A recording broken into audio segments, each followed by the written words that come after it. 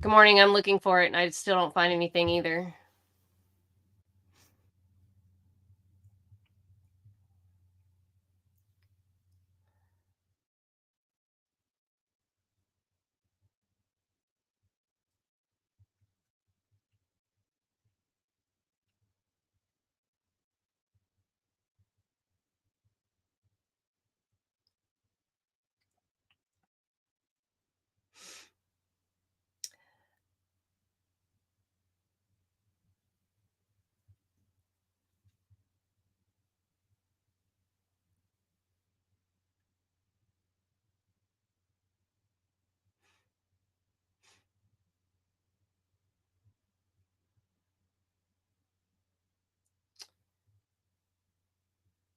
Yeah, I can't find it on the local news.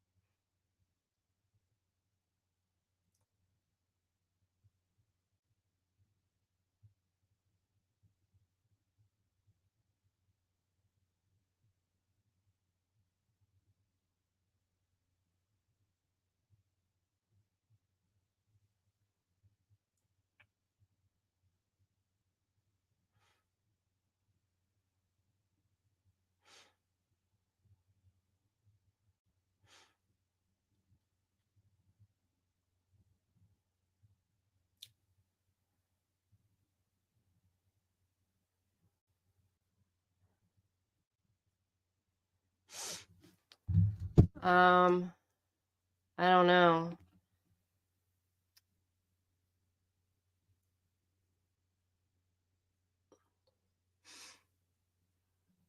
You would think, but it's not there. It's very strange.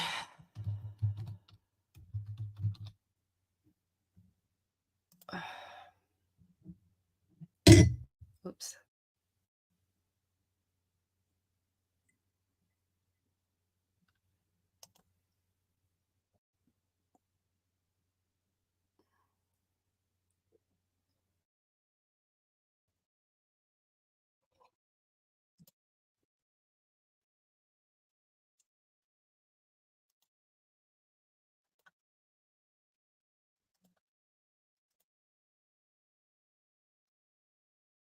Tuesday, did you make any posts? I did. Tell us how many? 3. 3. And tell us one at a time. Were all 3 of them on Tuesday afternoon, Tuesday evening? 1 was on Tuesday, And when were the other 2? yesterday. Okay. And tell us as to the first post, what was it about? I said that I testified. Okay. And did you have anything to say about your testifying? I talked about it being on live television, Oh, she What wasn't else? supposed to say anything. that somebody back home was watching. I assume you have copies on your phone? I do. You have your phone with you here today? I do not. Me. Where is it? It's over. Oh, in the Gwen, you're so benches. sweet. Thank In the you. bushes? In the benches. In the benches here in the courtroom? Yes, sir. With the court's permission, may she retrieve it so we can see exactly what it was that she posted? She says I'm going to object if he knows clearly they have to post. So Well, I don't know. invasion of her privacy is big into it. I don't know if it's on social media, but we started off talking about just speaking with some reporter, and now we're talking about a social media post. If you've seen it and if she's violating the rules, let's just get it out. Okay. I'll try to find that out. So now it's a fishing expedition. If you know a violation, let's talk about it. If not, let's just get moving. We got jury waiting. I understand that, Judge. How do I know? She's told us she posted 3 things. How do I know what it's about? What if one of them involved discussions that were inappropriate? How am I to know that? I've been a little preoccupied And I don't do social media. Sir, if you have specific evidence, let's talk about it. If not, you have a team. You've got one, two, three people in court right behind you. I don't know. Maybe they can look it up. But let's focus on what we know about, as opposed to digging into speculating. No further questions. Ms. Benfield, when you had conversations with her in the hallway, were there any other witnesses around? Yes.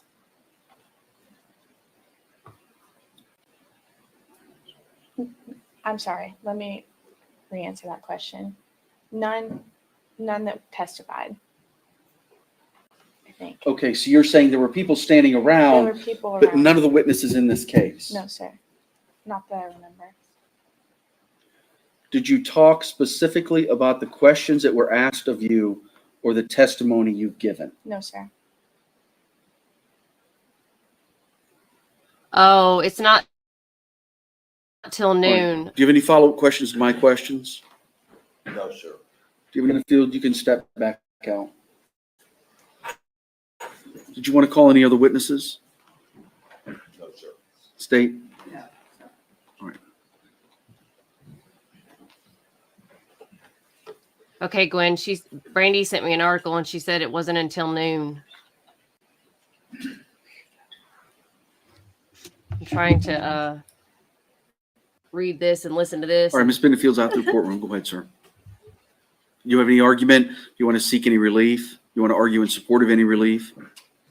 Yeah, I think she violated the court's admonition that the court routinely. So gives they're to talking about witnesses, the and as a petition. result, Did you sign the petition that I again, posted?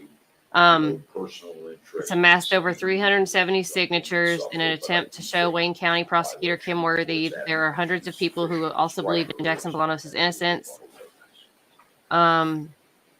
Judge, I think you asked for the relevant Says, questions. I think the the prosecutor's questions you office asked needs to are more than understand that while they admonitions feel that you gave her as a like witness they that she were, did not break. let's see, hold on, let me Final thoughts? mute this for a minute. Yeah, Brandy. Okay, good. Because Brandy sent me what the heck? A tequila factory. What is going on in Michigan? Oh my gosh, you people. Yes, I said you people. What the heck? I think the prosecutor's office needs to understand that while they feel like they're going after justice and they're doing what it is needed to keep the community safe, they're not.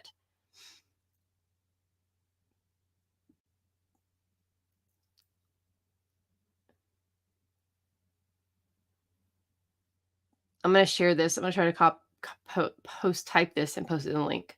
Oh, that was in Mexico. I was like, good Lord. Oh, wow. The Jose Cuervo. Oh, Lord. That's like the most popular selling tequila. Good Lord.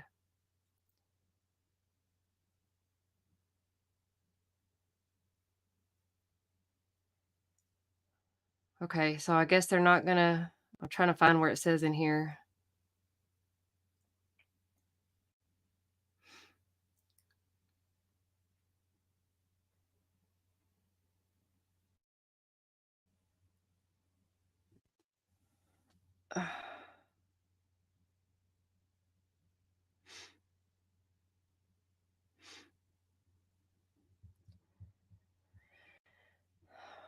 Okay, so this is in the Detroit Free Press.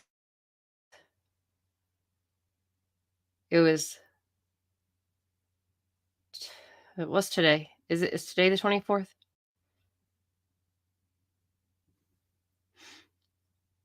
Defense attorneys for Michael Jackson Bolanos, the man accused of killing beloved Detroit Jewish leader and political activist Samantha.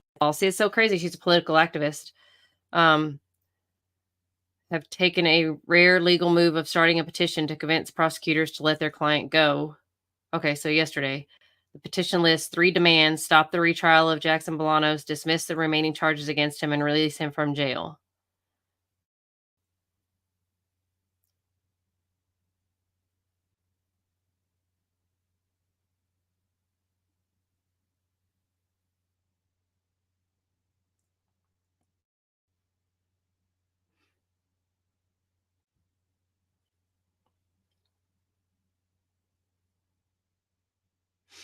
Sorry, I don't see where it says what time court will be.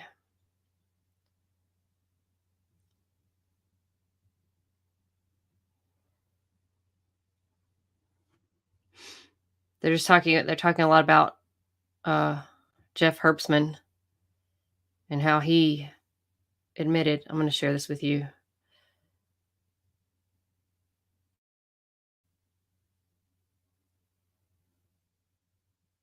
Oh.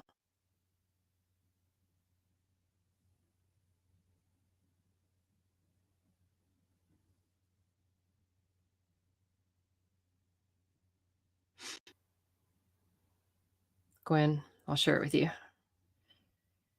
Just send it to your messenger. It's easier.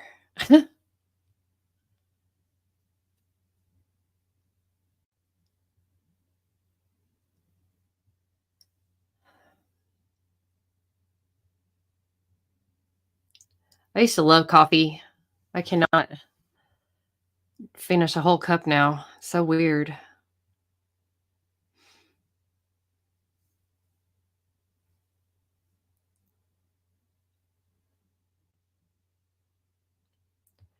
Well, I have decided that, yeah, they do. I have decided that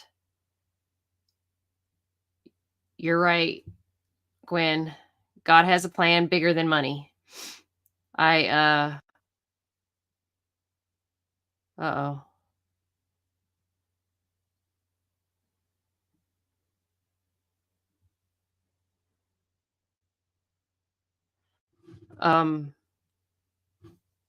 Because I was all discouraged about the GoFundMe and stuff.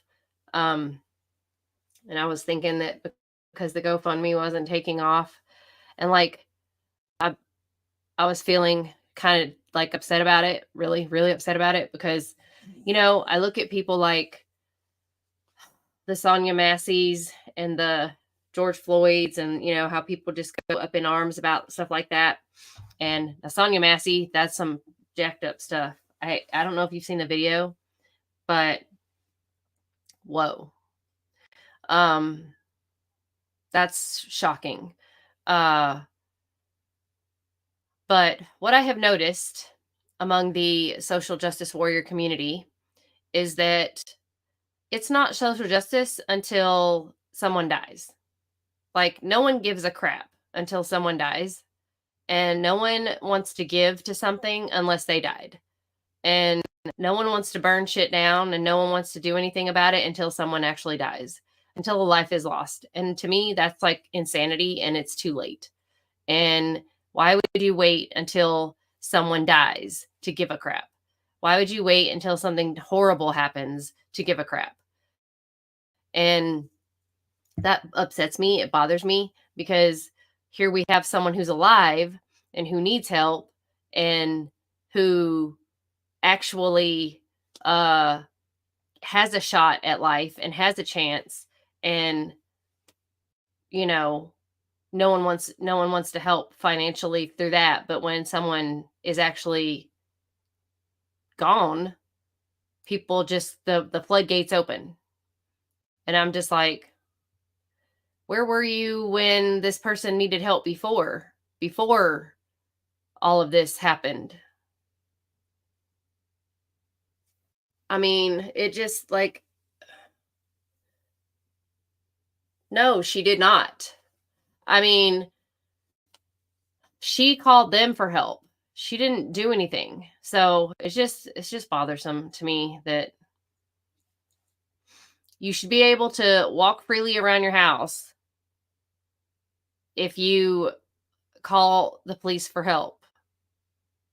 And I don't see where, yeah, I can't even, like, there's nothing, I can't say anything. I'm like, maybe she could have said, I'm going to go take this turn this hot water off before it boils over. I mean, but still, even that, like, I mean, you're just trying to say, what could she have done differently, instead of, what what could they have done differently? Could they have been like, hey, let me turn this pot off for you, while you get your ID or something? I mean, there's just so many things about that situation that is just so upsetting. Just watching that was so upsetting. And the way he treated and the way he talked about her, like she was just like nothing. And that was awful. So she wasn't a criminal. She wasn't the one. Like, I just don't get it. I just don't get it. You just don't, I don't know. It's just gross to me. I don't have any words, but what I do have words for are people who don't give a crap about other people until they're already gone. Oh gosh.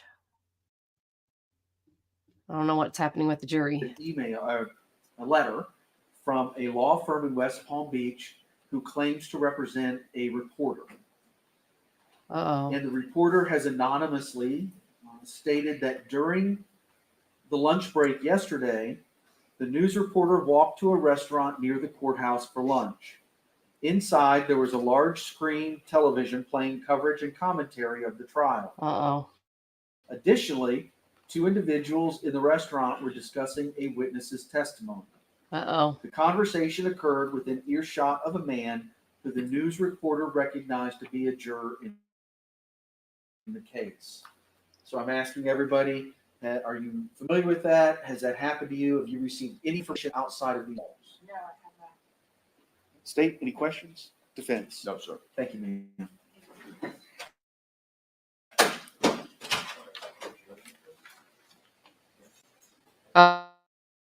Time and ask them All right, good morning. if they were part of this This is right conversation. there, it's fine. Could you remind me of your juror number? Original 42. 42. Thank you. All right, ma'am. The reason I'm calling out the jurors individually is because this morning I was given a letter from a firm in West Beach who claim to represent an anonymous reporter. And the letter says, during the lunch break yesterday, the news reporter walked to a restaurant near the courthouse for lunch. Inside, there was a large screen television playing coverage and commentary of the trial. Additionally, 2 individuals in the restaurant were discussing a witness's testimony. The conversation occurred within earshot of a man who the news reporter recognized to be a juror in the case. So the reason I bring everybody out is just to say, are you familiar with this? Have you heard of this? Have you been approached by anybody? Have you watched anything on TV? Anything at all? No, Judge.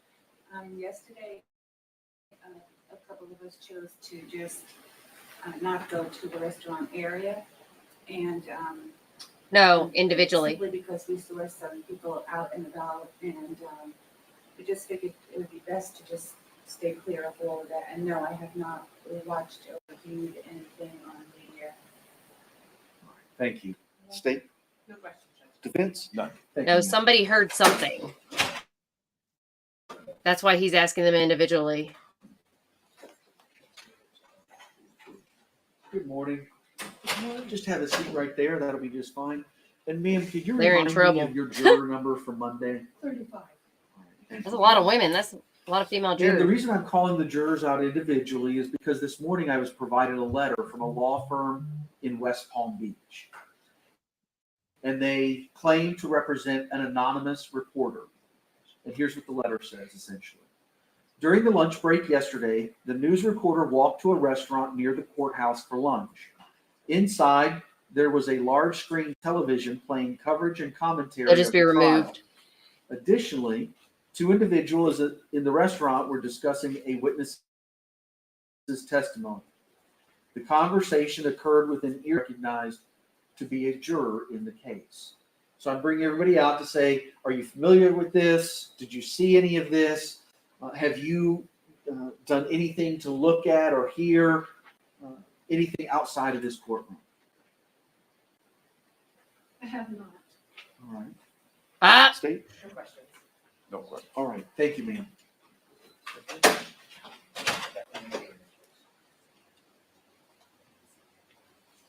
I thought she said I have. All right, ma'am. Have a seat.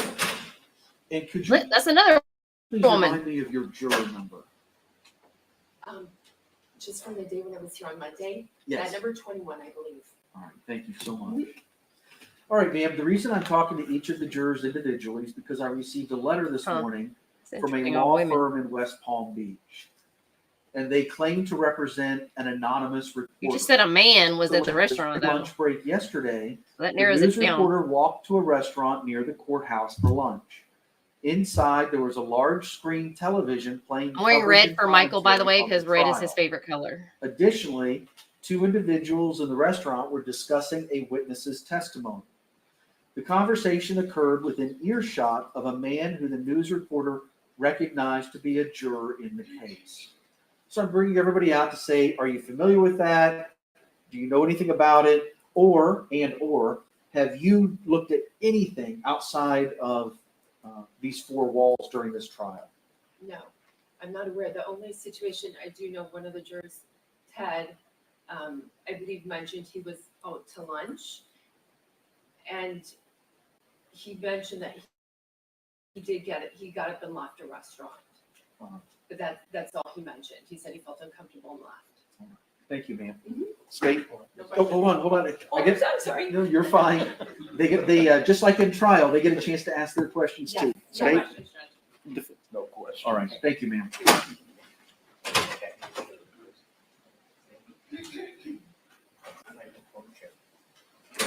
All right. Good morning, ma'am. Another Could you woman. Please remind me of your juror Holy number, moly, there must be only Oh, one my dude on this God. whole jury. originally. 29. All right, thank you.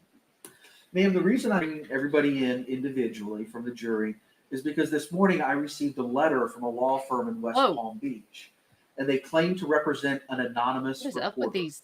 And here's what the letter says. During lunch on yesterday, the news reporter walked to a restaurant near the courthouse for lunch. Inside, there was a large screen television playing coverage and commentary of the trial. Additionally, 2 individuals in the restaurant were discussing a witness's Hey, the testimony. lawyers chose the The jury. conversation occurred within earshot of a man who the news reporter recognized to be They a probably juror think in women the will be case. more sympathetic to The her. reason I bring everybody out is to say, do you know anything about this? Have He you has heard a anything date. about this? Her And daughter. also, have you viewed or seen anything outside of this one? No, They I won't let had her go my home. lunch yesterday and ate downstairs on the table. State? No questions. No question. All right, thank Let you. her go home and be with her daughter. Have sympathy. All right. Hello, sir. Can See? you please remind Finally, me of your the juror dude. number from Monday? 43. Thank you, sir. The reason I'm bringing all the jurors out individually is because I received a letter this morning from a law firm in West Palm Beach, and they claim to represent an anonymous reporter. And here's what the letter essentially says. During the lunch break yesterday, the news reporter walked to a restaurant near the courthouse for lunch. Inside, there was a large screen television playing coverage and commentary of the trial. Like, sorry, it wasn't me. Additionally, 2 individuals in the restaurant were discussing a witness's testimony. The conversation occurred within I'm a woman. earshot of a man who the news reporter recognized to be a juror. in How the dare he case. call me a man? He So I'm misgendered calling me. everybody out individually to say, do you know anything about this? Are you aware of this situation? And also, have you been following the court's admonitions? Have you been influenced? Have you seen anything outside of these Oh, four wow. walls? What? He's Yes, Your Honor, that was me. That was me because I'm the only man on the I jury. was getting my lunch to go, and I was keeping everything out of my view and wasn't looking at anything on the news.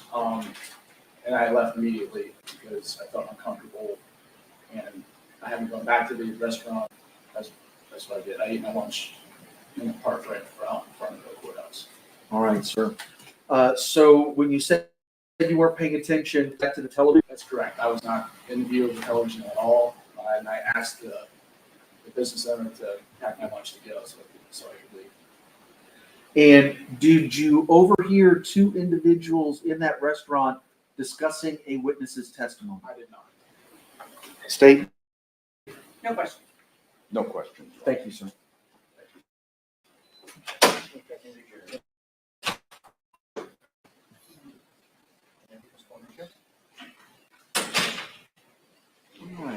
Hello, ma'am. Can you please remind me of your juror number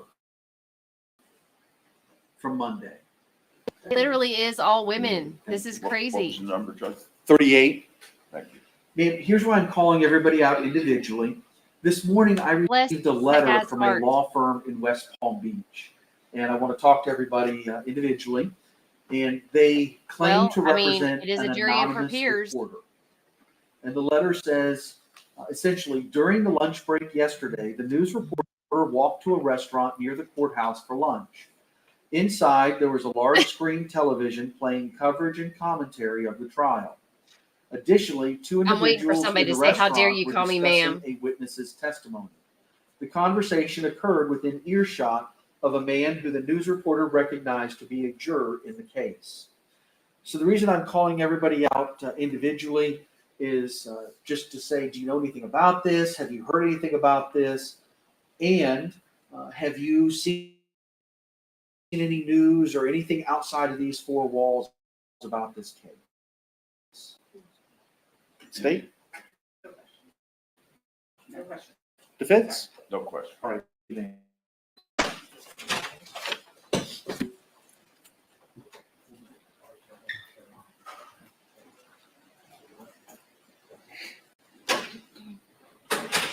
All right, the jury's out. State, do you want to be heard on this issue? Defense? Literally one dude. All right, the letter that I received from the law firm is going to be filed in the court file. I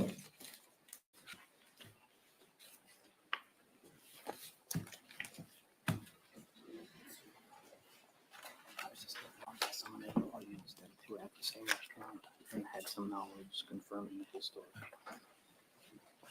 Confirming his story. That Okay. he requested the TV be turned off. That he requested it. Yes, sir. Okay. Oh wow, this is crazy. The deputy has informed me that somebody in the audience was at the same restaurant and this is here's what I'm saying, would confirm that the juror asked for the television to Yeah, Tiara confirmed that it's not until noon. So she Anybody also want me to thought it find was out at who that 9. is and have them brought forward? State?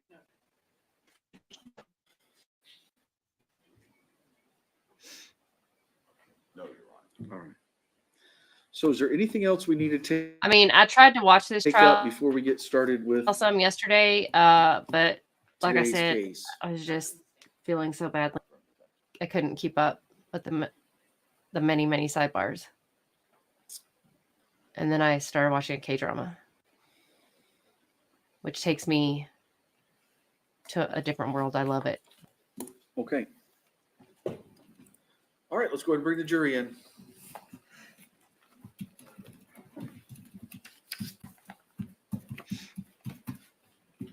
Yeah, she did.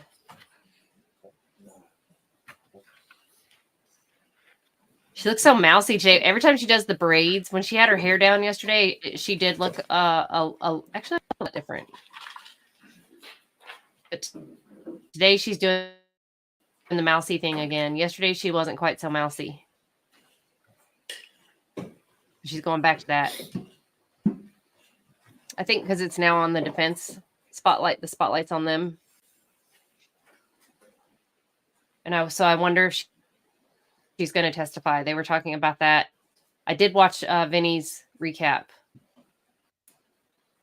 as I was falling asleep. So.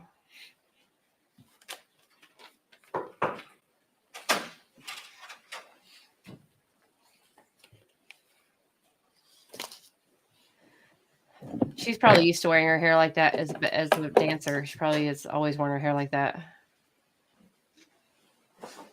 Or y'all can have a seat. Welcome back, everybody, as a group again. Just need to confirm that we kind of talked about this individually just a moment ago, but that no one has talked amongst yourselves about the case or began your deliberations. No one's talked with anybody outside of the jury about this case, and no one has done any research on the people, places, things, or legal topics we've heard anything about. All right, everybody says no. When we left off yesterday, the state was still presenting its case. State, call your next witness. State Call Sergeant Brian Hewitt.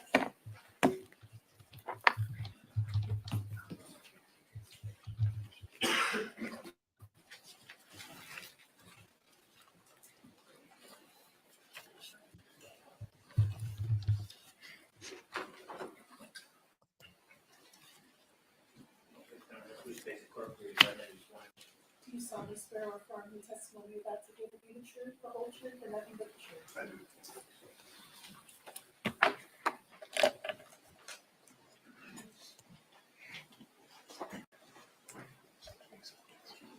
Hello, sir. My name is Judge Ryan, presiding over the case.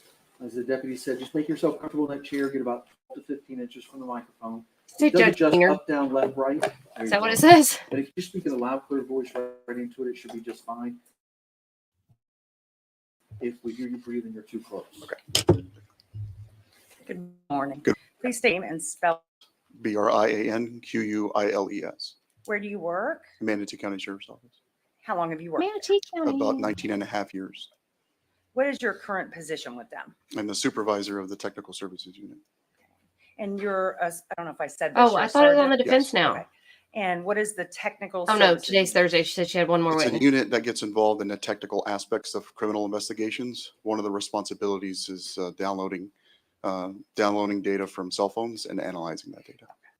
And prior to your current position, what positions did you have at the sheriff's office?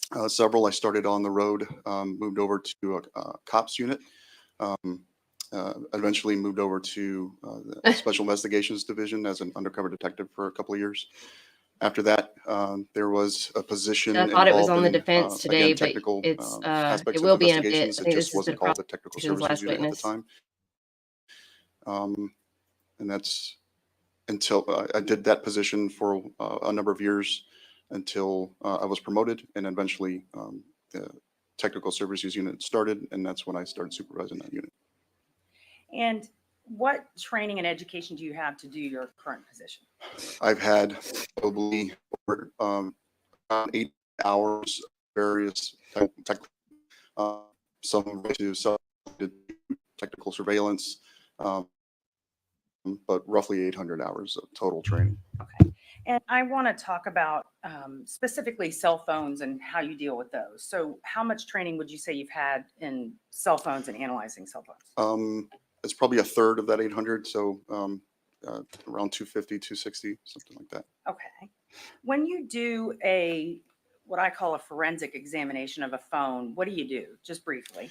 It's really a case by case basis. There's each phone. It's somewhat of a research project. There's so many variables, but ultimately 30? that phone will get plugged into a forensic workstation. Software would be used to be able to download or extract that data from that cell phone, and that same forensic workstation will use software to be able to decode or parse that data to be able to review it.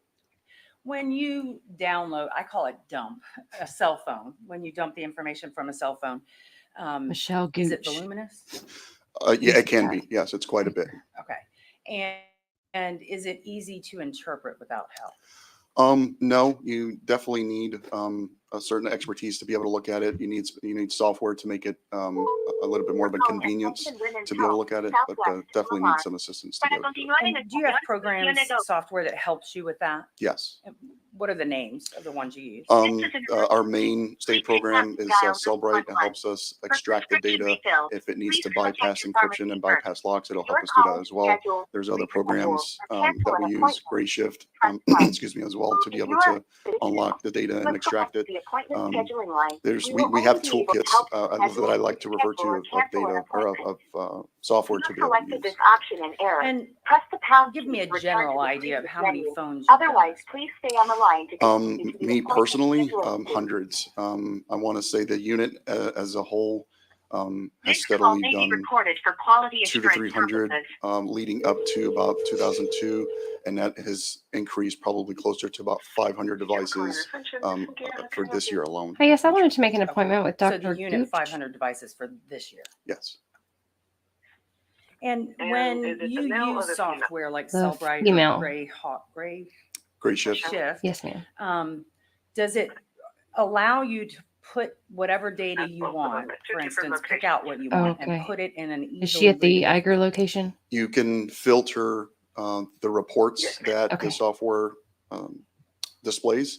And if you only want it to include messages, you can create a report with just those messages. Yeah, Sure. new So, to for her. instance, I think on I've been to just your Ascension average cell before. phone, if you did a cell phone dump, You already have a chart. you would get May I have your messages gift? like text 21474. messages and emails, Yes.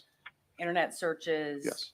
and Can you hear all me? different things Tracy that would be on your Phillips. phone. If those data transactions exist on the phone, you will typically get those. Okay. So this software allows you to pare that down to what you want. Yes. In the instant case where you asked to do extractions on 2 phones. Yes. 2041. And I'm going to show you what's been previously entered into evidence as States Exhibit 11. I've seen a previous Ascension doctor. I'll just use that same chart. Is there any insurance to put on file? Aetna, CVS Health. These are the 2 cell phones that I had done examinations on. One of them belonging to Doug Benefield, the other one belonging to Ashley Benefield. And is that the evidence tag that's on there? Do you recognize that? Yes. And does it have your information on it? Yes, it does. Okay. So did you go through the process Yes, that you ma'am. just explained with both of these phones? There were differences in the process, but ultimately we were able to get a 102 path to data and 01 produce a report for that data. 16. Oh, sorry. And which one did you were you able to 102 extract first? 01 Doug's phone, we were able to extract 652 first. Okay. 8. And then were you able to 0, extract 0, data 0. from Ashley's phone?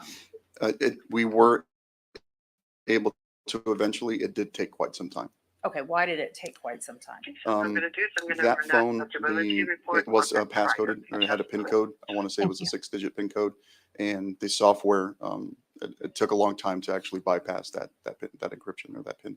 Okay, so if you don't have the passcode or a way to get into the phone, your system can do that?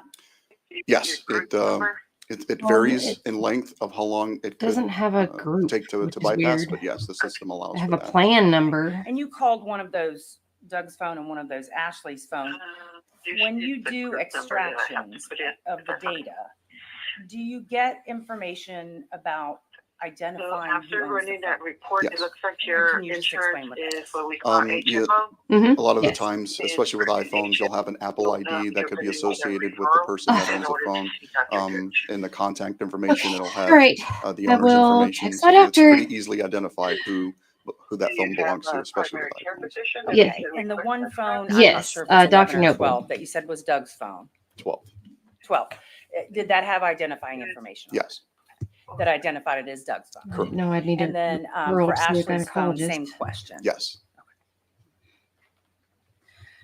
Did you prepare a spreadsheet for this case? I did. And what is on the spreadsheet?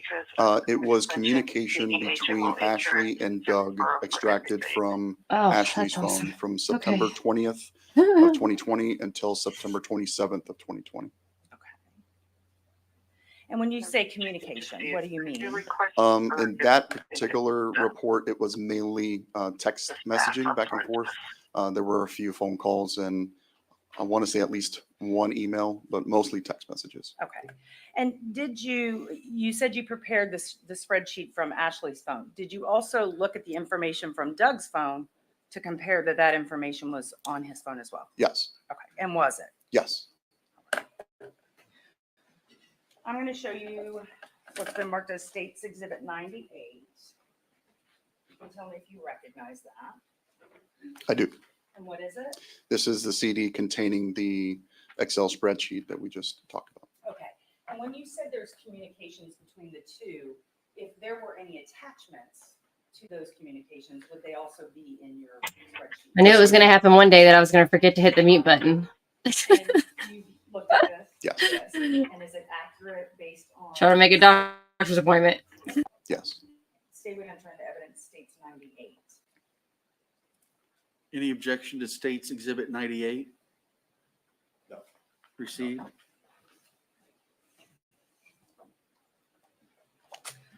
So I'm going to publish the spreadsheet now. If we could turn down the lights and potentially, it's a little difficult to read, potentially shut the blinds.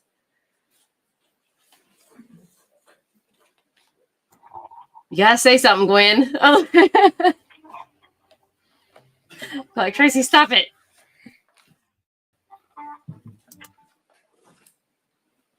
Okay. So I know this You know, is I very can't say words small like just from where I'm gynecologist sitting. on YouTube. I don't know if I have handed you an exact copy, a hard copy. So I don't know what is easier for you to read. I know that print is very small as well. Sorry, Mrs. Dunn. Can we approach for just- Sure.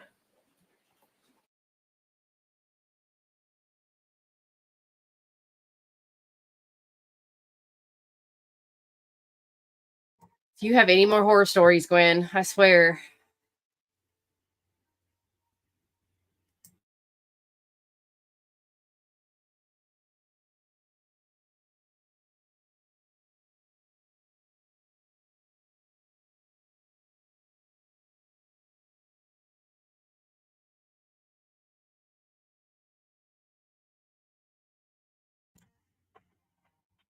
Wow. Similar thing happened during COVID to me, so I feel you. I am so sick over everything. Like, just sick.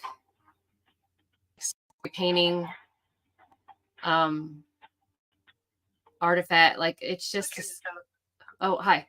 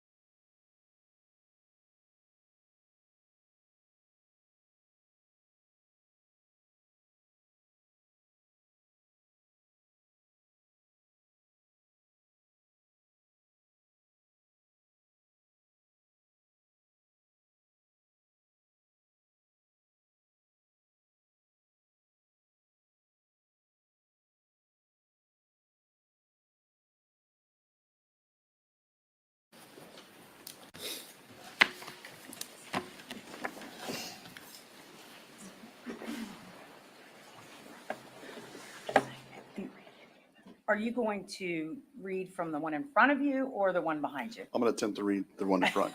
Okay, because I can try and make this a little bigger once we get through what we're looking at. So I have a laser pointer for you. So the red button is yours. And I have one as well. I do want to talk a little bit about these attachments that are on the phone or on this spreadsheet.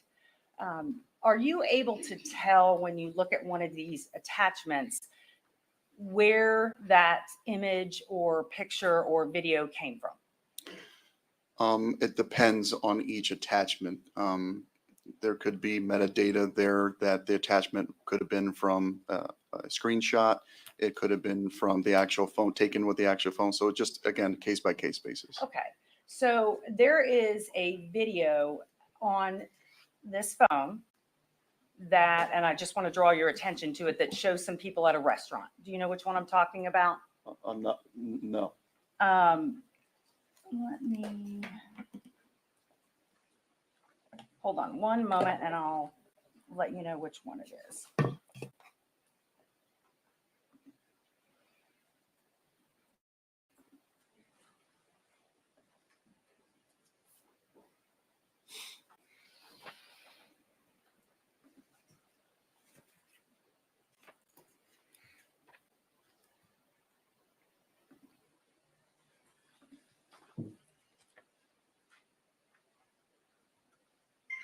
It's line number 25 on your spreadsheet.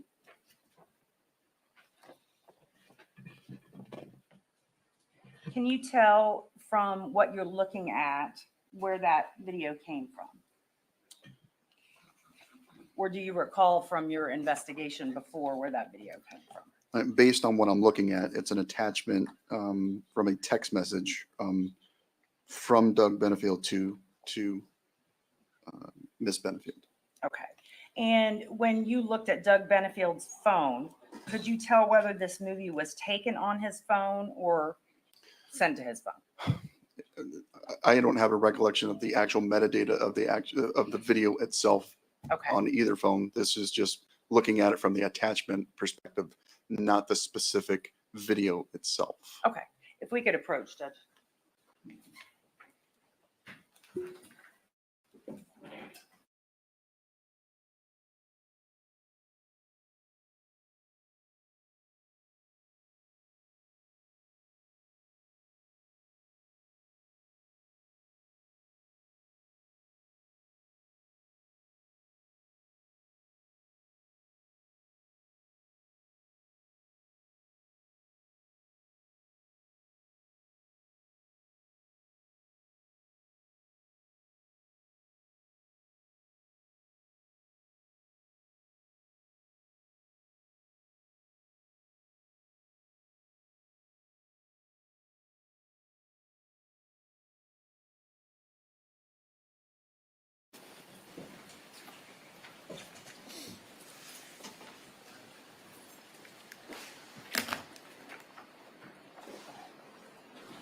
Okay, so let me hook this back up.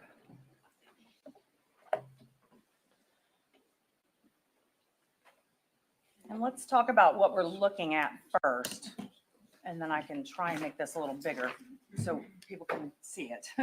All right, so the first column just has the number of the entry, correct? Correct. Okay, and the second column is what?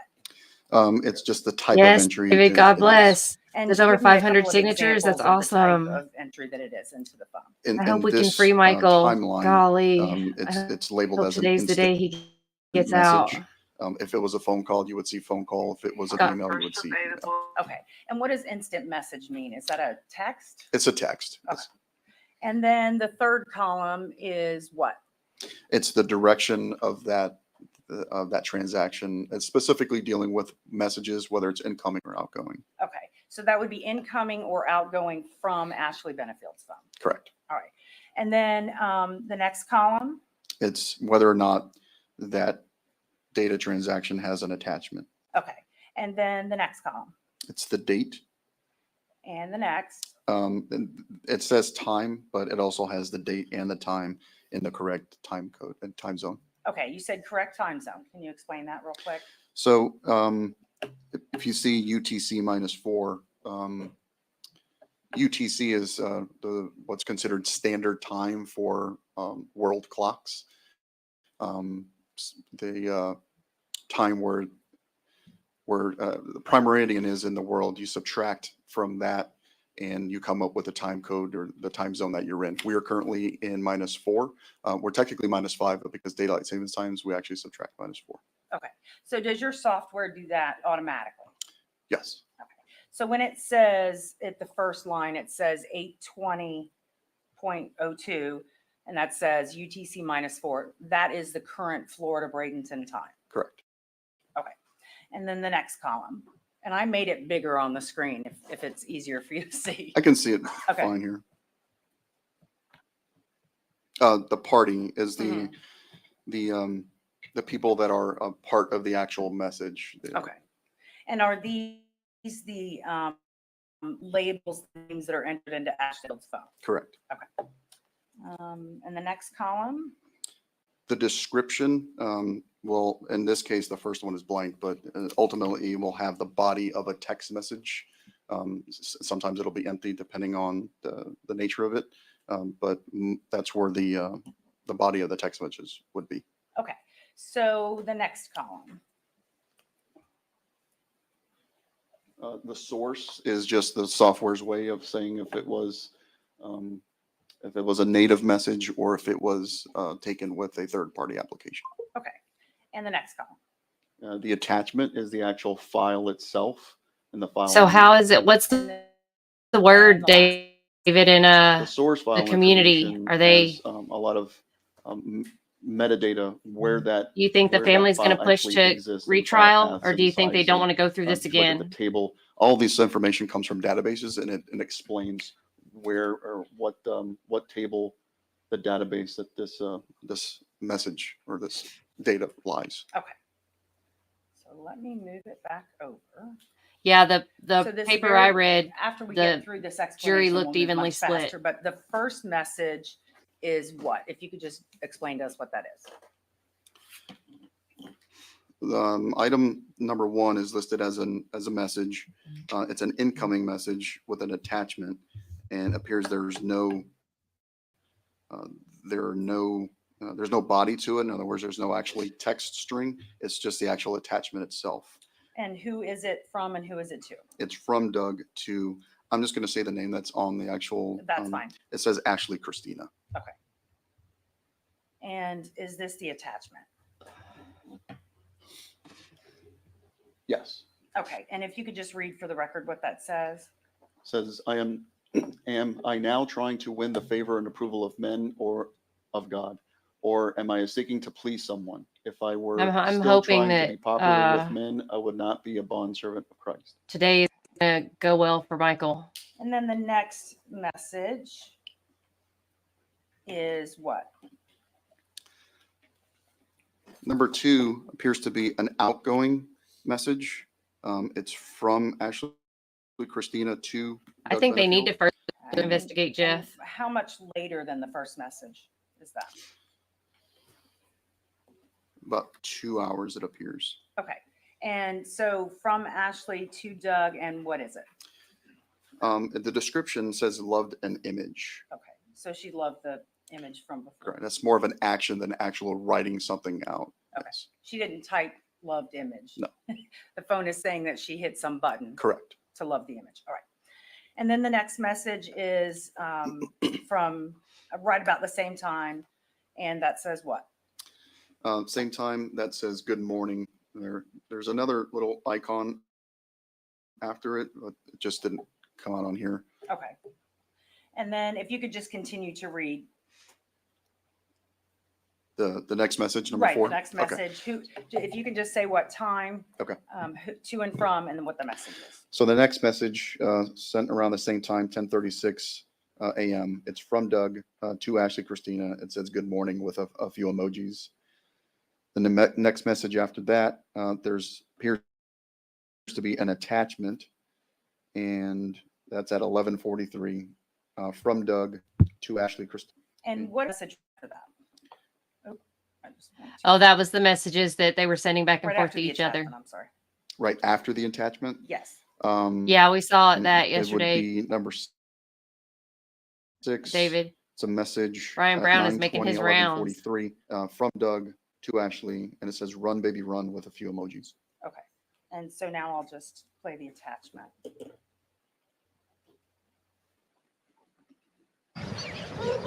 Run, baby. Run, baby.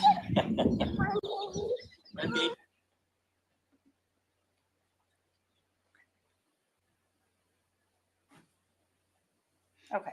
So Doug says, "Run, baby, run" to Ashley. And then what does she do?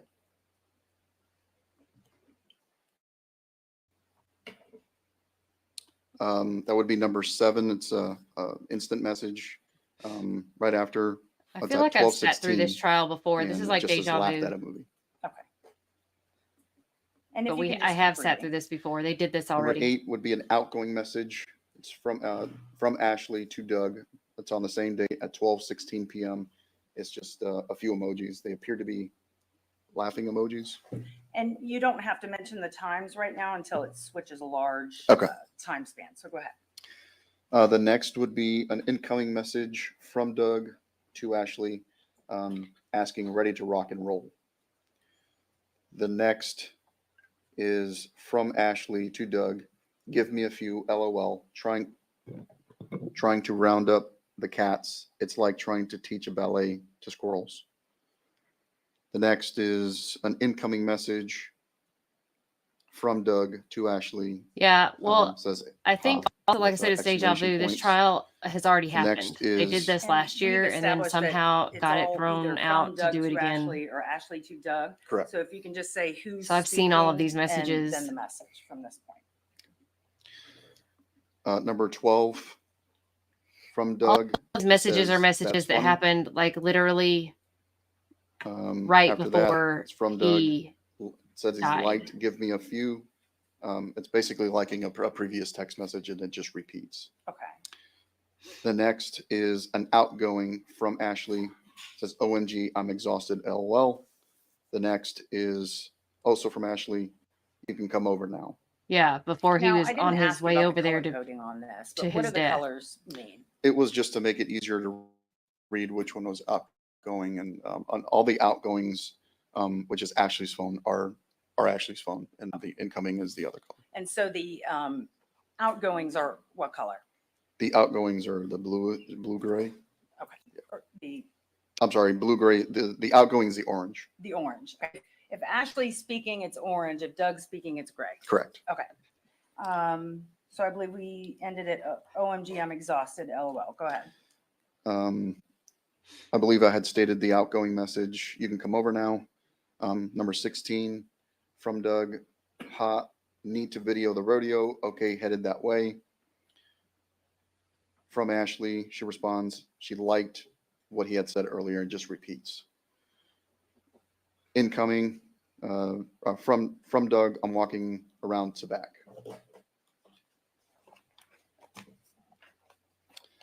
The response she's I so can let you afraid in of the front, him. or She lets which- him come and then over adds to that, whichever. with just her there. He responds, okay, front good. She responds with a thumbs up. He responds, me and XS boxes arrived. She responds, LOL. He responds with the message, that attachment with I. Then there's a call log, which is number 26. It's an outgoing call log to Doug for, I believe, 11 seconds. Okay. And then let me scroll down on here. After the phone call, what happens? Oh, let me back up just a second. What time was that phone call? Same date, 9/27/24 in the evening. And then at 8:58 in the evening, that next entry, what is it? It is a message from Doug. It says, good night, sweetie, theta waves, with a couple emojis. I'll be done by 1 tomorrow and plan on joining the party. And then there's an outgoing, and then again, another action of just loving that that previous text message. You can tell she's And then being there was a evasive response because at she's just sending 9:23 emojis. that says, Emojis are "Good the best night," way with to a couple not emojis. say You anything. sure you want to come hang out with the slum? ? And 9:23, he responds, "Yep, be smeshin' at the slummin'." Oh yeah, I was gonna say something about that. She looks like a little 9:24, Asian there was again an action school of student. laughed at the Hey previous Jenny, how are message. you? Okay, so that was at 9:24 p.m. Yeah, today she's and back it to looks like her day the one next entry is acting. at 7:36 Do you a.m. notice Correct. that That like needs the to be an entire jury attachment is without a female? body. There's only like one Launch Media dude. Characters JPEG image. And that came from Doug or to Doug? That was from Doug. And I'm going to display the attachment. You don't have to read all of this, but what is this? Just another Bible verse. So apparently Doug was using the Lord. Yeah, Catholic school uniform. So after the Bible verse, what is the next? Yeah, I thing almost that said where are the happens? nuns. She appears that she loves the image and then responds with good morning. He responds back with good morning with several emojis. And hours later responds with or says headed that way in about 30 minutes. So that's approximately 30 minutes. Correct. Okay, go ahead. There's a response from Ashley that says, "Oh, hey, while you done for the day? Don't rush because of us. We're out for a walk now. Not in a rush to get started today. LOL. We'll have to round up the cats when we get home anyway."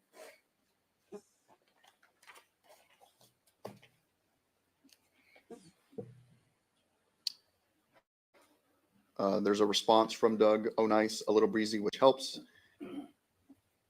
Getting early start so can finish up early to come over and be with y'all and play W. Emerson," typically shorthand for with Emerson. "Free y'all up some. Just ping when good to head over." And Ashley responds with a like of that previous message.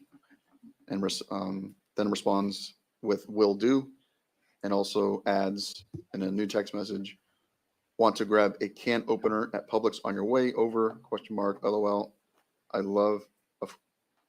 I of course packed the one we had." He responds, "Ha, too funny. Yep, we'll get one." She responds, I know, "Thank you. right? Trying to get the cats. LOL." Bradenton is, I don't know, I After don't that, remember. It's not, there's an Bradenton incoming itself is message. not very big, but it is Appears to in be near an Tampa. attachment as well. And that was that. Go ahead. Some of these attachments don't open on this computer. Can you explain kind of why that is? I think that one of the previous videos that you had, sometimes it's a codec issue. The files are actually not necessarily embedded in the actual spreadsheet itself, but I can take this same file and bring it over to another computer and it might open. It just depends. It depends on the computer how it's set up to open that particular file. Okay. So after the attachment, I'm trying to slide this back over. Let's see. Let me try to open this.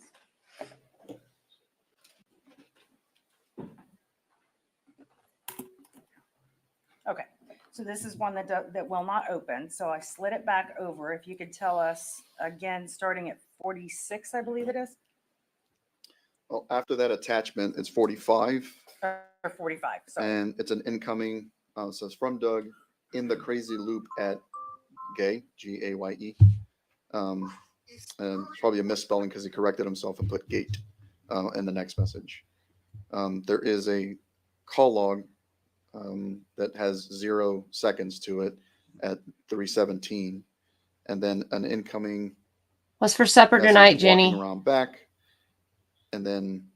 So the walking around back is approximately what time? 3 o'clock in the afternoon, or And 3:21.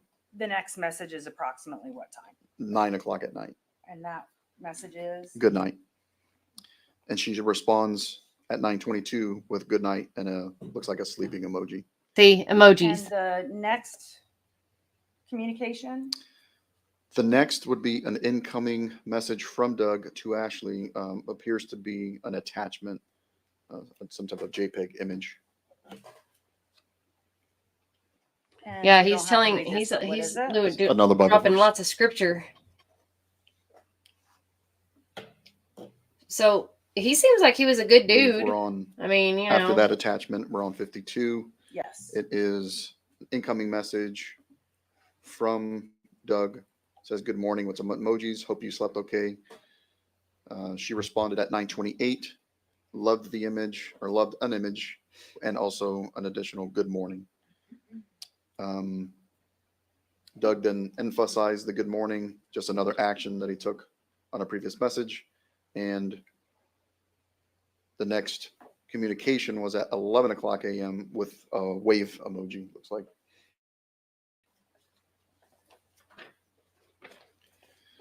Now 11:22, he responds again with how's morning. She responds with also a wave emoji at 11:26, then says, good, the scramble to get all the loose ends tied up, LOL. Well, that's He nice. responds, no kidding, I'm done. Around 1, we'll head that way. You got a Been gone daughter-in-law that since like cooks. 3 a.m. LOL. I'm a terrible She daughter-in-law. responds, OMG, 3, why is that? He responds, just to get work done so can Don't pack. do any of that Love stuff. mornings, all quiet.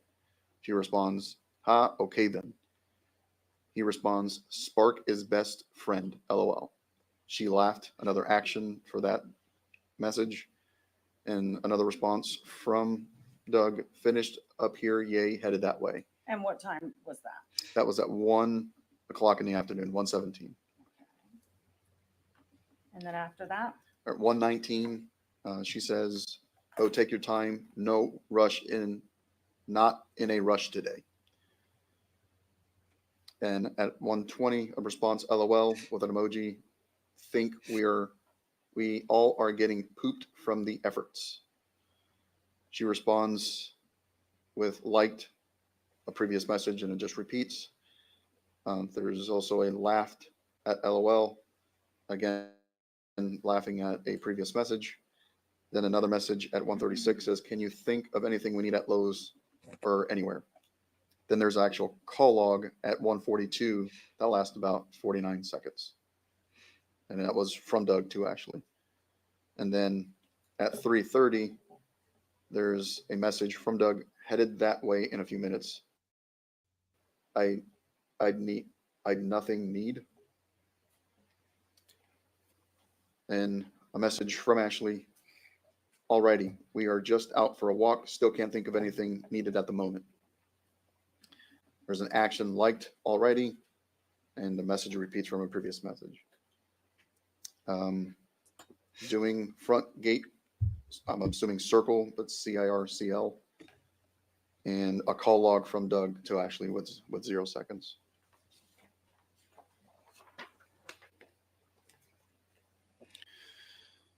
Incoming from Doug, I'm here.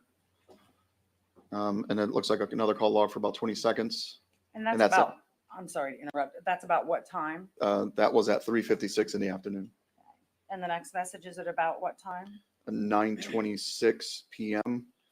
It's a message from Ashley Christina to Doug. It says good night with an emoji. And then after that, Doug responds, good night, precious girls. And after that, Ashley, again, an action Emojis. of loving that previous response. Emojis. Love emojis. You The just next emojis everything. Several messages appear to be related to attachments. When people use emojis, quite honestly, an emoji is like, I'll put up. I'm done talking or I don't feel like talking, so I'm just going to emoji. I'm guilty of that. Who are So these attachments sent from? an emoji is easier These to were send than from Doug keep to conversing. Ashley Christina.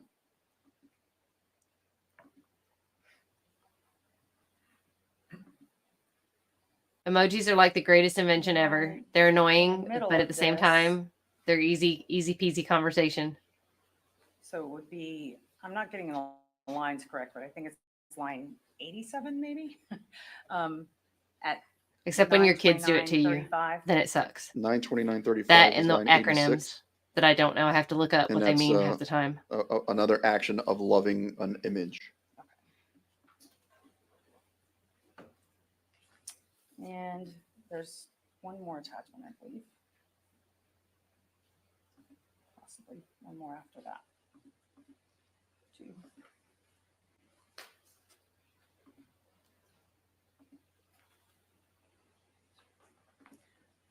So all of these attachments were sent from Doug's phone to Ashley's phone.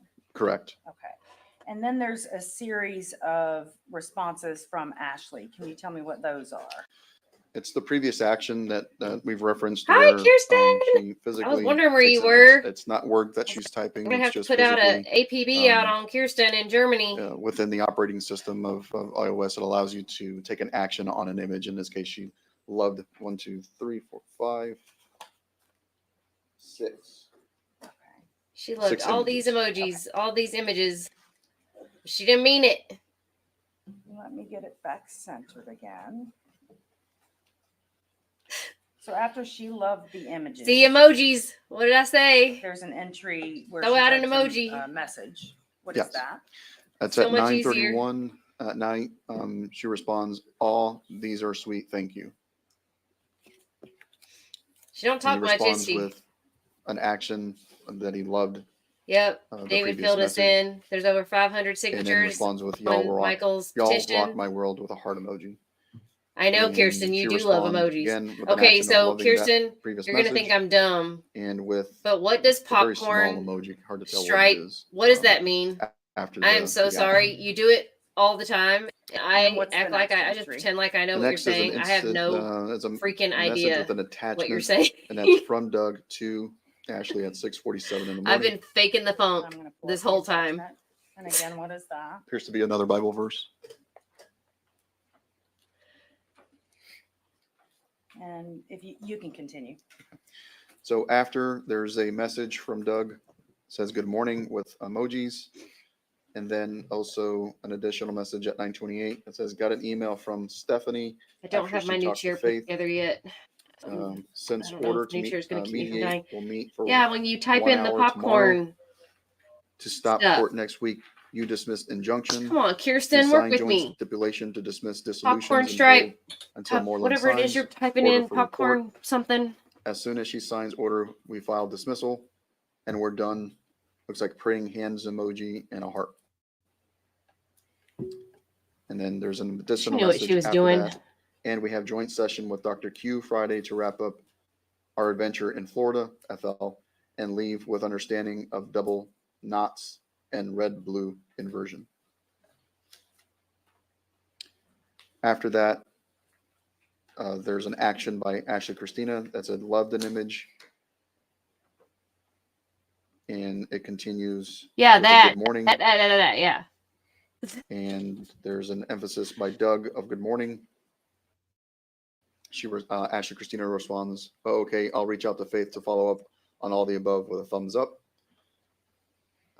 Doug takes an action about and liking that previous image, and then says, "And we're done." Again, praying hands emoji, and also responds, "And all in first 10 days of Jewish New Year, LOL."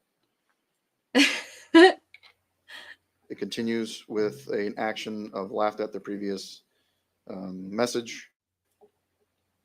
And then at 9:57, Doug responds, "You got to laugh. September 18th was first date of Jewish New Year, 3 years to date of your Odyssey starting day of ballet launch, Rosh Hashanah, the first of the Jewish days of all. We can call our Odyssey the days of all, LOL."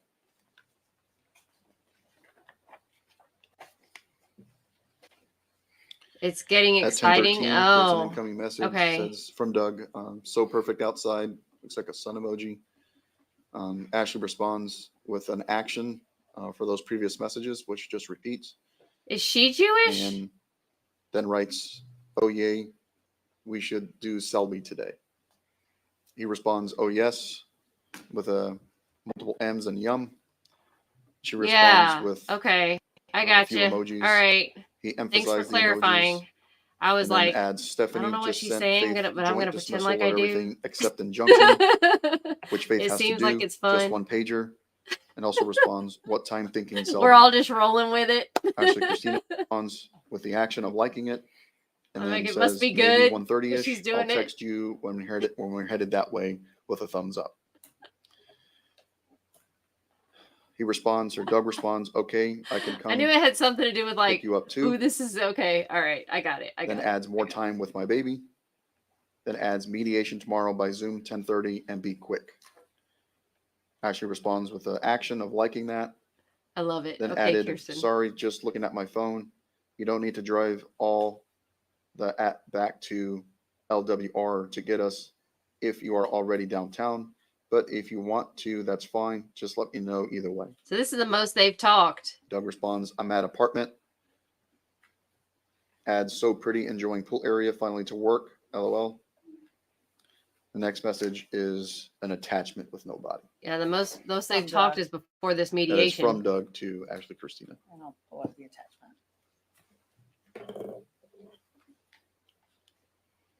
So I wonder if she was Jewish. I don't know why I just closed that. Let me open it again.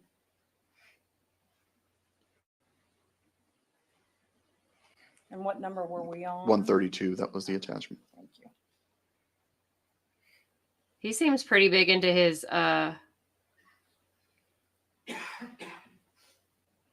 Jewish faith and Okay. everything. She doesn't seem that way. So after the attachment, what's the next communication?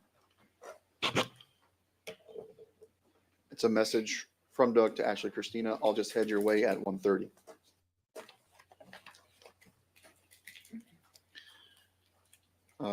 Actually, Christina responds, hot, nice, okay, just getting our things together now. Maybe head over in like 10 minutes. 10 MIN. Doug responds, okay. And then after that appears to be an email from Doug to Ashley.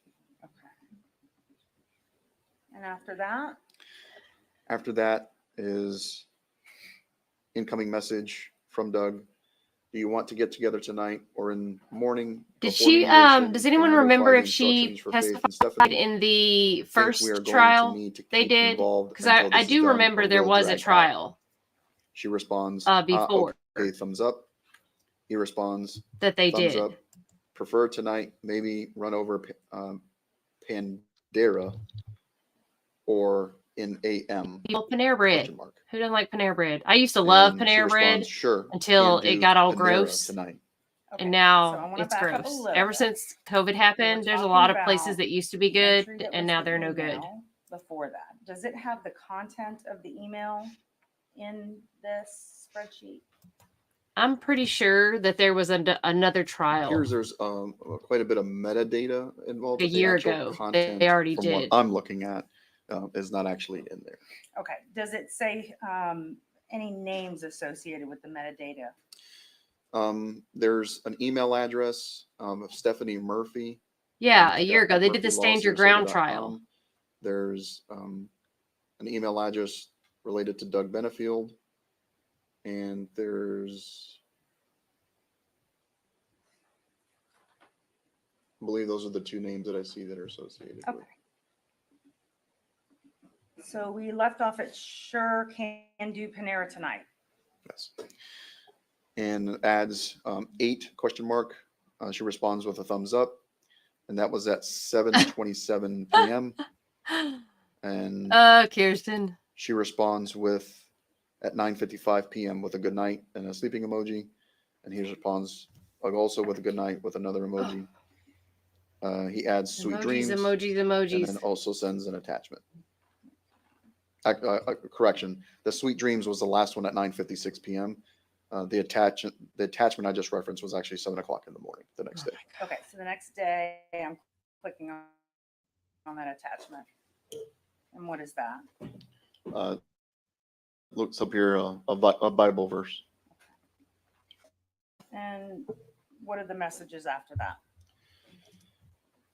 All right, so attachment. After that, there's a good morning with a few emojis. If you want, you can come over here for Zoom.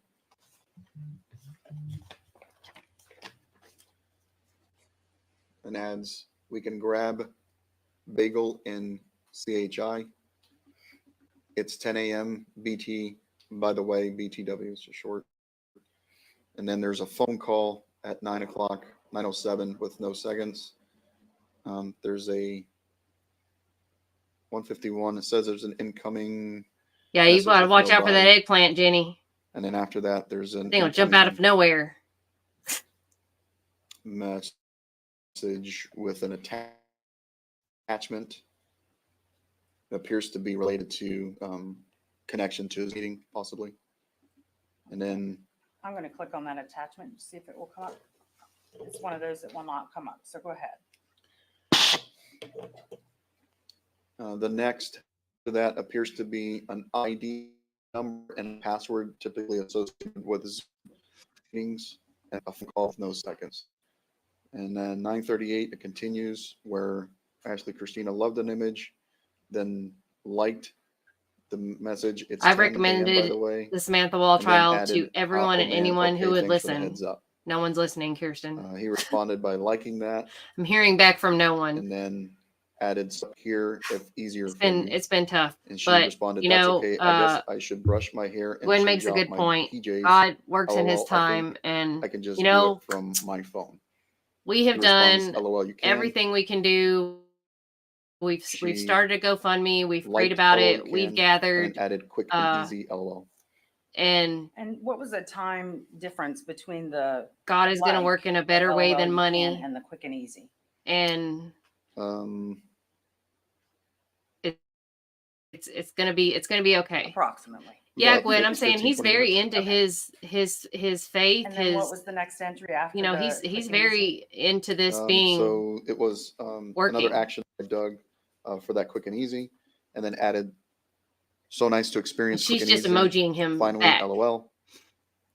Then adds smeshing good. Then adds, "P.S. You looked great for just rolling out of couch. LOL," and added an emoji.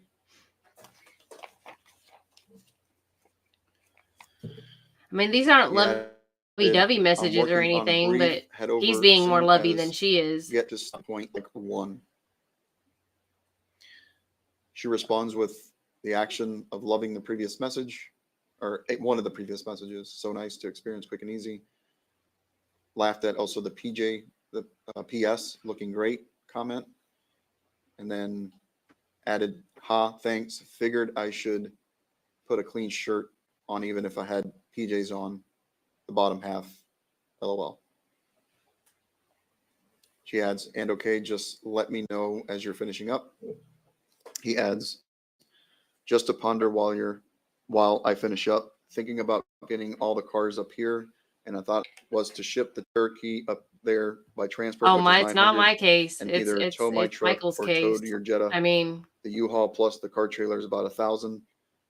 That's for the biggest truck, which I gives us mean, plenty of if room. another The channel option got is this another case that was pod bigger than and me, tow one of the cars behind my truck. if they Overall, do price right by about the same. Michael, U-Haul, more flexibility, like taking things straight to storage." She responds, "Okay, things to think about. Maybe have the U-Haul and tow your truck behind. yeah, Will go in the Jeep and I'll into Michael." he does do a lot of scripture The Beverly for. Hill, he added, But he also LOL, practices the Beverly Hillbillies, Judaism. So coming from them slums. I, Forget about cat courier requirements. LOL. She laughed at the Beverly Hillbillies comment, added LOL, then added, I believe, several cat emojis. see, He laughed she's at the just emoji, full of emojis. then added, headed over shortly, brain approaching short circuit. She added, "Ha, okay, well, give me a bit longer, finishing up mom's closets now so I can get the cats locked up." He added, he liked the previous message. And then there's a outgoing phone call to Doug for 38 seconds. Outgoing message from Christina says, headed that way. He responds, or he took the action of liking it. Added, "We done well. We have Dr. Who at 10:30. Good night." Emoji. Oh my gosh, So the light headed that way was their at what conversations time? are so That was boring. at 2:00 in the afternoon. And then the good night was at what time? She barely Um, says any word to him. They don't even talk to each other. These are not It's conversations. These are 8:27 boring. at night. It's not too early. Emoji Apologize.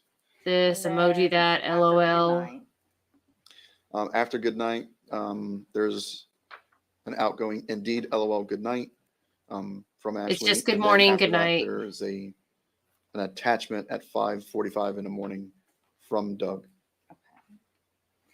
and I'll click on the attachment. How did he talk to this woman? Like, What is she's that? so Another blah. Bible verse. And the next entry. Right? Yeah, like Appears her. to be another just attachment. stringing him 15 along. Roughly 15 minutes. Because he later. has, Okay. they have a If you could baby. Read what this says. Live Live a life filled with love. Aw. Another Bible verse, Ephesians 5:2. Aw, I like that. At 9:26, there's a message from Doug that says, "Good morning." Minute later, there's an action of loving an image. Second, loving a minute image, and he responds with, "Dr. Q's at 10:30. Do you want a CHI? Question mark. I think that's chai. Chai. At 9:27, there's a response from Christina that says, "Good morning." There's a repeated response, previous message. Dr. Q is at 10:30. Do you want a chai? And then bagel, he added to it. She responds, "Ha, that's okay. Thank you. If I do that this early in the day, I'll be done for the day. LOL. But thank you." He added, he liked that message. And then the next appears to be an attachment from Doug related possibly a YouTube video. And that was at 9:56 a.m. And it's another one that won't open. And then the next entry. It's at 9:20, 10:35 a.m. From Doug, are you able to make Dr. Q okay? She responds, yes, LOL, be in a minute. He responds, no rush. He's still not out, LOL. She responds, I know, LOL, waiting for mom to come out so we can swap. There's a message without just a rectangular square there. And then after that, there's 10:42:35. There's an LOL from Doug. There's a phone call. It's Now the LOL at 10:42 a.m. and then what's the next entry? correct. 10:42 is the LOL, and then the next is at 5:39 p.m., which is a phone call from Doug. Oh, I And see. with 0 seconds. Then adds after the phone call, I be here, and then another phone call for 15 seconds at 5:40 p.m. Then Your Honor, not to attack Sergeant Keyless because he's been reading for a while. Oh, yeah, I like So that, we're Gwen. tough to follow. I wonder if he could give us the number of the message, so it'll be much easier to follow. That's fair. And I don't know why, but I think your numbers may be off. You're, off different from this. they might be. Can you look? IB here is, well, we're not using the numbers that are built into Excel. I want to say Okay. the That's numbers what it is. are an actual column. So technically Hang IB on, I'll move here, this over. That's what you're looking at. correct. IB Okay. here would be 212. If he gives you that number, are you okay with that? Can you show him?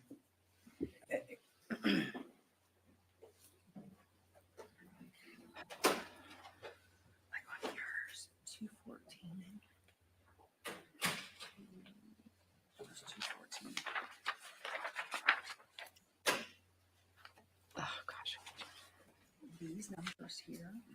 Sorry, y'all. I'm trying to do 10 things at once. There's numbers on the Excel spreadsheet showing. That's what was confusing. He's saying I can barely do one thing at once. So we're on 215, correct? Correct. Okay. Okay, so If you, Sergeant, if you could just call the number out. Sure, not a problem.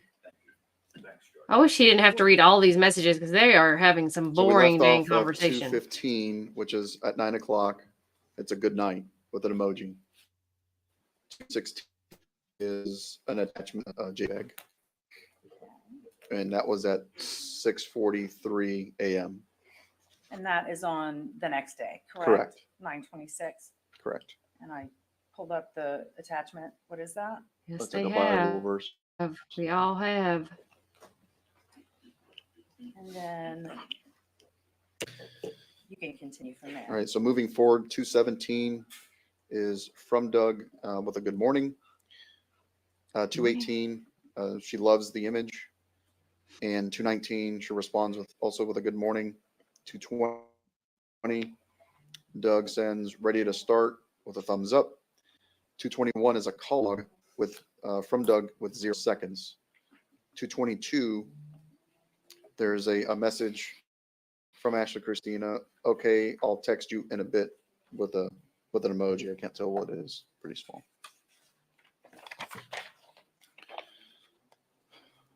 Next record is 2:23. Just one of those action messages, liked a previous message and then it repeats. 2:24, want to come pick me up and we can go get the truck. And that's from Ashley. And that's correct? from Ashley. And Doug responds, sure, with 2:25, sure, headed that way. 2:26, I be here. And that's at 12:41 p.m. And then 2:27 is all the way at 9 o'clock in the evening. And it's from Doug, and it's a good night, sweet dreams. I At feel you, Jenny. 2:28, I watch K-dramas. I watched K-dramas all 9:23, day yesterday Ashley because I responds couldn't. with the Yeah, I action was in of so much loving the pain. previous message, and also responds with a good And night. then I had to take a breather. 2:30, there's another attachment at 6:42 from Doug to Ashley. I'll pull up the attachment. What is that? It's the Bible verse. After the attachment 31, Doug sends good morning. 2:32, she responds, loved an image. And 2:33 with a good morning. 2:34, he responds with looks like a strong fist up emoji. And 2:35, there's also an incoming from Doug with just a little rectangle. 2:36, she responds with LOL. 2:37, Your ABBA father. he responds, what y'all working on? And that's at 1 o'clock in the afternoon. 2:38, about 15 minutes later, she responds, last cram, LOL, using big boxes and getting the last loose stuff packed up and ready. Whatever. Did y'all see that house? And also responds on 2:39, how's it going over there? Making progress? He responds at 2:40, number 2:40 at 1:18 in the afternoon.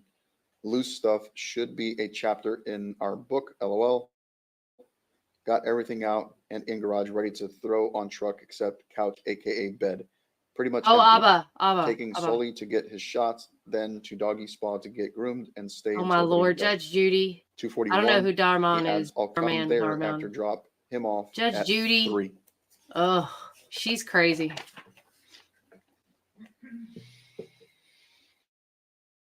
2:42, she responds. Y'all, with did the you hear that action of Clint Eastwood's something years old? laughing this message. And it She just was in her repeats. 60s. Another action. of There's liking something the previous severely message, wrong with then that. adds 2:44 adds, great. Could you run by Lowe's before you come over? Grab a few large and mediums. 2:45. He responds, Yeah, grab sure, some boxes. I need a few too, which is at 1 afternoon.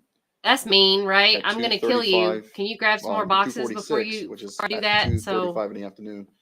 I It's can just have a enough like by boxes to her. pack. Sure, I need a few, but just to repeat it from earlier. And then adds, just to be safe, let's do 10 of each just for the last bits here. 2:48 from Doug. He likes the previous message and adds, and 2:49, okay, let me know anything else if think of. 2:50, She responds tape. 251.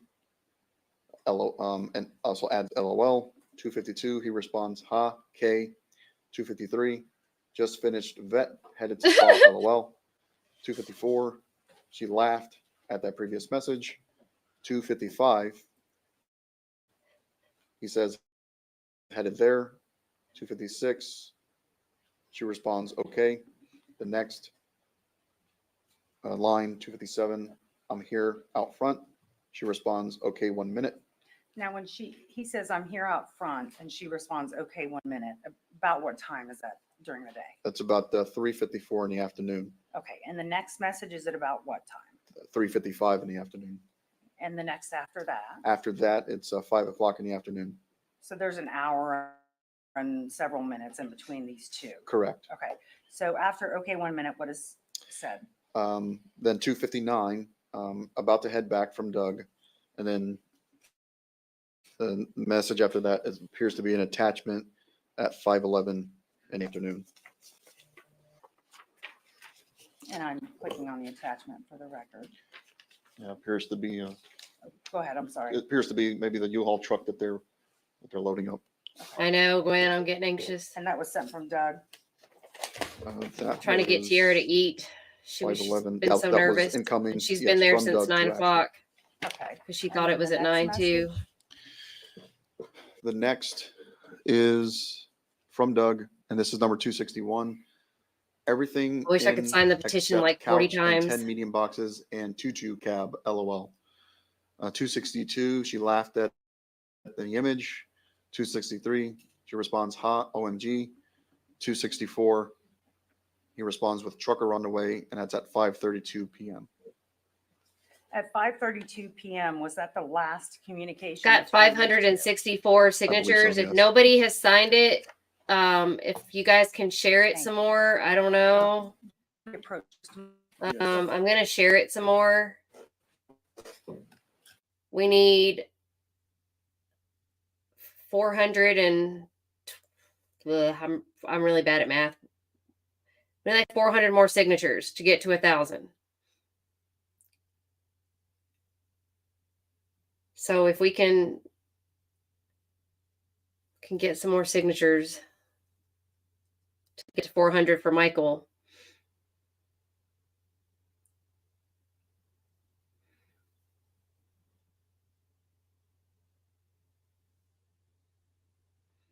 I'm going to share my Twitter again.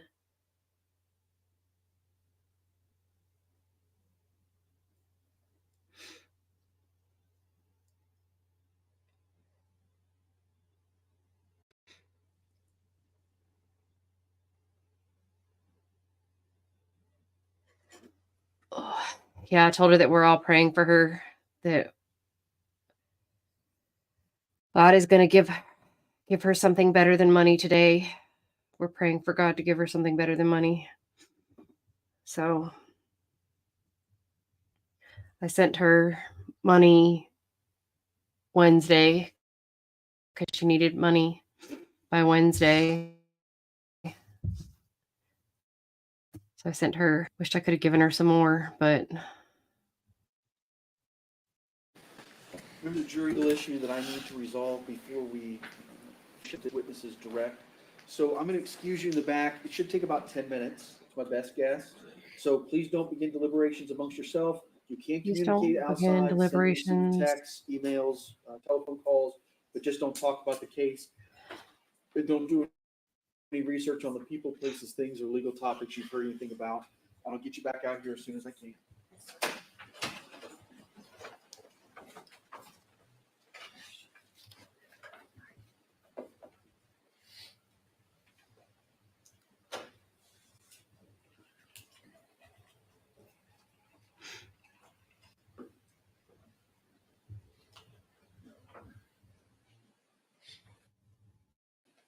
All right, you all can have a seat.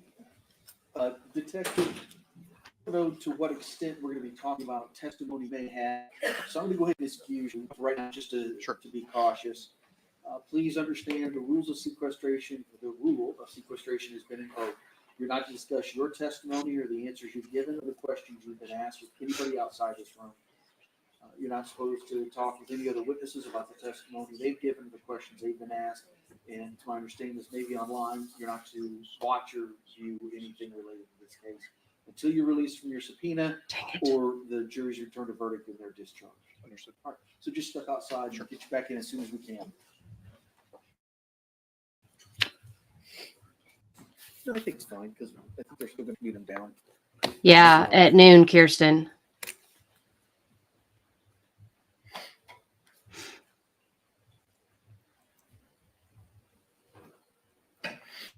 Okay.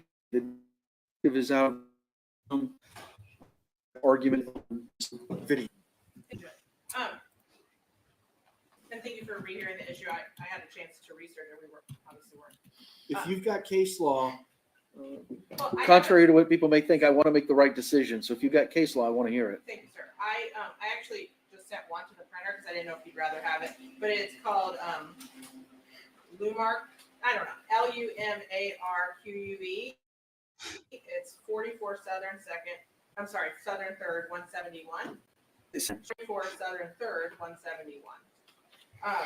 There's a yellow flag, but it's for a different reason. This case was, Sorry. Judge, are you looking it up electronically or would you like a hard copy? No, Okay. I'll take a copy if you have one. Oh, Give me 1 second, Judge. Sorry. Oh, that's all right. It would only Is that the only one you've got? It No, would you can only have take it. one at a time. I can do it, Judge. I printed this for you, but then realized we needed 2 copies, so here's the paper copy. It's not off the print.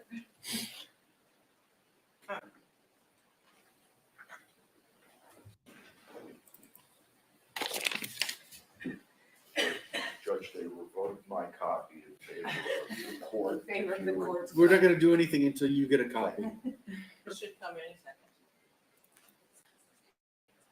Of course, I can't blame their decision, Your Honor. Yes, I'll put it in the chat again. Hang on, let me.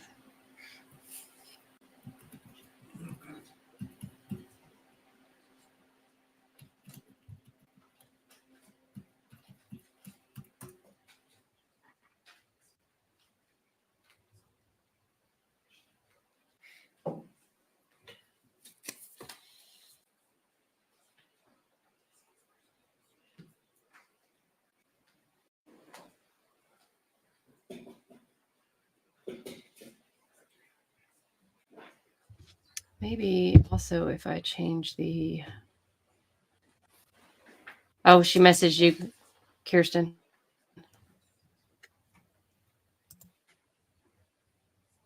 Oh, I know what I was going to do. What's the code in Detroit? Isn't? Let me look it up. Hold on. Referring to is on the second page. I don't know what I'm doing. I'm trying to do 2 things at once. My reading of it is there were text messages and photographs, which I think videos and photographs are treated the same in most case law. 48228. Okay. There were images and text authenticated on the defendant's phone, and the trial court did not allow them into evidence. The third DCA here said the court erred. The images and text messages were found on the defendant's cellular phone. Can you slow down just a little bit for the court reporter? I apologize. The images and text messages were found on the defendant's cellular phone, seized pursuant to a search of the defendant's home through a warrant shortly after the alleged incident. This fact was testified by the state's forensic expert and is sufficient to authenticate the exhibits. Here, those phones have been in evidence since the day before. The contents of them were admitted with a trial exhibit today. We could and probably the only thing is this one video was objected to its attachment. watch They it. were based on that we have established this phone was properly searched, properly downloaded, and the material was found on the defendant's phone. Trying to And therefore, All right. Mr. Taylor? Just 1 second, Your Honor.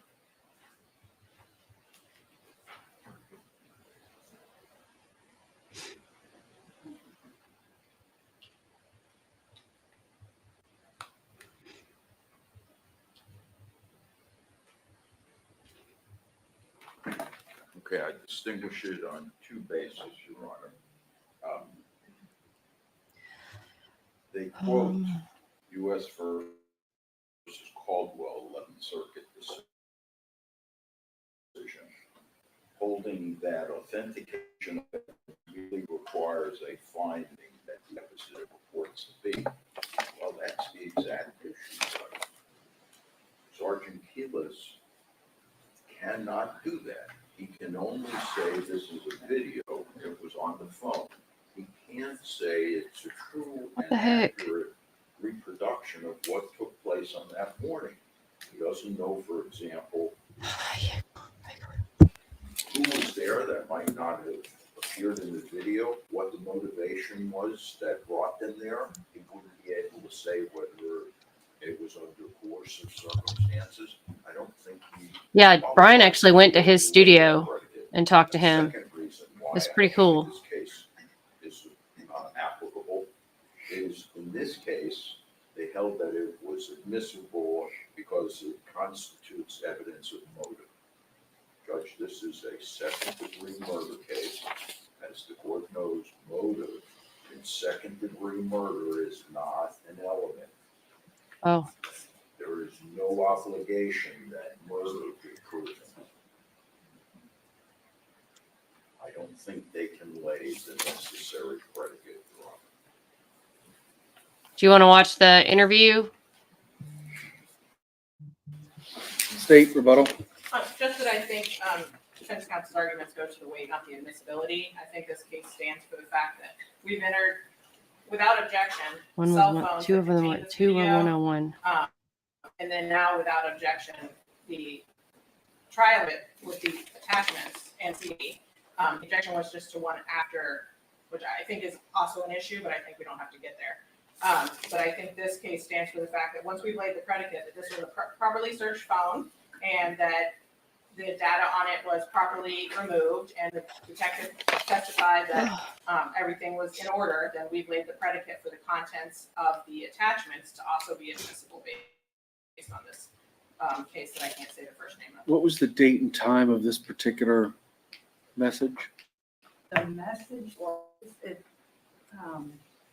I don't know that you can read the small print on that, but there's a copy, but it is,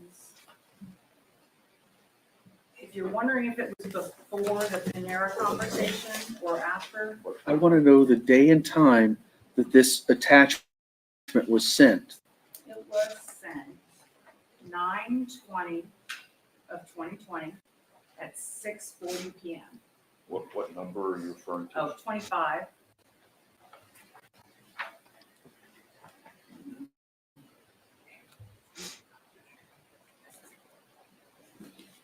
And the Excel spreadsheet, which is the data dump from the defendant's cell phone, shows Okay. it's in You're going to be gone for blue. like So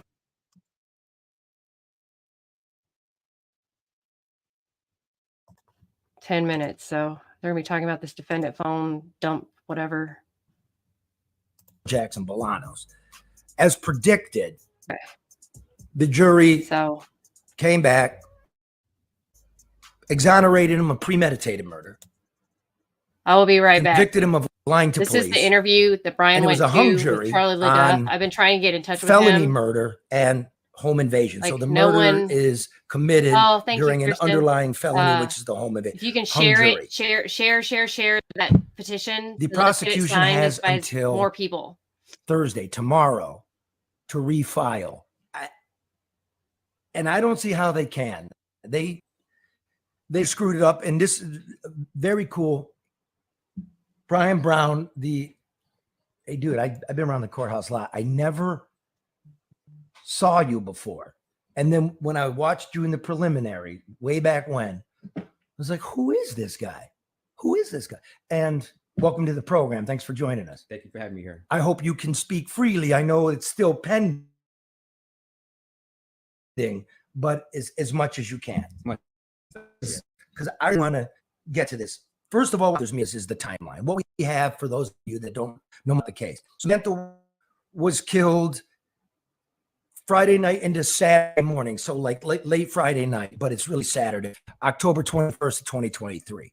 There are 2 windows. She has a sensor in her living room, not outside on her door, no cameras, but a sensor. Odd, never heard that. There are 2 windows of movement. She comes home at 12:30, sensor triggers. At 1:24, which is what, 54 minutes later, there's no more motion. Until 3 hours later, at 4:20, there's motion. And at 4:22, there's no motion. So you have a 2-minute window and a 54-minute window for a woman to be stabbed 8 times. Tussle, things are broken, fruit bowls are turned over, there are bruises on her, could be from the fall, might not be. Could be. So what happens is, first, the authorities think it's the Arabs, right? Isn't that right? It becomes international. Jewish leader Samantha Woll is found stabbed to death. I'm getting calls from New York. Is it Hamas? Then we get her ex-boyfriend calling police. Was it 3 weeks later? Roughly around there, yes. Yeah, about 3 weeks. Saying he did it. I had the opportunity. I had the motive. I don't remember anything. Mm-hmm. True. Yes. Okay. November the 8th. Somehow they let him go, and they need another suspect. They go to videotape the murky character around 4 a.m. trying to get in the cars. Your client, Michael Jackson Bolanos. Yeah? Yes. Okay. They trace him all night long. 5 hours, except for the half hour, the 4:20 to 4:20, they got nothing. Okay. The timeline bothers me. Let's go like this. It's 4:20 to 22. Okay. How does this sensor work? Should we play that? This is the security firm expert, ADT, testifying. You're questioning him. You would agree that on 4:20, the system is indicating that it's depicting some type of motion, correct? Correct. Okay. And then at 4:22, it's indicating that it is idle mode, correct? Correct. Okay. So, and you also indicated that it's at least 2 minutes in order for the system to not detect motion in order for it to go to idle mode, correct? Correct. Okay. So based upon your reading of that 4:20, would you agree that the motion it detected was a very brief amount of time in order for it to go to idle mode within 2 minutes? Correct. Yes. Okay. So explain that. I heard dueling shit here, which is at 4:20, it registers movement. And then the family's telling me that then it goes dark and then wakes up again 2 minutes to see if there's more. He seems to be testifying. Once motion triggers, it keeps rolling until it doesn't see motion for 2 minutes.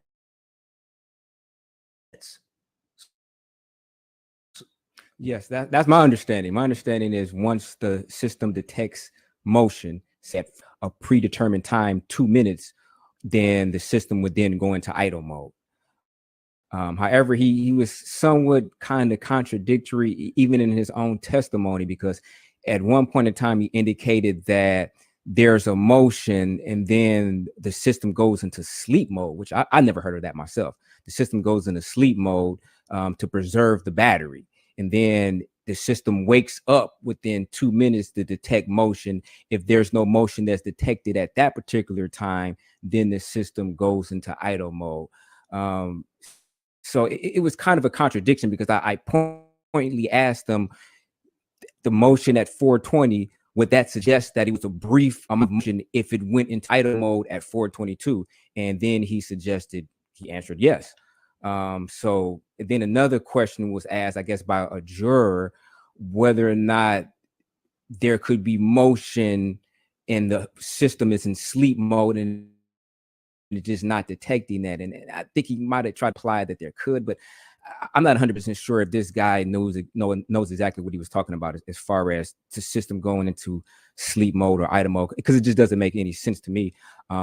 Because she came in at around 12:30, and then there was constant motion from that particular time until 1:24. There was no indication that the system went into idle mode, to sleep mode, or anything like that, especially if she went upstairs to change her clothes or anything like that. The system should have possibly went into idle mode if there was a lack of motion at that particular time. So it seems like there was a continuous stream of motion during that time.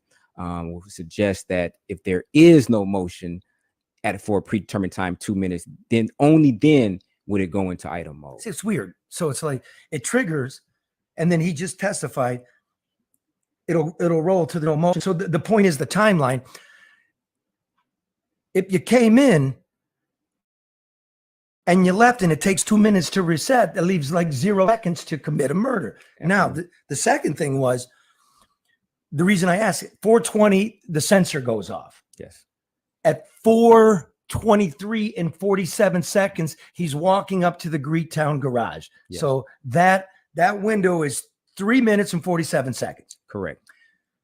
But you look at the video that the cops put the circle around him, he's coming up the service drive and he walks over the bridge, right? On Yes. Monroe Street. Yes. So that's another 30 seconds. Yes. So now we're getting down to like 1:17, right? Because I ran the distance from her front door, the route he took to the time he comes in the camera. I mean, 30 seconds. Google Maps shows you it's over a third of a mile. Correct. A cop testifies it's a quarter of a mile and he ran it in a minute. So here's what I'm thinking. What's the difference between a third of a mile and a quarter mile? It's a football field and a half. That's a lot of distance. If the cop said he ran a quarter mile in a minute, he's a 4-minute miler. Yeah, The guy's a 4-minute miler. He's an extraordinary athlete. Yes. That's an Olympian. Yeah. No human ran a 4-minute mile until 1957. Mark, trivia? Roger Bannister. There you go. Hi, China. Since then, How are you? Here's what I would have done. Girl, we got 1,721 human beings have clocked a 4-minute mile. I would have entered as People's Exhibit 101, Your Honor. This is the list of the 1,721 people that ran a 4-minute mile. I'll give you your name on this. Really? So it's really a third of a mile. So this cop's running a 3-minute mile. That's a world record. Usain Bolt, everybody knows fast man in the world. His fastest quarter mile was 46 seconds. Time was absolutely of the essence in this case, and you're the only one that bothered with it. A woman's dead, and a man's fighting for his life, and this case was sloppy. What's your estimation? Very sloppy. It was not a thorough investigation from the onset. They talked to some individuals, but they didn't thoroughly vet them, especially when it comes to the ex-boyfriend. You have the ex-boyfriend who's calling police, indicating that he killed Samantha Woll. He's then arrested by Kalamazoo police. The detectives from down here, they drive up there, and he asked to speak to his parents. So they give him a phone call to his parents. His parents tell him not to say anything, and he's saying, "Oh, call that lawyer that you got for me." Doesn't even know the lawyer's name. They didn't, what are they accusing you of? It's like they already knew. So my estimation is that previously he already spoke to his parents. I'll put about my email on here, and kinda, they got so him a you can, lawyer. They probably told him let me not to say know we can anything. get in He's, touch with each other. for whatever reason, I think was it a criminal defense attorney? Yes, a criminal defense attorney. He was, guilt stricken, in my opinion, and smoked some marijuana, got probably paranoid, started rethinking the incident in his mind, and just couldn't control himself, and you just end up calling the police. And then they never subsequently even interrogated him after that. He didn't really even invoke his right to counsel. He's like, "Oh, let me call my parents. Can you call that lawyer?" So he never really invoked his right to counsel with the police. Like, "Oh, I want a lawyer. I'm not answering any questions." They just treated him like he was just, royalty, as far as not. They should have just cussed them out and called them names like they did my client. but at least be consistent, you know, across the board as the way you treat suspects. Especially if somebody is indicating that they committed crime and they had motive and they had opportunity and they're trying to outsmart the police. So it just seems like there's a very unthorough investigation, and basically the only reason why they ruled him out is because his phone is not there. But this is 2023. Who doesn't know the phone is going to track you? Everybody knows if you're going to commit a murder to leave your phone at home. You're saying this Jeffrey Herbsman, the ex-boyfriend, who has a PhD in data from the University of Michigan, you don't have to be a doctor of data to know to leave your phone home? Exactly. So he ended up getting immunity. And you ever in your career or awareness heard of anything like for that? those that don't know, he does testify, the boyfriend, at trial with immunity that can't be used against him. Yeah, he has use immunity, which is different than transactional immunity. Use immunity, basically anything he says on the stand cannot be used against him in any subsequent prosecution. Transactional immunity would be, we cannot charge you, period. Now, in my experience, I've never ever seen or heard of a individual who admitted to doing the crime later, especially a murder, later getting immunity and be allowed to testify at a trial for an individual who did not do it. So it's just across the board, it's just, you know, perplexing to my mind. I talked to a former prosecutor, put 125 murderers away, right? He said he never fucking heard of immunity, period. Yep. And he said there's no fucking way he never would have charged him. Like, he would have charged him because there's an admission.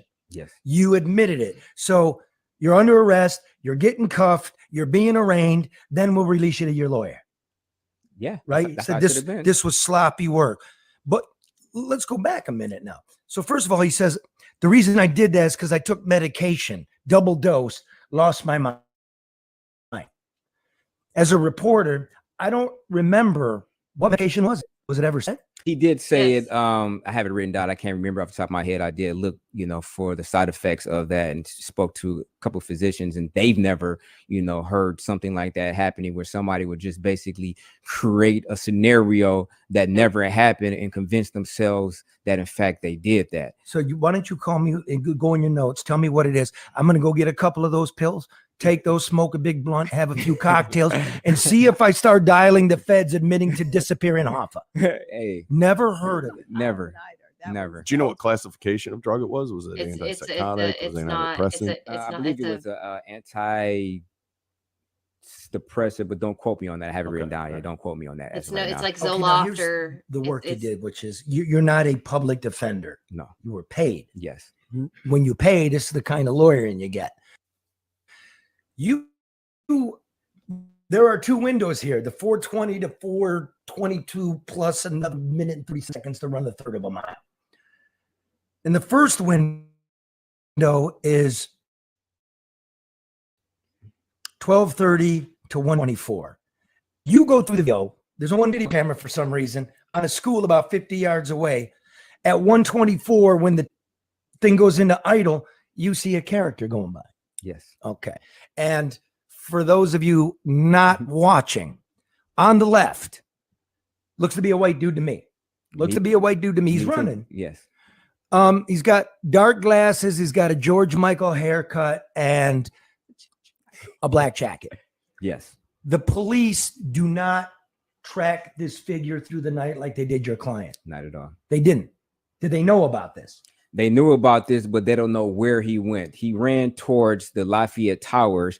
I asked Sergeant Sullivan whether or not video was extracted from either the Quinder Cut or the Lafayette Towers. He then indicated that responsibility was for. Then Sergeant Ford got on and I asked him, did you extract any video from the Lafayette Towers and or the Quinder Cut? He said, no. I said, well, if Sergeant Sullivan testified that that was your responsibility to extract that video, would he be lying? He was like, oh, he must be confused. So it's basically a lot of finger pointing of who was supposed to extract this particular video, and nobody extracted the video, at least turned it over to myself. So on your client, and there are racial undertones and there are class undertones. Oh, absolutely. 5 hours. Yes. Right. Track his jacket. Now there was blood on your client's jacket. Right. I mean, he's a good suspect. You got to admit that. Couple drops. Right. Couple drops. They got his own. They got him. He admits it. He got her blood. He's a good suspect. He admits to be in the area. He admits to touching her.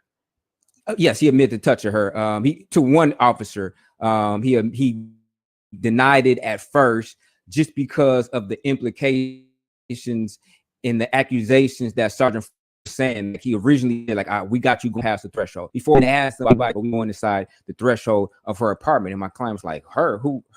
So he kept trying to imply that my client went inside of her apartment. So naturally, he's on the defensive. And in the back of his mind, he knows that this was a dead lady on the sidewalk. So he's not knowing that if Sergeant Ford is going to say, hey, you went in there and raped this lady, then killed her. He doesn't know what happened. Shot this lady. He doesn't know what happened to her. But all he knows, he's being accused at that point in time in the police station of going inside somebody's house and that somebody is laying dead on the sidewalk. So naturally, you know, he wants to, be on the defensive about that.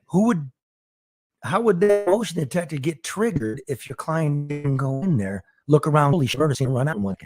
I believe a raccoon, a bat, a night owl. I think the evidence suggests that was her getting up, going 3 outside. hours later? Yes. When it stabbed whose head and only the head? We've had testimony from multiple individuals who indicated that she could have persisted for multiple hours. She could have been stabbed. I don't know. I don't believe that, but it's not your job to prove. No, it's not our job to prove it, but stranger things have happened. Like it's been in a history of life, the history of this universe. I'm sure situations like that have existed where somebody have been stabbed, lost consciousness, and then they got that last breath of life that they woke up, regained consciousness, fought for their life, and tried to, there's a lawyer right there, because when your client said he touched her, he said she was cold. It's hard to but was she inside at the time? He said he saw her. So right there, but around apparently this area, she got up, collapsed. Then he saw her, and she got cold in like a minute. And he was like, the body was kind of crusty. The blood was kind of crusty on where he touched the body at, and it was cold outside, so where the body at, it was kind of crusty, I guess, around her neck, where some blood did transfer from her neck to his hand. All I know is if he admitted going in there, he's getting 25. Yeah, but he never went in there. I mean, good lawyer. Now let's go back to 124. Yes, with the George Michael dude. You entered this. Can we play his closing remarks to the dude? This got to be my ringtone. Listen to Brian, murder attorney. Why would this person run from the scene around the time that there is no more emotion inside of her apartment? Now, this individual looks like he has somewhat of a distinct haircut. What's that in his hand? Could it be a knife? We know Sergeant Sullivan stated that they did a geofence. It's where they look at all the cell phones in this particular area. They couldn't find a cell phone for this individual, which suggests that this person didn't have a cell phone. Now, the prosecutor indicated that they had all the video from all this area. Where's the video of this person running to? Where does he run to? If you got all this video of the area, why don't you have this person where they ran to? Could this person be somebody who's testified? I don't know. Could be. Could it be Hershman? I don't know. It's very similar to me. It's very similar to me. This person running the scene looks very similar to Jeff Hershman. Haircut, glasses, even the color he's wearing.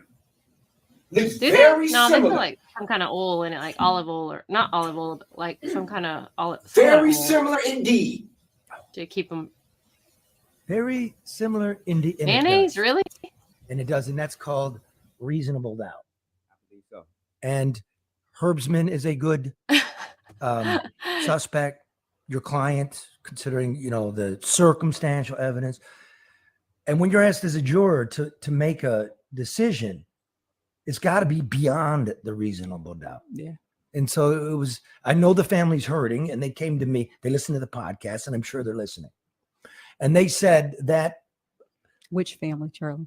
Samantha Wall's family. Okay, I just want to make it And clear. I feel for them because I do too. I too have lost. Because they weren't even receiving justice just by them charging my client. They charged the wrong individual just because the police thorough investigation. Now, one may say, my client is a good, suspect because he had blood on him. But I believe if they would have looked deeper into the fact case, investigated Hersman more, looked at the blood pattern, looked at the blood-soaked hallway, I think they would have came to the conclusion that this could not have happened in the time frame that they said it happened. Even their own witness. I physically running it, having watched you, and I just caught the bug.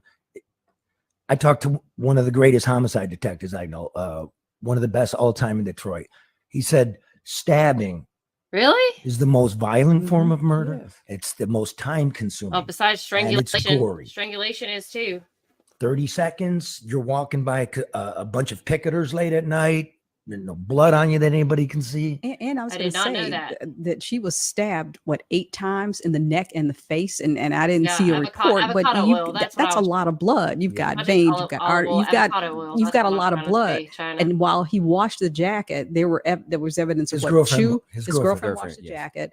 That there was evidence of maybe 2 drops of blood. There's no way. I mean, just from just and stabbing is an option. Yes. Very personal Well, in the attack. head, Yes. Especially 8 times she got stabbed, twice under the neck, 3 times in the back of on the side of the neck, twice in the top of the head, and 1 time in the back. So that would suggest that she had to be either down on her knees or something, and somebody was coming over her, stabbing her in the back of the head Lost and her in the mind. back of the neck. Yes. So, that, you're saying it's not your client, the cat burglar, who goes in to take a purse, sees Samantha Wall and goes, "Holy shit, a white woman!" Oh, he didn't go in there. My client didn't go in there to take anything because And none of That's the another case her, they another, are. her, another her items was taken. Nothing. It wasn't And they a were all in robbery. view. So it wasn't a robbery. Yes. Let me go back now to the family. They say this George Michael figure on the left, you juxtaposed it with the picture of Herbsman. And one of the family members said, "You made that up. That's not real. That was never offered in." Hey, a family wants their justice, and I understand because my sister didn't get any. Right. Right. So the one on the right, is that Herbsman? That is Hersman. How do we know that's Hersman? Because that came from his interview at Kalamazoo. I played some clips during my cross-examination of Hersman during the time when he was in Kalamazoo. He's wearing that coat. Knows that is Hersman. That's 100% sure. Like On the right. On the right. And on the left, all we did, me and my co-counsel, all we did was slowed it down. This is a video that they provided from Chrysler Elementary School of this individual running. We just kept going back, freezing it free to the right frame, and we paused it and then zoomed in. We didn't do any on a computer, on a Windows computer. We didn't have any special technology or anything. All we did was screenshot it and zoom in. Same thing with Mr. Hersman on the right. So to suggest that we made this up or doctored it, I mean, that's just a false No, statement. they The police made and their prosecutors video up. Never brought this up until you brought it up. They never brought it. And like, if we had the ability to zoom in like this, and you as the police who have much more sophisticated software and hardware have the ability to do just that, to zoom in, sign a video frame together. this particular clip, Put a green and then circle compare it around with Hersman. somebody. It's like, why didn't you do that? Why do I have to do that? Like, tell me you've done it before. And I believe if they done that, then we'd not be having a conversation because. But was it your client just happened to be one of convenience? Yes. Here's a person that's a petty thief, and he was in the area. He touched the body, Yes. walked away. It's important to say, I know this. I don't know if you do. Once the boyfriend was let go, they went back to the drawing board. Take a look at the video again. So we got. She's very prominent, right? Very prominent leader. Friends with the attorney general. Friends with the congresswoman who's running for Senate. Like there was a lot of pressure. Was coming from all over the country. A lot of public attention. And this one wasn't baked enough. No. It just But wasn't how baked much enough. public And attention? I got to see Detroit. I don't have eyes on Detroit. I'm not a soothsayer. I can't see what happened. I'm not, there's a couple of suspects here, but there's There's reasonable not doubt. public And attention, like from where I'm I think the at. prosecutors I don't- fucked up. They shouldn't have brought it this fast. They should have waited. They didn't even look at the time frame, right? Yeah, he's apparently Charlie. a I mean, that's what I'm Pulitzer saying. Prize one more winning piece of evidence, journalist. though. Yeah. Okay. There's something about the app. So the motion sensor goes off at 124, and an app goes on at 129. Is that something about Netflix? No, they tried to suggest that Netflix was on like after about 129, somewhere around that time. But then it closed down. So and there was a lot of different apps that were, well, not a lot of different. It was a couple of apps. One was a short message or text message app opened up at a particular time around that frame, but there was no incoming text at that time, and there was no outgoing text at that time. So why would her text message app open up? There was also her camera came on, and her camera never ended that application. So her camera came on around that time, and her camera never went off. So my suggestion was that she may have been, fumbling with the phone because there was blood. Obviously, there was blood on the phone. Before, in my opinion, they never I've tested turned the the camera phone blood, on and you can by see accident or that the there was blood flashlight. splatter, and the phone They're was both down underneath there the at couch. bottom. And then the prosecutor finally conceded, like, well, yeah, there may be dropped of blood on there. So how did the phone get underneath the couch then? If it's reasonable to think like I'm struggling for my life and I'm fumbling for a phone. Yes. I'm just, I'll be just outside and my phone goes dark because the battery's low and I'm fumbling to find the brightness and I'm turning apps on. Yeah. And if her fingers are saturated, anybody would know who's used a cell phone. If you got, water on your hands and everything like that, it's hard for you to manipulate your phone. You may hit an app on your phone, hit something, and your phone doesn't respond. It may open up something else. Even if you have a drop of blood or drop of water on your phone, it may just, start to. But two things. Was her phone locked? If it was an iPhone, it's automatically locked. But two, you don't need to put in a code for an emergency call. On the bottom left, it's just one punch. Yeah, but again. Yeah, but your phone doesn't know you're trying to make an emergency call. Because we don't know any of this. Right. You're fumbling with a phone. Mm-hmm. Whether you unlock it or you could unlock. Right. Again, it's just, I don't know. They didn't test the phone. They never took her fingerprints. Never. They never calibrated the reset on the sensor. Everything is about seconds here. They didn't. And so now tomorrow, Thursday, the prosecution has to file for retry. They have to decide whether or not, they're going to retry him again. That's an in-court appearance? Yes. So what do you suspect and how are you countering this? I'm assuming you are. I filed a motion already to preclude the charges from being brought back up because, in my opinion, not just my opinion, case law states that they've already been litigated. The fact that he was acquitted of first-degree premeditated murder, and under first-degree premeditated murder on the verdict form, there is a lesser included charge of second-degree murder. That second-degree murder is also a lesser included charge under first-degree felony murder. So when the judge instructs them before the deliberation, she says, okay, for count 2, you must decide whether or not the defendant is guilty of Go ahead. Dang it. I was first-degree about to say that. premeditated murder. Love it. After you've decided whether or not he's guilty or not guilty, if you feel like he's not guilty, then you can then move on to the lesser included second-degree murder, and you can either find him guilty of that or acquit him on that, or you can come back with a not guilty. So it had 3 different options: guilty first-degree premeditated murder, guilty of second-degree murder, or not guilty of both of them. And then they chose not guilty of second-degree murder. So you're saying premeditated murder, if just considering only that charge, if you can't get to premeditated, I want you to move to second-degree felony murder. No, move to just second-degree murder. Okay. And then if you decide on that, you can, either say guilty of that, or if he's not guilty. So you're saying they went through the whole list and exonerated. Yes, they went through the whole list and exonerated him on count 2. Now, count 1 is separate. So he was charged with 4 different counts. Count 1 was first-degree felony murder. A lesser included charge of that is second-degree murder, and then they can find him not guilty.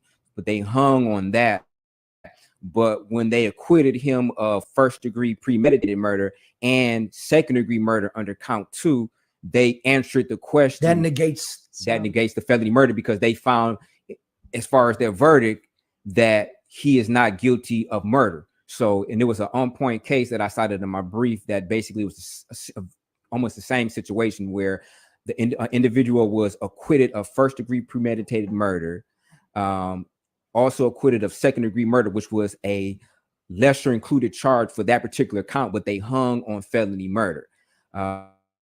Then they tried to retry the case, and in that case, it was the Wayne County Prosecutor's Office. They conceded that they could not retry him under felony murder because the jury ruled that this individual was not guilty of their death. In your estimation, that leaves nothing here. That leaves nothing. Yes, even even with the home invasion, also, because in that particular case they tried to bring up a torture charge, but in this particular case, case law basically says you have to look at not just the elements of the crime, but you have to look at the facts and what was testified in the arguments that was presented at trial. Their argument at trial was that Mr. Jackson Bolanos went inside to commit while committing a home invasion, committed a murder. So it was basically a package deal. Right. He didn't argue that, he committed this homicide outside of her home, or he just went into the house and saw her, the door was open. So he basically said it was the package deal. So then they would be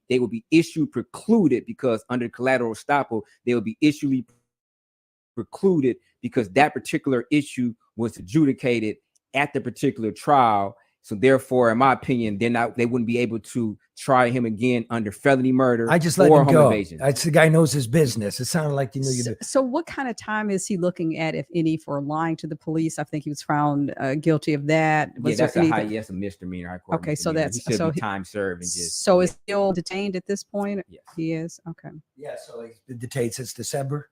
Yeah. Yes. Okay. Well, Brian Brown, what's the name of your law firm? B Legal PLLC. So I have to ask this question because you have garnered a lot of justifiable attention and accolades for this trial. Really didn't send me a link. I understand. We're not talking about that. We're talking about his legal Did you acumen. send it to me in my email, though? This isn't anything about the circumstances surrounding that. From my personal opinion, I just want to ask one question. Are you from Detroit? Yes. Which side? West Side. Okay, so you answered the question correctly, West sir. Side? You are dismissed. West Side? I don't know. Is that I do live on the east side, but I ask people. You said you got to get your lawyers from the west side? No, well, this one, yeah. I mean, I've lived on the east side before. But no, I got family on the east I'm side. just, I have Okay, a what's thing the about when you difference? ask people, What's I'm the from difference? Detroit, and they East side, west ask side, them one Detroit. question, I which don't know. side? And it's either east or west. When people start saying, oh, well, I'm from Farmington, I'm from, Oh, boom, it's Farmington. one or two. yeah. So for See, me, I know a little bit you about win. Michigan Okay. because like the Appreciate dude that. that I was with before my dude Okay, now, well, he thanks cheated for on me being with a here, chick from and, Farmington. interesting work, dude. Very interesting. And So again, needless to say, like- my opinion about Michigan is not that high. my heart goes out to the family. I know what it feels like, but our condolences. So it's got to be 100 to interesting put a guy away. thing Absolutely. about Yeah. Charlie Nice that I'm work. learning, Okay, right? we'll be I back didn't know he was with a Pulitzer United Prize States winning. Democratic. Hold You're on, still you on get- camera. you- You're an oldest. Look at like Brian's He's like got I'm stuff out. to do. he's like politicians. Fuck it, I'm out of here. Yeah. Hill Harper running for the Democratic nomination for United States Senator right after this. I'm Grace So- Karros, and I'm third generation of American Coney. Charlie, you guys, interesting thing. Sorry, Jenny. Interesting thing about Charlie is he is a Pulitzer Prize winning journalist, right? He also does not like Dana Nassar. He's a huge anti-Dana Nassar person. Samantha Woll worked on the Dana Nassar campaign, worked very hard to get Dana Nassar in the position that she's in. And it's crazy that he's on this Samantha Woll trial because Samantha Woll worked big on Dana Nassar's campaign. He got fired from the Detroit Press because of a comment that he made about Dana Nassar. So very, very, very interesting. So a lot of things tied together there in Detroit. It's really weird. But I don't know. So I reached out to a bunch of churches in Detroit. I reached out to obviously this guy, Charlie LaDuff. I reached out to the coalition in Detroit. I reached out to the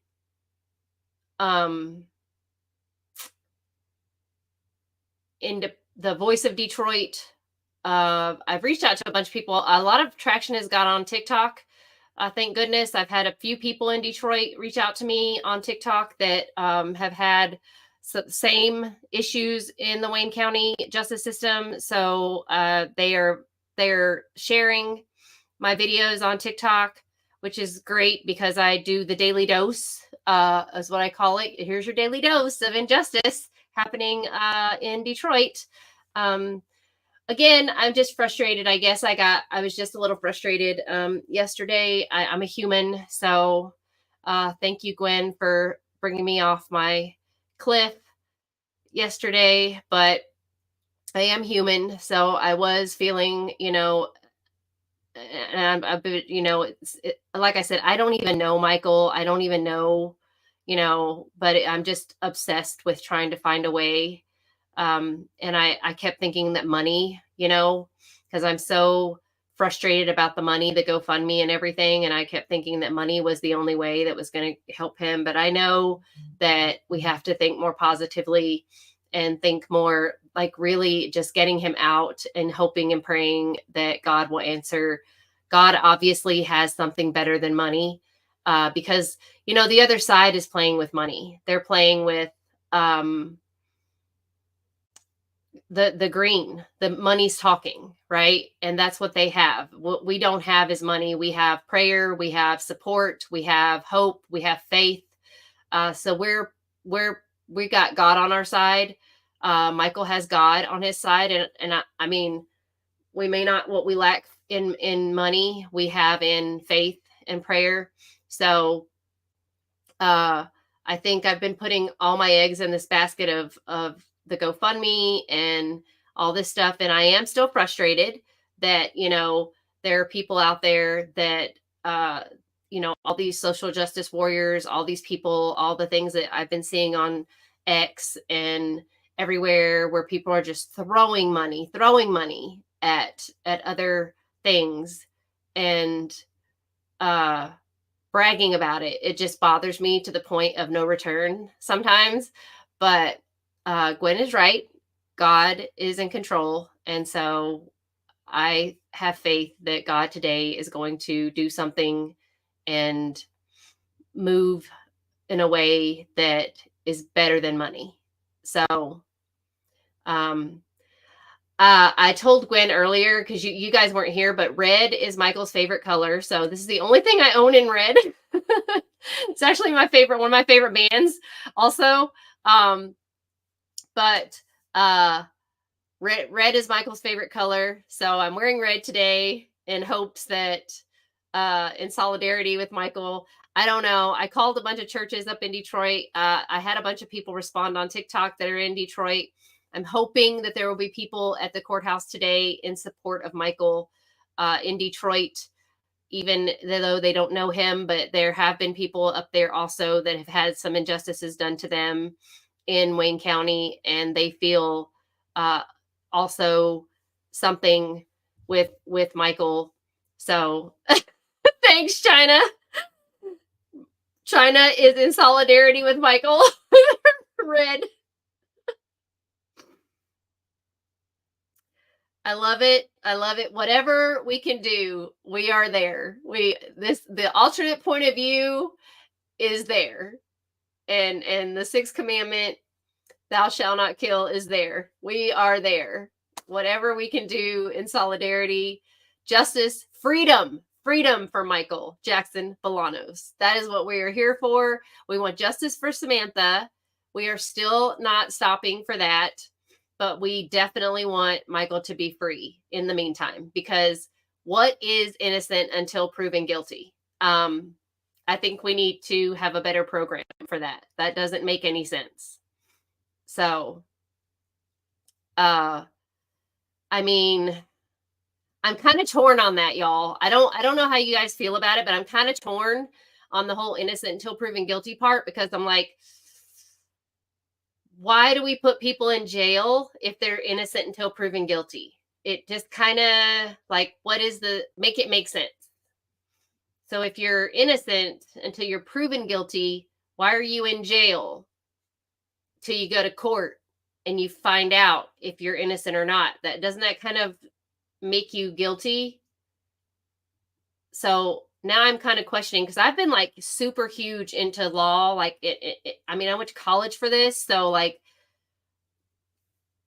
I've always believed in the legal system. I've always been like big into the justice system. I wanted to be an attorney when I was a little kid. So like, it was either an attorney or an actress, and I failed at both. So, you know, but I've always believed in our justice system. I mean, it has been, I just never thought it was a failing system until, believe it or not, I was 50 years old when I learned that our justice system was garbage. I was 50 years old when I learned that our justice system sees color. And it's really sad, because I did not, honestly, I have seen things, but I think I just had blinders on. I really have not wanted to see. Maybe I just didn't want to see it. Maybe that's what it is. I didn't want to see it. I didn't want to see that our justice system could do that or would do that. I don't want to say it's there in all cases, but I can see now that there is a such thing as walking while black, apparently. So that's a thing. I guess that's a thing. And it really is freaking sad that we are here in this day and time. And that to me is the only reason that this case has not gotten more traction, is because a white guy confessed. And actually, as when I talked to Brian Brown, they never even said that Jeff confessed. They never said who confessed. They never said anyone confessed. They said they had a suspect in custody. They didn't name the suspect. They didn't anything. They said that person was released, and that was it. They didn't say anything, name any names. They didn't say anything about the investigation into that person. They said nothing because there was money involved. There's big time political people involved. And as you can see, Jeff is back in the fold of the synagogue, and all is hunky-dory dandy. And I mean, if you're willing to call a guy a stalker like Aaron, and then suddenly now you're best buds with the guy, he's friends with your family, and now he's a great guy, but he was a stalker when your sister died. That's just weird. Brett Foreman. Oh, you know why that guy's name sounds familiar? Is it makes me think of that 70s show. Foremans. I think that's what their names were. But anyway, he got his literally 15 minutes of fame, because that's how long he was on the stand, was 15 minutes. And he was in court like every single day. And he's very weird. Tier said that in the courtroom, he would have like this weird staring contest with her. And he's kind of creepy. Well, very, very creepy. And that he would just stare her down in the courtroom like the whole time. Just really, really strange guy. She didn't understand what is his story. Yes. She said that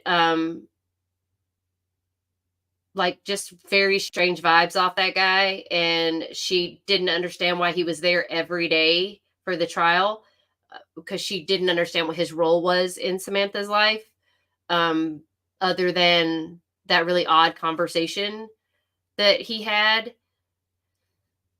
And she didn't really understand how like close he was to her, but he, you know, from what she could gather, like he really did like her a lot. Like he did have kind of an obsession with her, but he does like have some kind of weird staring contest with her with Tiara when he's there in the courtroom. So he kind of creeps her. He does creep her out. So I don't even want to say kind of, he does creep her out. It's kind of weird. It's really weird. Also, the gay best friend that, just threw everybody under the bus and Samantha. So I don't know. I just think we will see what happens. But hopefully we'll get to know Michael and I can actually have some more to share about him as a person, as a human, because he is a human and he just seems like a very kind of laid back kind of person, not very,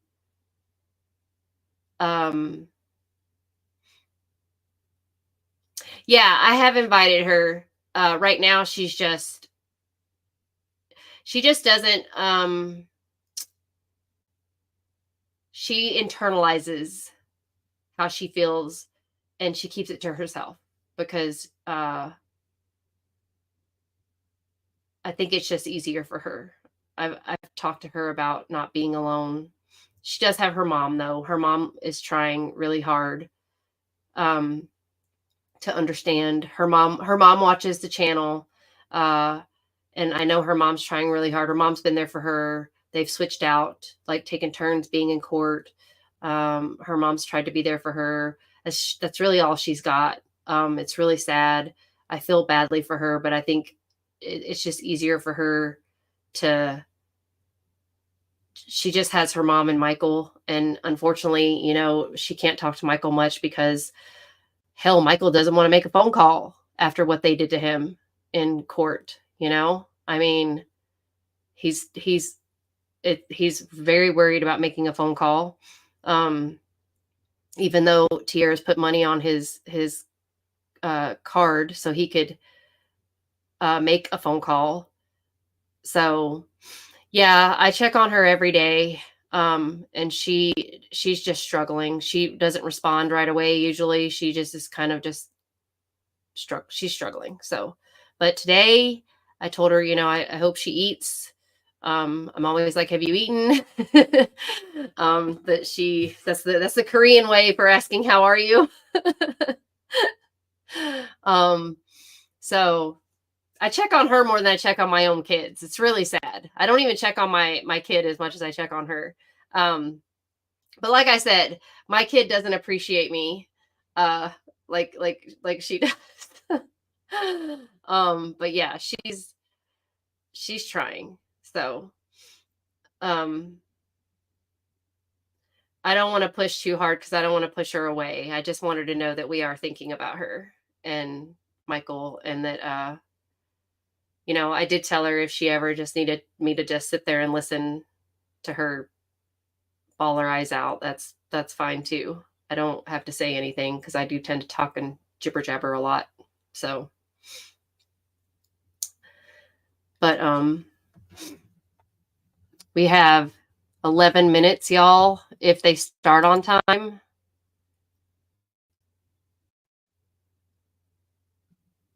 And the Ashley trial is on Hill Harper. He's an actor. He's running for office.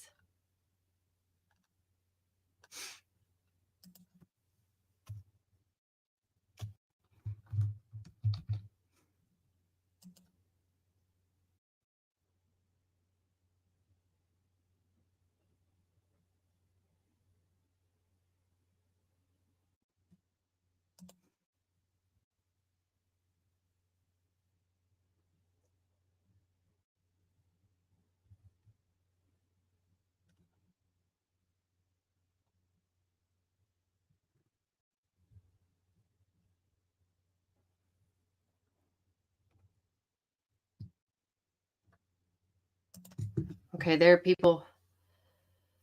Okay, China. Let me see. Oh, I got China's email. Let me read it.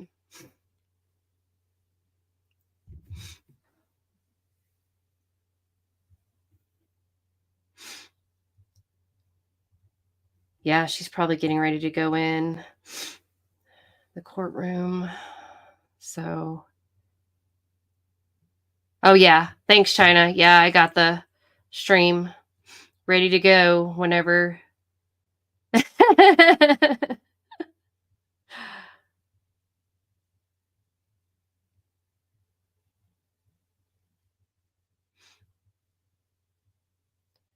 So here I have been sending Michael these care packages because I don't have any choice of what the care packages are, okay, in the jail because they suck, right? The options are really sucky. But he is a really clean eater. So I've been sending him whatever the jail has, and it's just crappy junk food. I feel really badly now because he just wants a smoothie and like some greens or something. And all that's in this stupid care package is like honey buns and chips.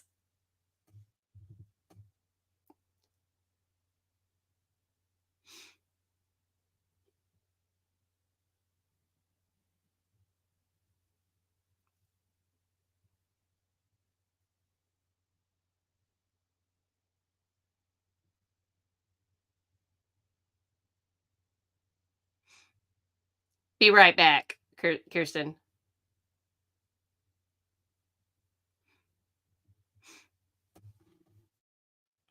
Yeah, we're all jumping ship. Oh yeah, ramen noodles. Hey, I like ramen noodles.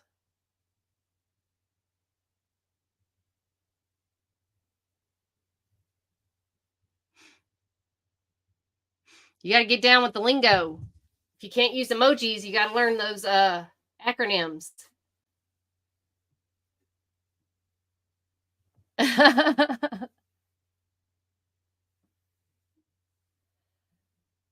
Sometimes I have to type in the acronyms, Kirsten, to see what they mean. Because like my son will use acronyms on his text messages, and I'm like, what the heck is that?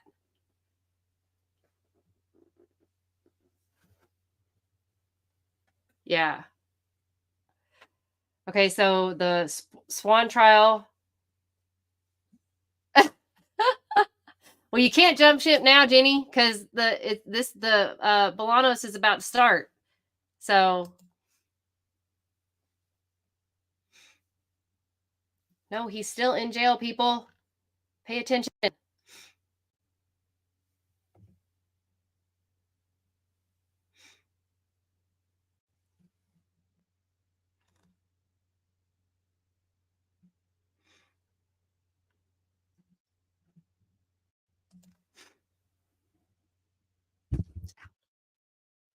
I know. See, you guys can like eat. I have to like go sneak away and go grab something. Or I have to turn my camera off and shove something.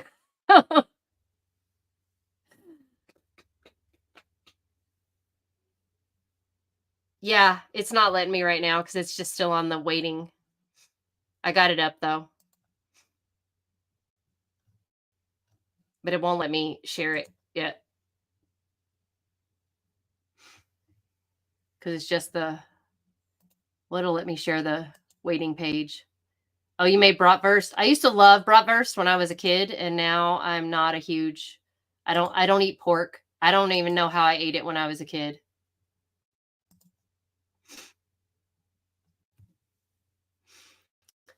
Five more minutes.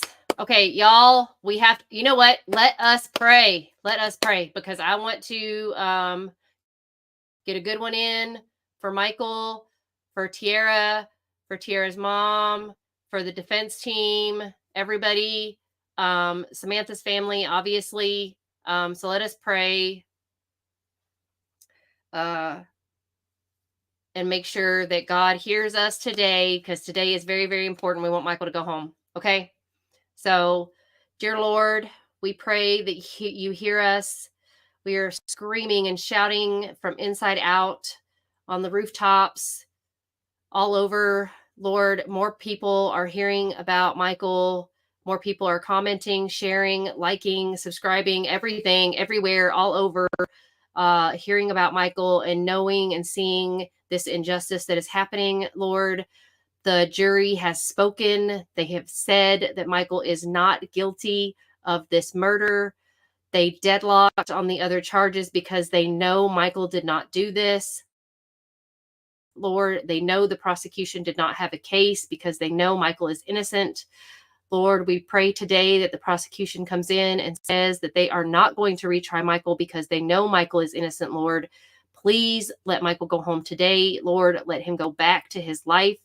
Let him go back and start a new life, Lord. Please give him some breathing room, some time to get his life back together. Please, Lord, take this weight off of his shoulders. Take this weight off of Tiara's shoulders.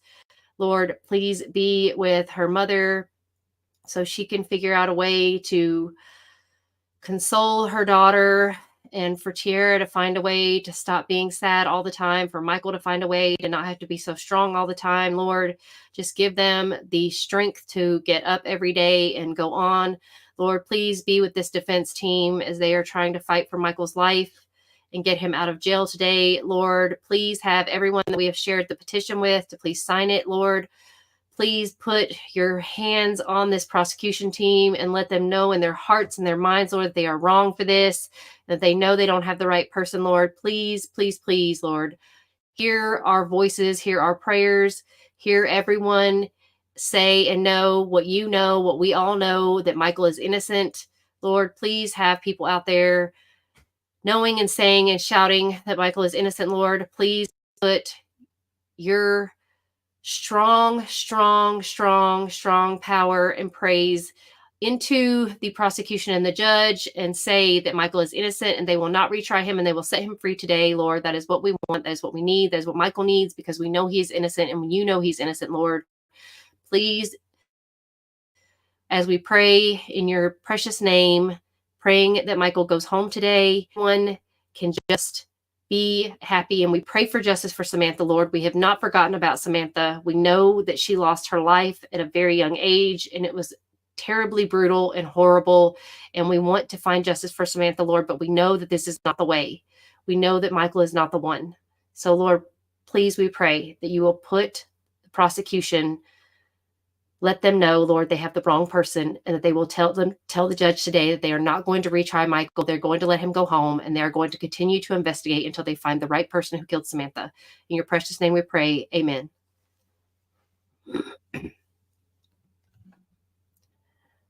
Okay. One more minute.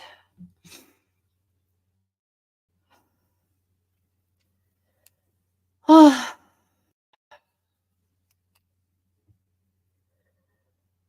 Okay, y'all. Let's just pray, pray, pray, pray, pray. Hope, hope, hope, hope, hope.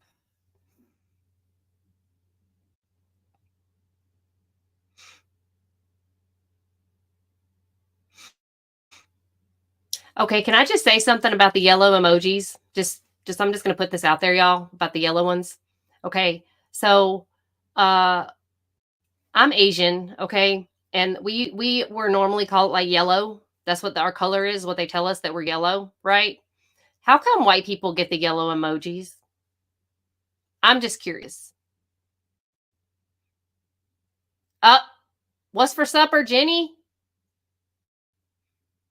I mean, how do y'all get the yellow ones? Just like right off the bat, like you get the yellow emojis. Like, I just feel like you didn't even ask us. No? No answers? Okay. Just curious.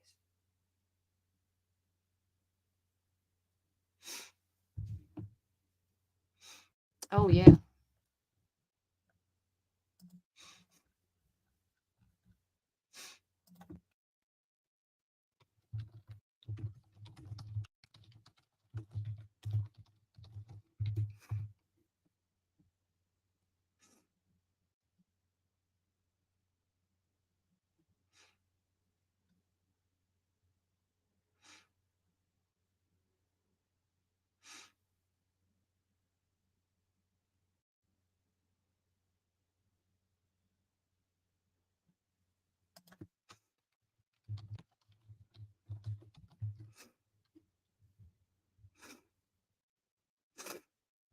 Sorry, keep sniffling.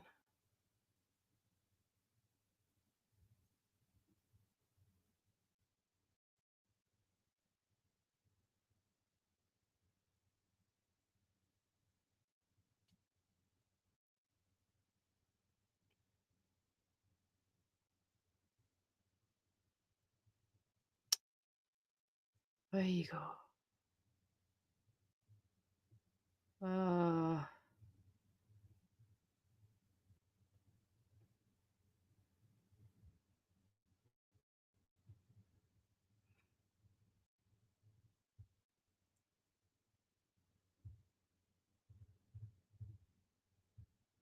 How did I get this petition to you guys yesterday?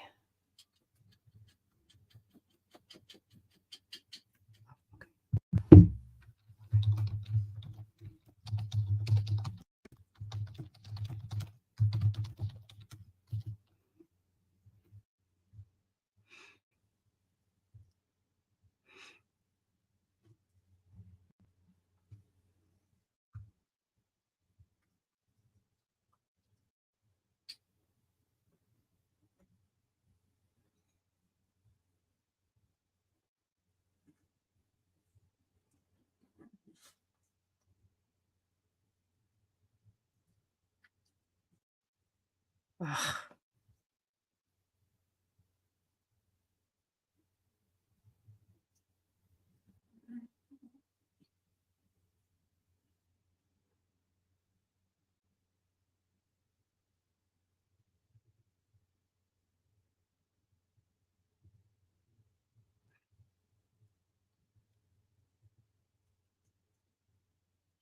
Oh.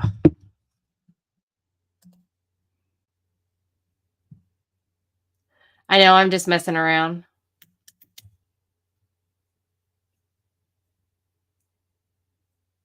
I know, Kirsten. I'm just messing around because, like, I'm just saying, like, we're yellow and we don't have our own emoji.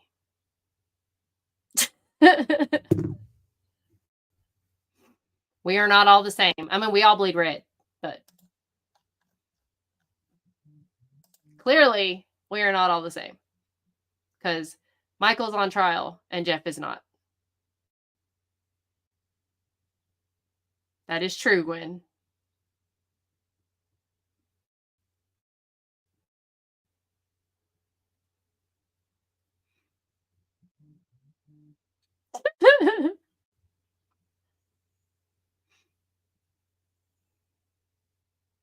I'm just kidding, Kirsten.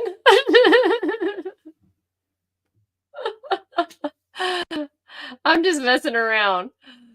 I'm kidding, Kirsten. You don't have to stop using the yellow emojis.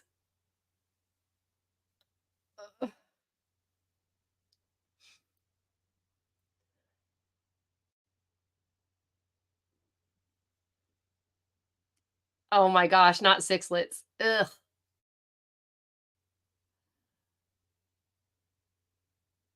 Well, they do have emojis for everyone except they do have a little Asian emoji. They have one that has one of those little hats on it. That's kind of it's kind of weird, but you know, whatever. It's the closest we got to an Asian emoji, I guess. I mean, they have two pregnant men, if that's not weird enough. They have an emoji for everything except I guess I can't say they don't have an Asian emoji if you consider that little rice patty dude an Asian. Kind of racist, but whatever. Gotta find some humor in life, or else life would suck completely.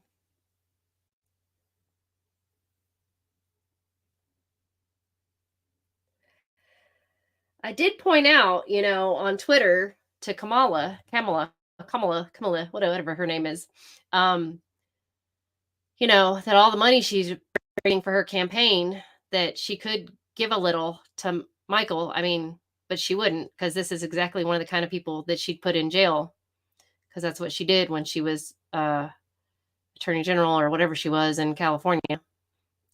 So I don't think she'd find it in her heart to give, or anyone who gives to her would find it in their heart to give. So, like I said, unfortunately, nobody gives until people die, which is really sad.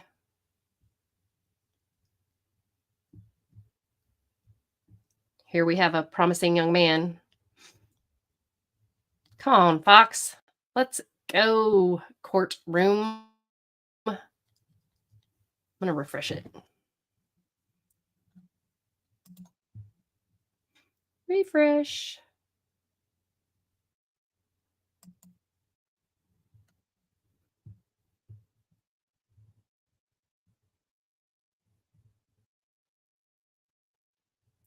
Waiting for Fox 2, it says.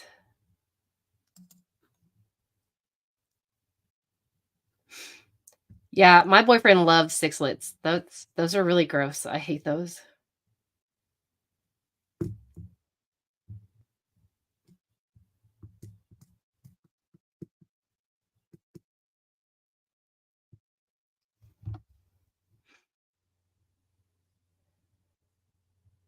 So y'all say hi to Tiara's mom.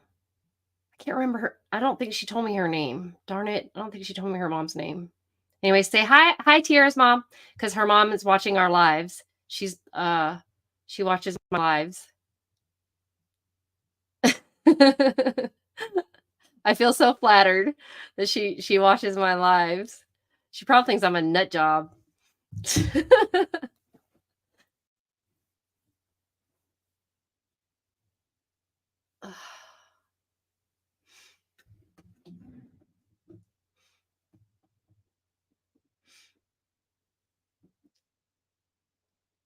Oh, and I asked Tiara because she reminds me so much of my daughter-in-law.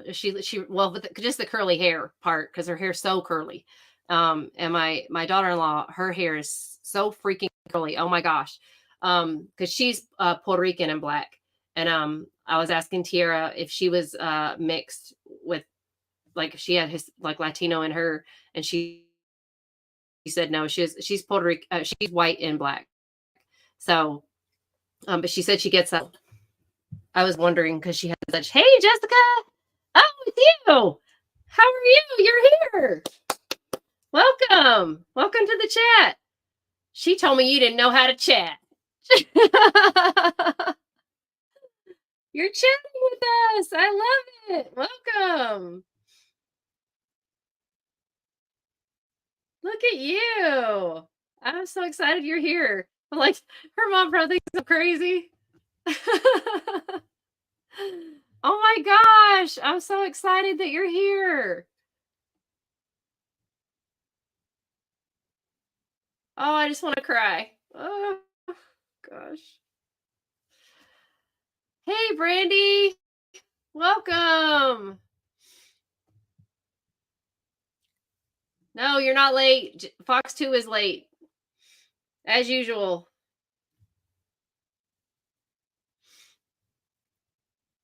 Oh, I'm so glad you're here, Jessica. Oh, thank you. Thank you.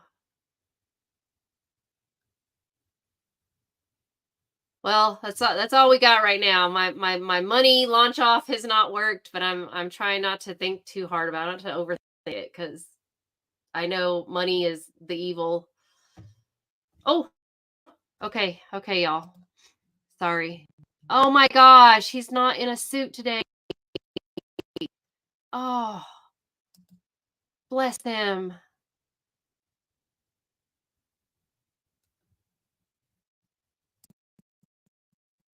Oh, you mother plucker. Good afternoon, Your Honor. John Boyd Hall to the people.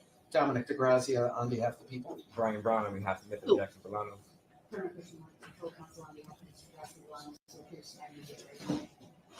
No, for the record, Mr. Jackson Blunt is present as our counsel, and we are here today for a pretrial. We're going to hear if the people wish to proceed trying to retry counts 1 and 3. Defense filed a motion yesterday moving to dismiss, and the court needs time to review that motion in more depth and do research, and the people have asked for more time to file a response to that motion. Is that correct? Yes, Your Honor. So we have our discussion about that, given the court's schedule and given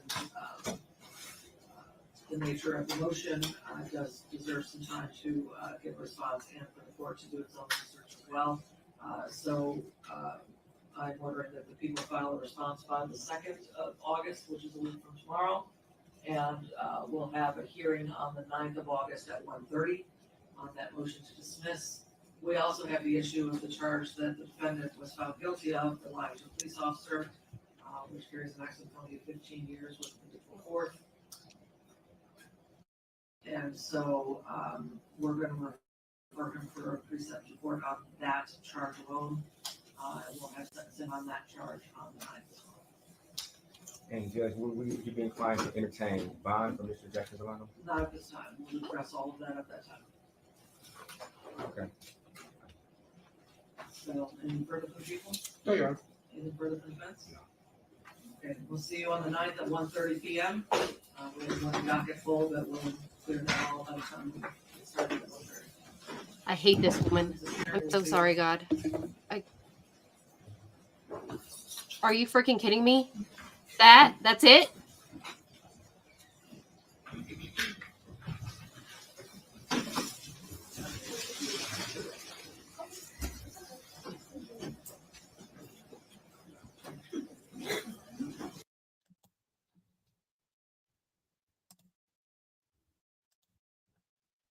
No, that was a different prosecutor.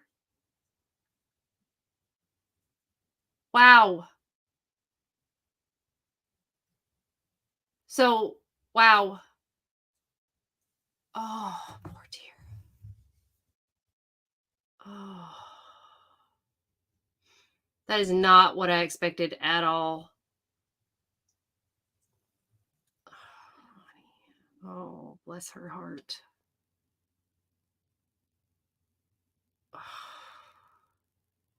I don't even know.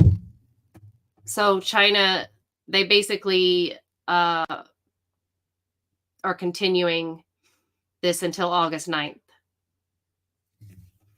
They are continuing it till August 9th. The defense has filed a motion for dismissal.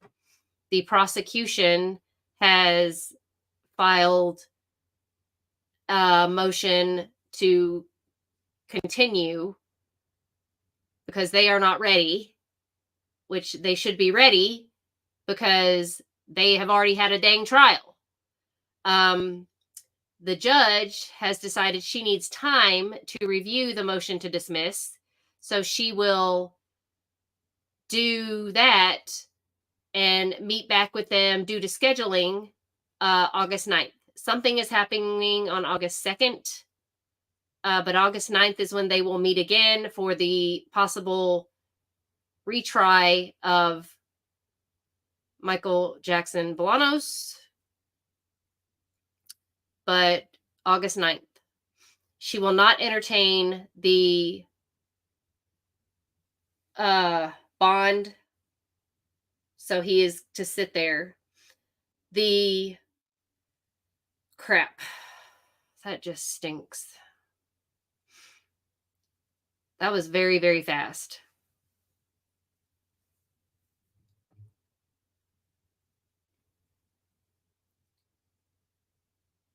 Yeah, I know, right? Like, I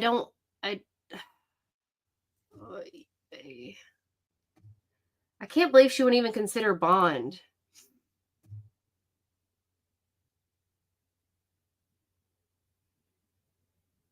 It's in Michigan. In Detroit, Wayne County. So I will just keep posting every single day on TikTok. It is getting some traction on TikTok. So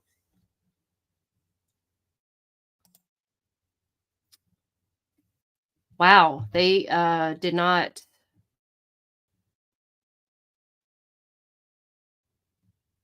That was super, super fast.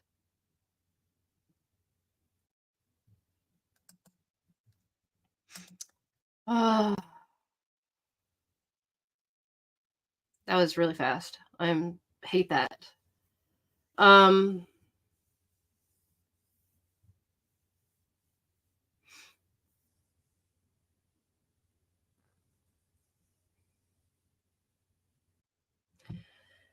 Well, we prayed about it. I mean, we're still gonna keep the faith, keep praying. Oh man, Jessica, I feel badly. Tiara's going to come home and she's going to need you today. Hi, Butterfly. Yes. Well, we got to keep our spirits up for Michael for sure, because Michael's just being dragged back and forth in and out. So, and you could tell like the difference, right? Like today, like was in his jail outfit and handcuffs. He wasn't as clean cut looking as he usually looks when he's in court. I mean, his hair was not clean, and he's a very clean person, by the way, you guys. He can't stand to be dirty or like unkempt. So that is something he just cannot stand. So for him to go like that, to look like that, or especially out in public, is not his thing. So I will say that he has been in well, I don't know if he is now, because like I said, Tiara's not able to talk to him because he's obviously afraid to make phone calls. But he has been kept by himself. So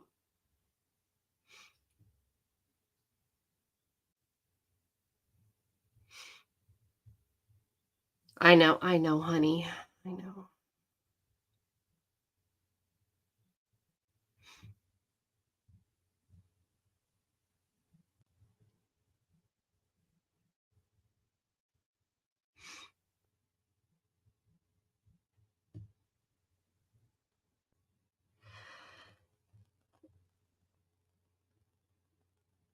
I know that Jeff is the guy. I mean, they didn't even they didn't interview him. They didn't interrogate him. They didn't anything him. And they let him call his mommy. Like no adult, no grown person. When I was doing this for a living, like when I would catch adults stealing, like they didn't get to call their freaking parents. They went to jail. So we've got to start pressuring.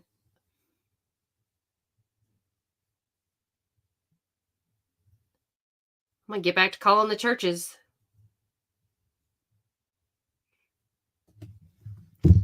So we need to get back to calling the churches. I'm still contacting Charlie every day. I'm pestering that man until he gets back to me. Also, the Voice of Detroit lady.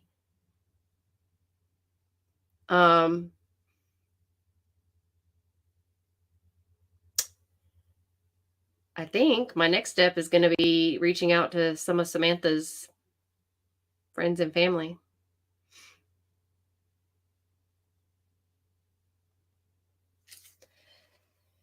Oh, Gwen, that I think I got scammed on that email list that we worked so hard to email everybody to.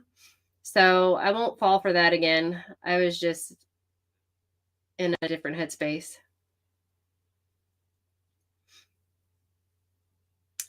Yeah, that email list cost $100. I could have spent that money. I mean, I spent $300.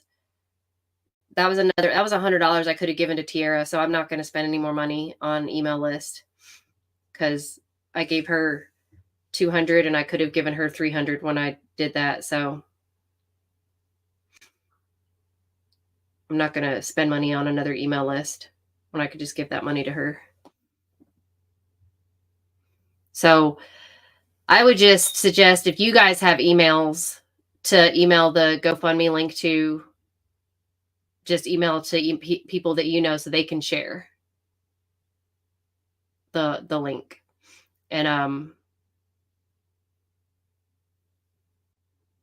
we'll just have to keep doing it that way.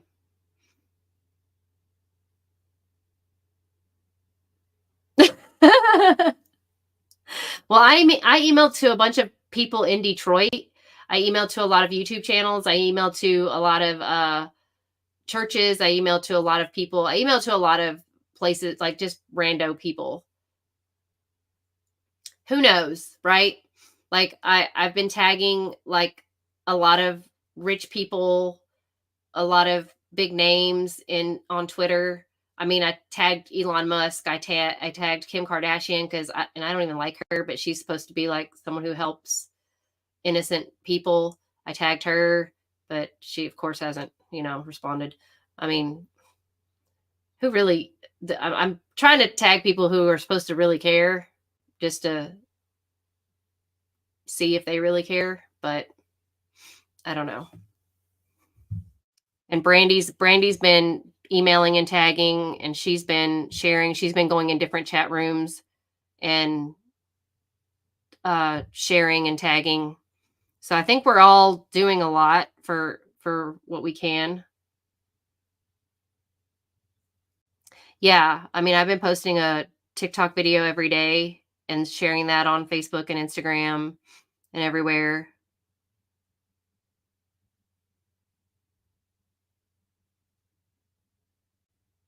So it's just everything right now is so full of politics. I can't stand it. It makes me sick to even open up social media. So I just want there to be more.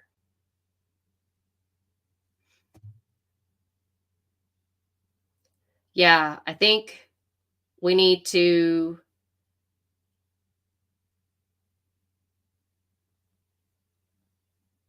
maybe put some more videos about Jeff Herbstman, because I post videos about Jeff, but I think I need to do better videos about Jeff. So, are any of you guys on TikTok?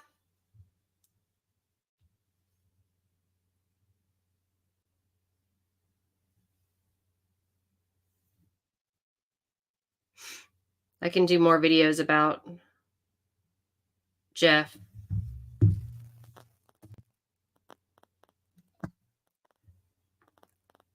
Oh.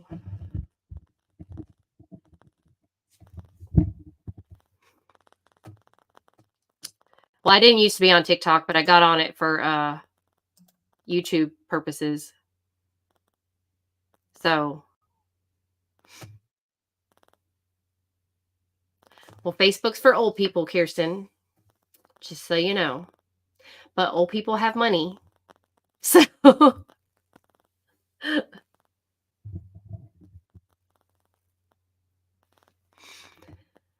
well,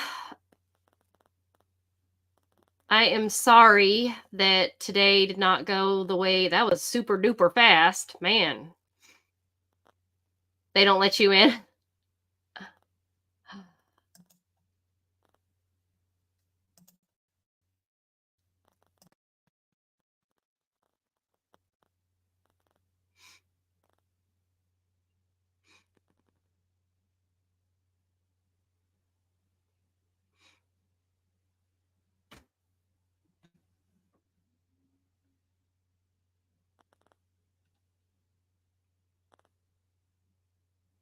Okay, so apparently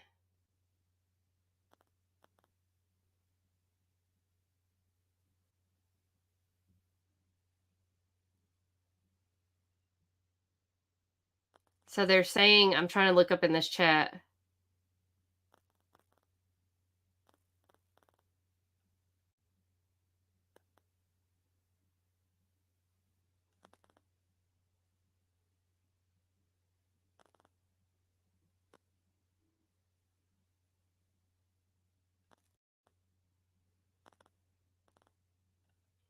So apparently she has to answer for the dismissal by the 2nd.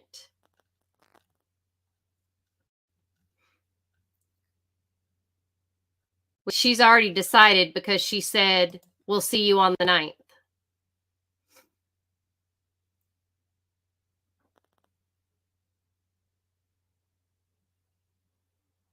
Right. So she has to answer for the dismissal by the defense by the 2nd, and the prosecution has asked for a continuance on whether or not they will decide if they will retry this by the 9th. Or she has set it for the 9th. So she already has decided on the dismissal, basically. She's not going to dismiss it. So she said, because she said, we'll see you on the 9th. So the churches in the area, I only had one church that sounded, well, I had one church that said that they would pray for Michael. I had another church that said they would call me back. I had another church that sounded pretty positive, like they were interested. So we'll see. But I haven't really gotten any positive, like really good reaction from the churches up there in China that I thought that I would get. I was just kind of hoping that I could gather some people to show up to court in support of Michael. So now I have more time now, so I can get started back to calling the churches up there again and asking them to help get people up there on August 9th.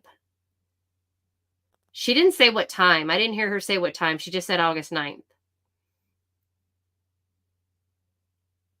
Well, they're going to try to vote. Well, now they're talking about voting her off the bench because you have to run for people's vote to be a judge. People don't pay attention who they're voting for. That's what people don't understand when they vote. They need to vote at local levels first, and they need to pay attention to who they're voting for at local levels because people don't understand these elections are very, very important at local levels. And even voting for someone like a judge, like you got to know who you're voting for. But people don't pay attention to that because they don't think, they're going to end up in a situation where they need to worry about who the heck the judge is. But you never know. If you don't know if you're going to end up in family court. You don't know if you're going to end up in civil court. They're going to come back on August 9th, Jenny, and decide if they are going to retry the case. So they basically just postponed everything they were supposed to do today. They postponed it to August 9th. So we have to wait. Yeah, they're saying they're going to decide on the 9th, which they could ask for another continuance on the 9th. Who knows?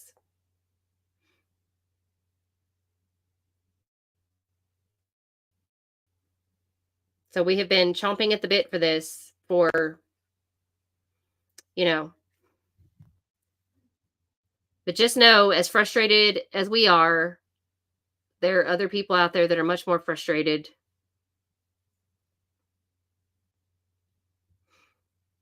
And that was a different prosecutor. I don't know who that guy was.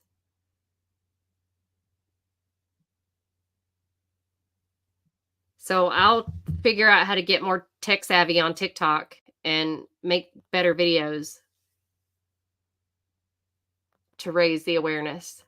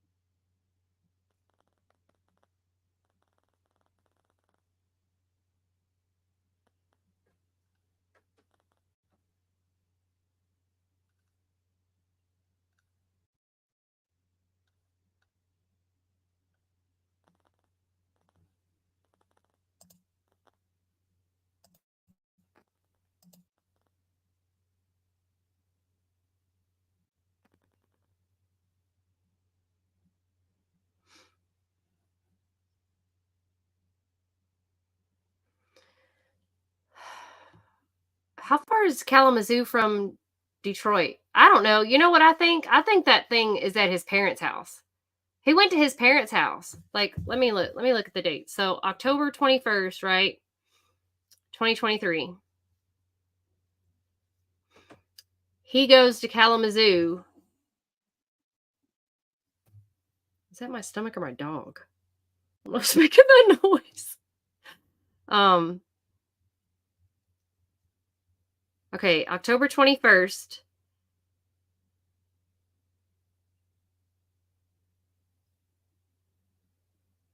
And November 8th, that's a Wednesday.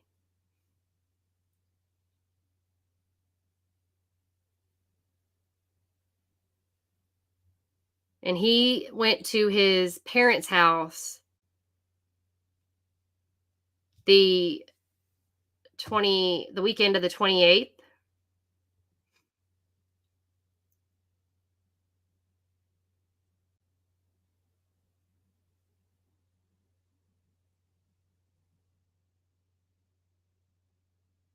Yes, we do, Jenny. That is true. Lord does know how to test my patience. That's for sure. I pray for patience, and I've learned to stop doing that because God tests mine more every time I pray for it. So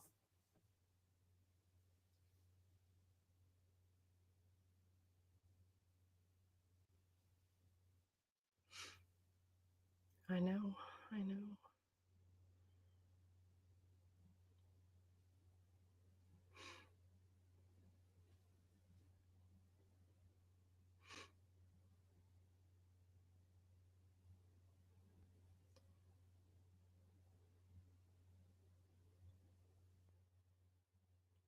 They're not looking for it though, Gwen. That's the problem. It's not going to just like, I mean, it would be great if it would magically turn up, but it's not going to magically turn up because nobody's looking for it.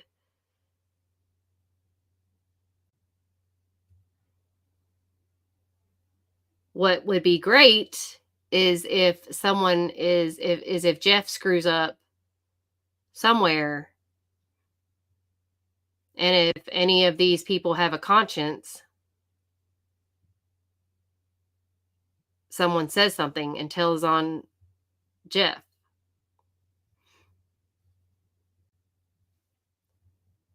Because this is all happening right under somebody's, it's all happening right in front of us.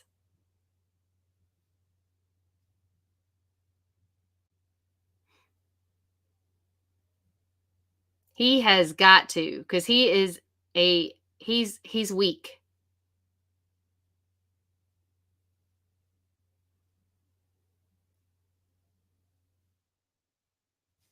Where are my notes? I have notes. The drug that he took, oh man, it's going to drive me crazy. No, this is, these are my notes on the,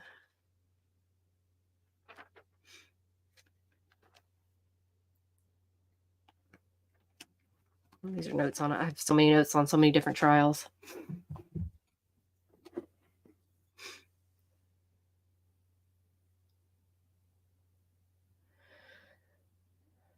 Yeah, Trintellix was the first one.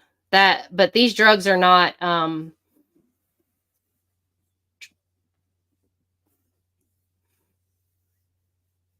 other drug is like a Zoloft or a Prozac or something. It's not like a crazy drug that would make him, no, it wouldn't make him confess to murder. I mean, that's just stupid. I mean, that's not, there's no drug. I mean, my God, I used to be a pharmacy technician, so there's no drug that's going to make you, like meth maybe. Meth might make you do something really stupid like that. It might make you commit a murder. Meth would make you commit a murder. Meth would make you do some really stupid stuff. Like, yeah, meth makes you really psychotic. But I mean, it makes you like, I mean, I know you're not supposed to say this anymore, but retard strong. Like my little dog, this little dude can become retard strong in no time. Like, I don't know where he works out at, but it's amazing. Yeah. Illegal drugs can make you like freaking do some stuff, or make you think you did some stuff. It can make you do things. Like look at the Manson family. Those people were on some kind of stuff that, like, they did not care. they were like smiling and happy and whatever. Excuse me. Okay, so I don't know if we don't necessarily have proof of meth, but I've seen some things, and people on meth get stupid. They get stupid. They do some dumb stuff. I don't think as much as so much. Well, no, that's not true. I know people who have been on meth that get so paranoid and freaked out that they think that things are happening that are not happening. So, but meth will make you do things that you don't think you do. But like I know Alec Murdaugh tried to say all the medication, like all those oxycodones or whatever he was taking, made him. He just was choosing the drugs over his family or whatever. I don't know, but it doesn't make you kill people. I mean, greed.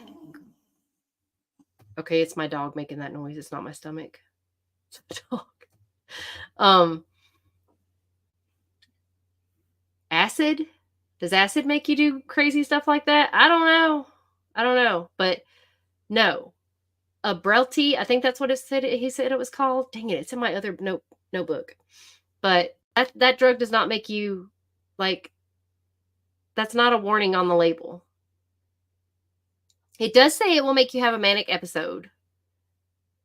Sorry, it was my dog.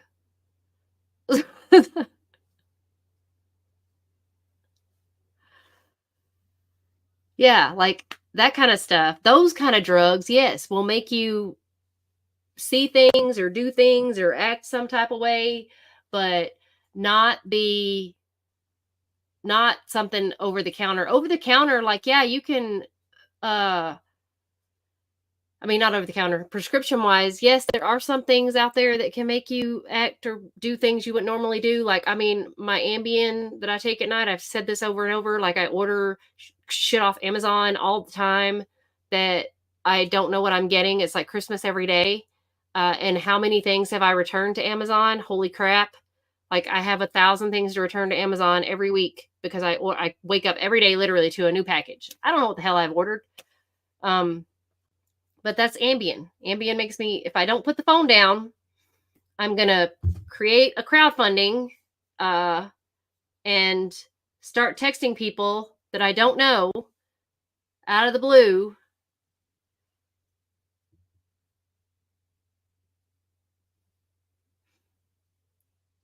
In the middle of the night, and people will text me back and be like, why are you texting me this?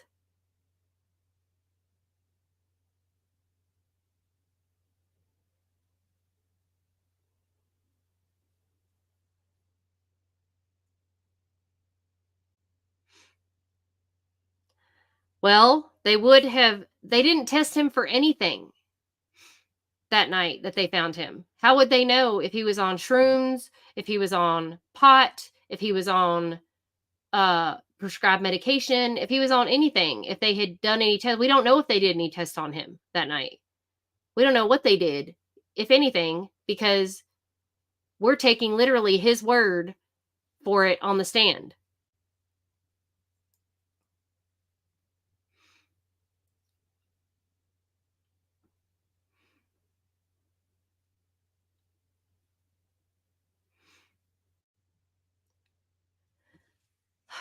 I don't know what to send Michael now. I guess, I mean, I don't know.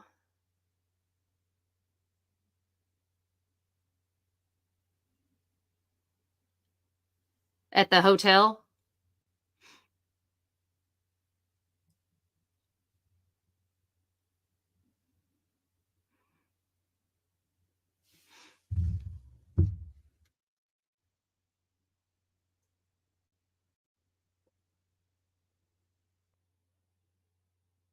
I think Jeff set all this up because I mean,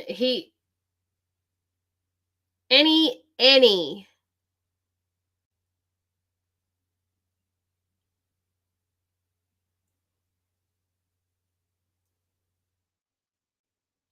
I don't know. I don't know what he did. I just know that she was not dressed to be asleep. Oh, yeah. That's right. But I don't know. Remember, I thought she rode home with that guy she met at the wedding, that she danced with at the wedding. I thought she rode home with him. And then they exchanged numbers and he didn't get her number right. Or did she just dance with him at the wedding?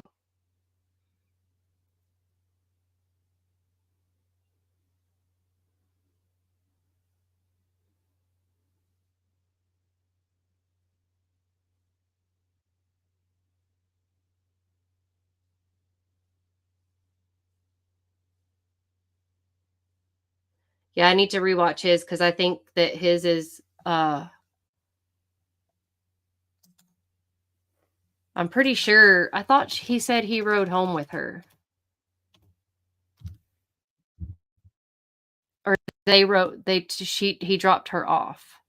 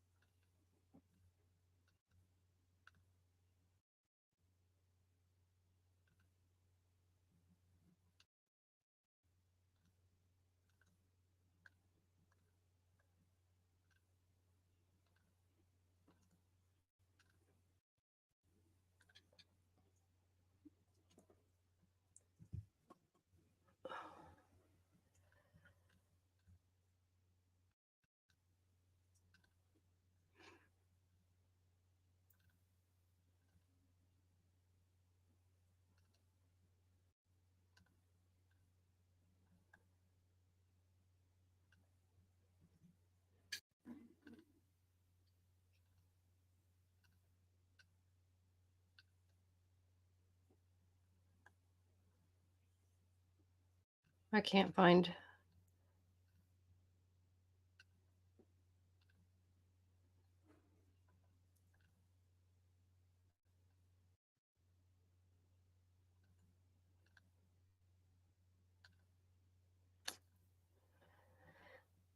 This trial went on for so long.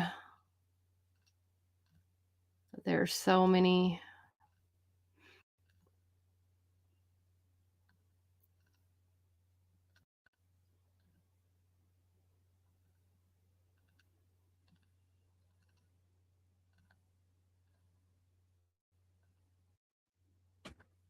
Whew.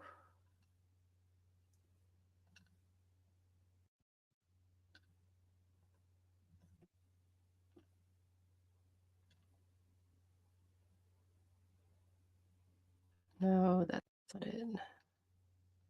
I can't believe they didn't even consider bond. I'm just shocked.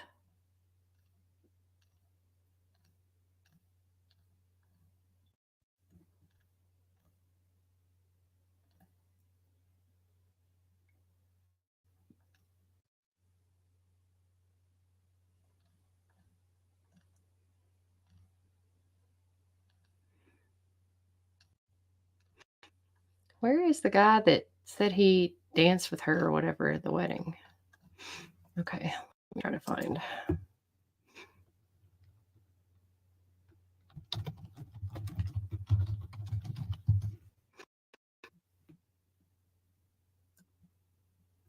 There it is.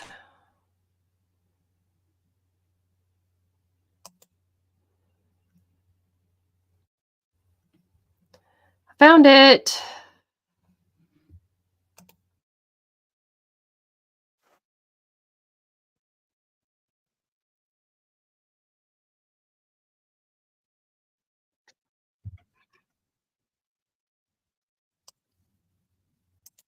Hi, Ryan. How are you? Yes, they postponed it until August 9th, Ryan.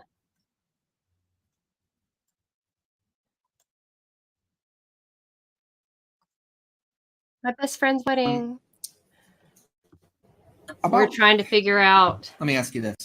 While you were at the wedding, did you come into how contact she with got anyone that home. you later danced with and exchanged numbers with?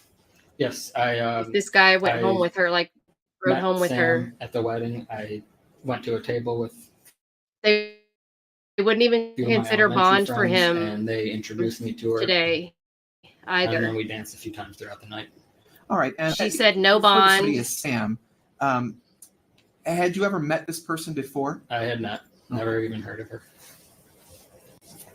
And they're going to allow the prosecution to continue until August 9th May I approach you? because they need more time to decide whether or not they're going to retry Showing you him, what's been marked as which People's Proposed Exhibit makes 25. zero sense Do you because see they've already yourself had in a that trial. photograph? They should know. I do. And you recognize that as being a photograph from the wedding you attended? Absolutely. All right. People who commit People's 25. No objection. People's 25 will be admitted.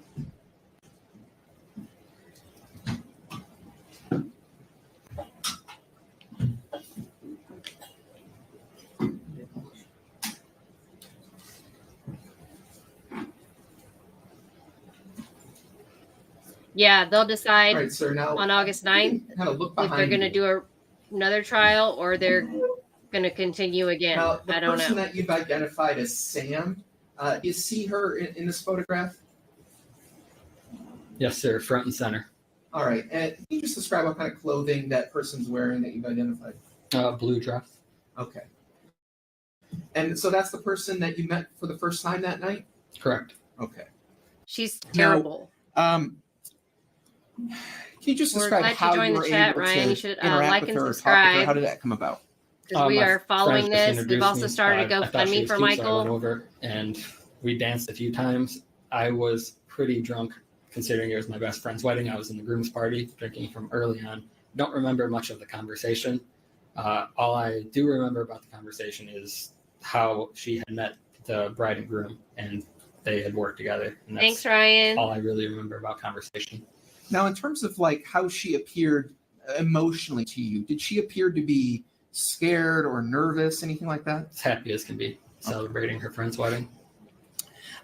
Now, over the course of this night, did you exchange contact information with her? Yeah, towards the end of the night, pretty much right before I left, the groom actually told me, he noticed that we were interacting. He said, she's a great person. You should look to meet up with her later. So we exchanged numbers at the end of the night.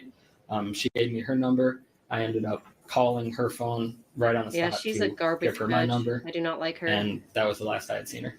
Oh, so Now, he didn't ride home with her. The two of you, at least while you were in the wedding together, did you guys ever, have any sort of intimate relations or anything like that? No. Okay. And did you say that she left separately from you? Yes, but I did not see her leave. Okay. So how did you come to leave that venue? We left the venue a little after 12, and my friend drove myself and another one of our friends home. Okay. And without telling me like the address, what city did you go to following you leaving the wedding? I was dropped off at Oak Park. All right. Now, did you ever leave Oak Park once you got there until sometime the next morning? I did not. I went straight to sleep. Okay. Did it come about some way that you became aware that this person named Sam that you've been talking Ryan. to We're died definitely pushing. later that night? The groom called me. Are you from Detroit, Ryan? Where are you Okay. from?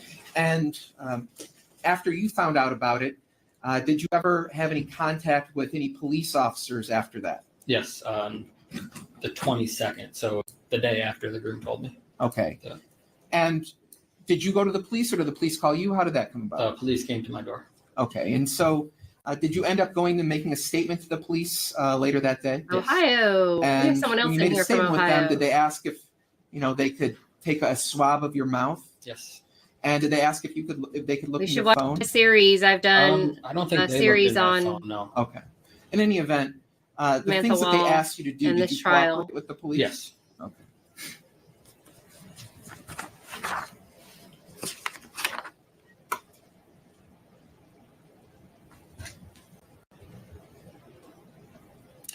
And what time do you think you got back to Oak Park? I would say about 12:45. Okay. There's so much more to the story, though, that people don't know.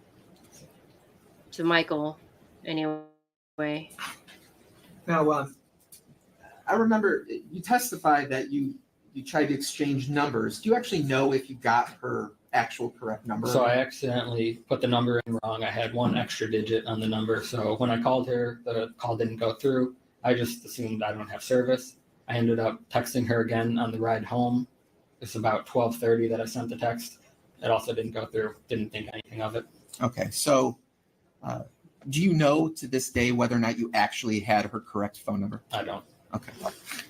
Well, it was one digit too long. I don't know if it was one digit off or if it was just wrong altogether. I don't have any other questions.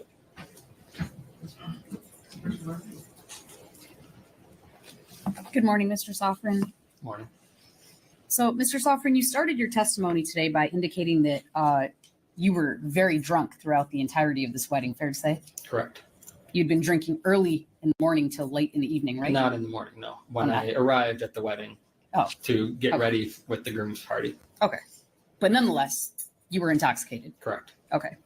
Well, you also stated that Sam seemed in a celebratory mood or whatever, correct? Correct. Well, fair to say that you wouldn't really be able to pick up on the subtle cues because you're pretty drunk. By the end of the night, correct. I was very drunk. At the beginning of the night, no, I would definitely be able to pick up on cues. Okay. Well, you were shown that photograph. If you turn around and take a look at that again, that was exhibit 25. And you said that you're in that photograph and Sam is in that photograph, correct? Correct. Do you know who took that photograph? I have no idea. Did you at any point in time throughout the evening exchange social media handles with Sam? No.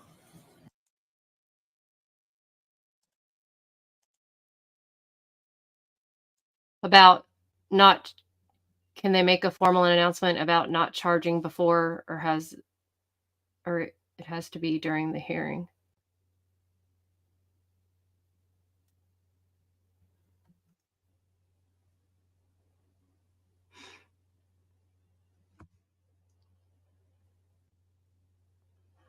Well, she said by August 2nd, she would decide about the dismissal motion, the motion to dismiss, because the defense has filed a motion for dismissal. She said August 2nd, she would have a decision on that. But when she ended court today, she said, see you guys August 9th. Basically, see you August 9th. So that to me seemed like she'd already made her decision for the dismissal. And then when she also would not entertain the bond at all, that really showed that she is not going to, she's horrible.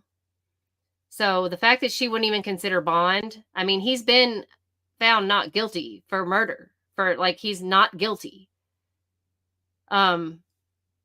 He's only been found guilty for lying to the police. The other charges is a hung jury. He should not be sitting in jail.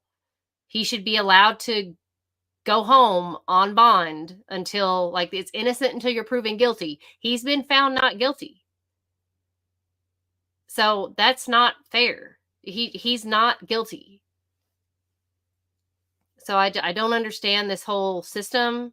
It's really irritating. It's making me sick. It makes me think that our justice system is bass-ackwards. It's just wrong. I don't get it. So all I can do is just keep sending in those crappy care packages. Damn it. Those things are so bad. And I thought I was sending him something that he could trade. I was like, if he didn't like anything, he could trade. You know, we talked about that, but he's I don't want to say isolated, but he is kind of isolated. He's not out in the regular people. So that's good. But then at the same time, he is isolated. He's by himself. So, but it is good. But I don't know how long they're going to keep him that way. So it's when he's talking on the phone and he's saying those things that are happening to him in the jail, those are happening to him by the guards. That's not happening to him by other people in jail. The guards are treating him that way, which is really, really it's just even crappier. So, it's just awful to know that he's being treated so poorly in jail, and it's not by other inmates. It's by the jailers themselves. So, yeah. So to know that he's being held separately from other inmates, and then to know that he's saying things on the phone, like the things that are happening to him in jail, those are not happening to him from other inmates. Yeah, it's really, really gross. And it makes me even sicker to my stomach knowing that he is in there and the judge will not allow him to have any type of bond. Is just, I mean, she could have at least given him some astronomical amount of bond, something that, be like, no, this isn't I know he can't even attain this. I mean, she could have done that, but she didn't even do that. She could have been like, okay, $1 million bond, I mean, something to like, okay, here's a carrot I'm going to dangle, but nope. She didn't even do that. She's just a witch. So.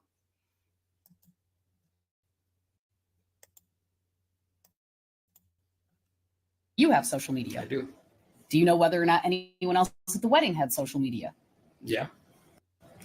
Okay. Do you know whether or not anyone uploaded photographs such as this that would depict you and her to social media that night? Nope. No, you don't know? I don't know. Okay.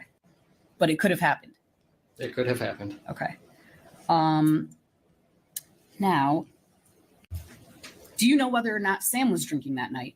I do not know. Okay. Did you and Sam happen to do any wanted drugs together that night? We did not. Yeah, right, Ryan? Like, at least entertain it. Like, give him some crazy amount, like, that she thinks he can't reach. Because, of course, he's not in the upper echelon of the community there in Detroit. Do you know whether or not there was more than just this one photo taken of you? I think he won't do that because you she's said that the two of you were this case is starting to get together just numerous times, correct? Correct. Do you know whether or not anyone took photos of the two of you dancing together? I don't know. Okay.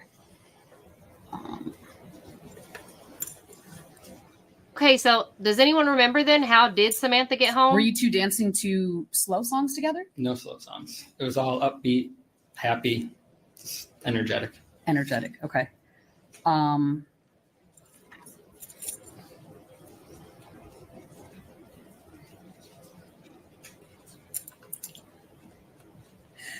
Was there any sort of well, it doesn't help that she has when the two of you were dancing?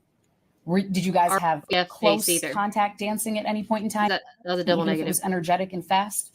No. RBF. It doesn't help that she has RBF. Okay.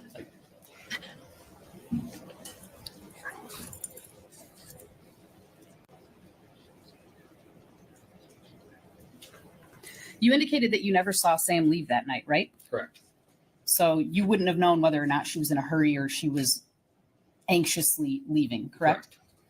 Now, you don't know whether or not Sam received any sort of phone calls or texts prior to her leaving that wedding, do you? I do not know. Okay. You wouldn't know whether or not she was expecting someone at home, would you? I wouldn't. Nothing further. Thank you. Huh. Nothing from me. Questions from the jury? I don't see any hands. Thank you, sir. Zini hands. Thank you.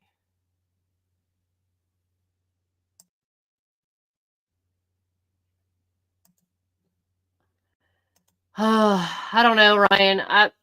So it's going to be influence from the family, which I don't know how long if you've been following this from the beginning. So I don't know if you know much about Samantha, her background, all of that, but it's a lot of money invested in this. Her family is very, very well to do. It's the Jewish community there in Detroit. The synagogue, I feel like, plays a huge role in this matter. Samantha and her background plays a huge role. Samantha was in politics. She, okay, Kirsten, we'll see you later. I'm glad you were able to join today. But yes, definitely a lot of money. There's a lot of money invested in this. And they want this to be resolved quickly, which I'm surprised that the prosecution asked for a continuance. But I can see why they would, because they knew that it would keep him in jail longer. But there's a lot of money involved, lots of money. And Jeff has been accepted back in the synagogue.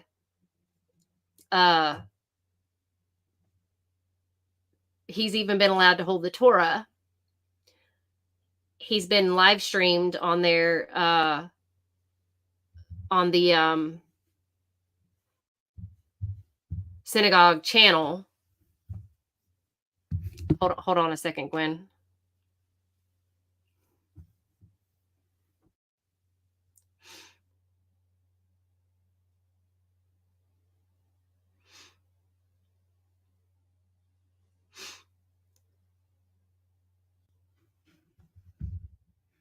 Yes,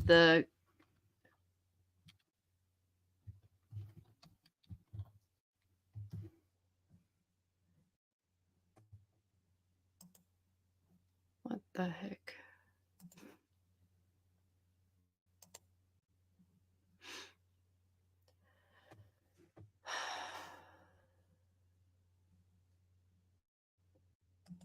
Yeah, Ryan, have you signed the petition that has been started for Michael?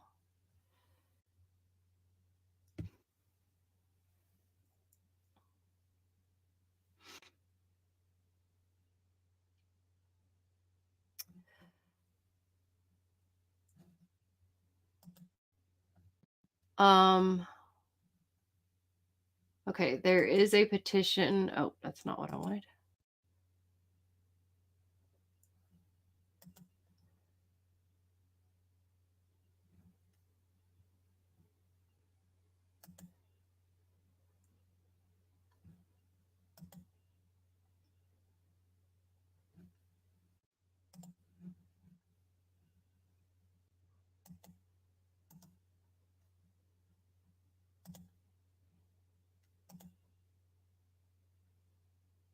This is the GoFundMe link, and then the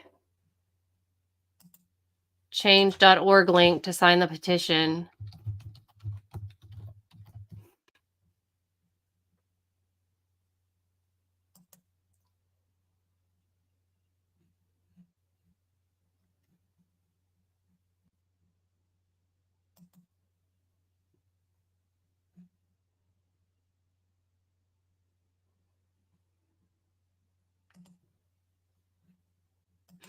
I'll put in there too.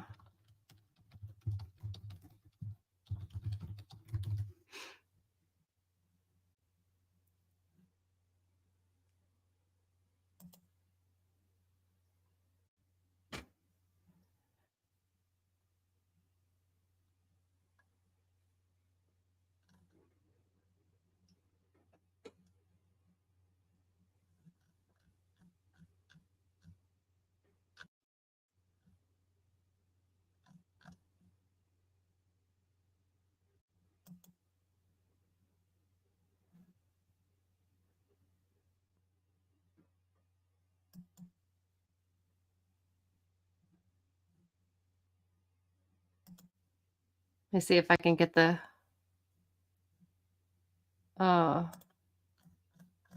shareable link for the petition.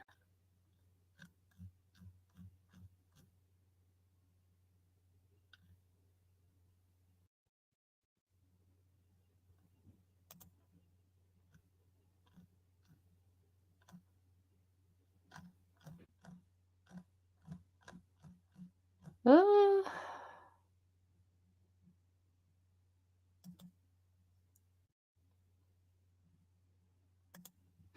um,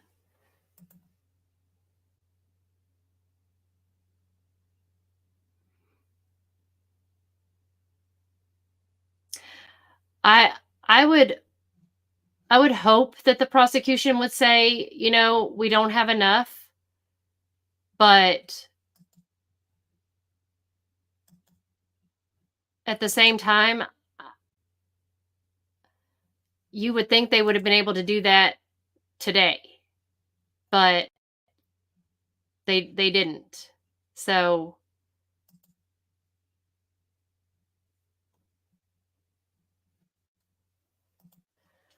I think they're getting pressure. There's money involved. Like I said, there's money involved. The family wants this to be taken care of. They want it to go away. But at the same time, they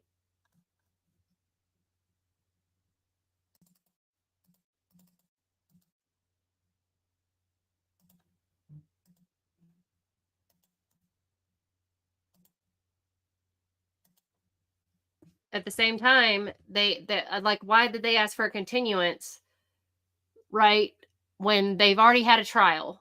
They shouldn't have had to have a continuance when they've already had a trial. They should already have this all ready to go to have another. If they were going to retry, they shouldn't have had to have a continuance to August 9th to see if they're going to retry the case.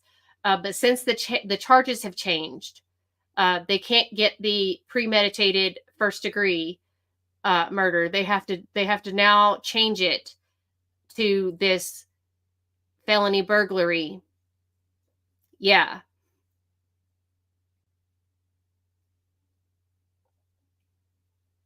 Yeah.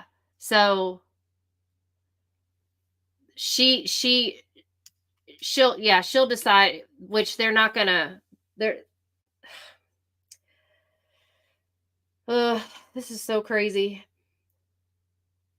But what's crazy is that he's still in jail, that she didn't even consider a bond.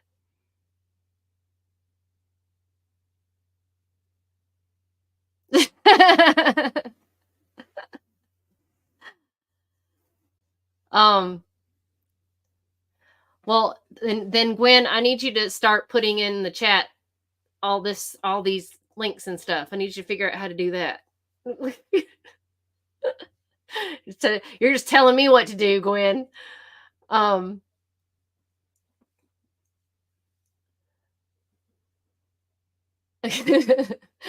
Gwen's the boss of me. They do still have a chance to consider it. But again, the money's talking. If you look at the synagogue, so I don't know, like if you watch my videos, also Ryan, Murder on Joliet Place, you'll see the synagogue went from being nothing, like a condemned building ready to be either torn down or sold, to now it has millions of dollars invested in it by huge donors. Again, Samantha is linked to Dana Nasser. She's linked to Whitmer. She's linked to huge political people there in Michigan. And the synagogue is still making tons of money off of Samantha's back, using her name. They're going to have a block party on August 24th or 25th with her name. They're going to name something after her or in her name or something.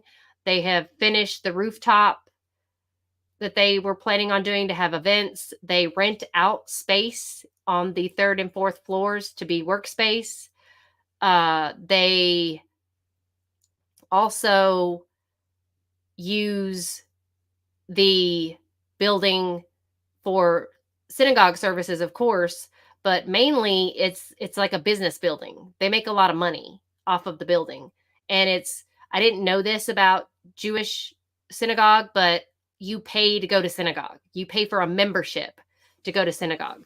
And I have a woman that I work with at the Independent Living Center that I work at. She's Jewish. She's like a mom to me.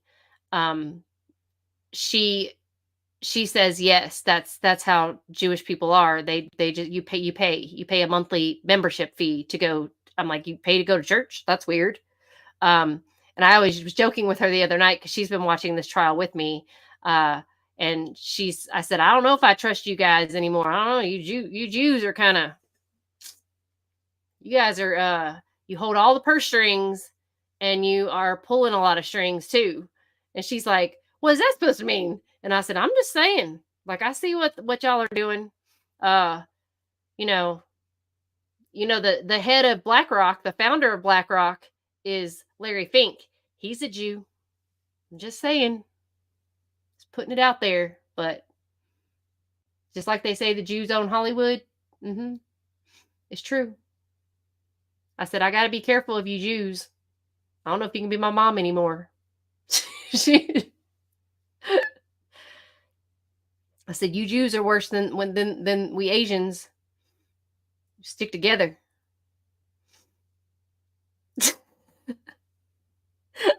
I said, y'all are scary. I don't want to mess with y'all.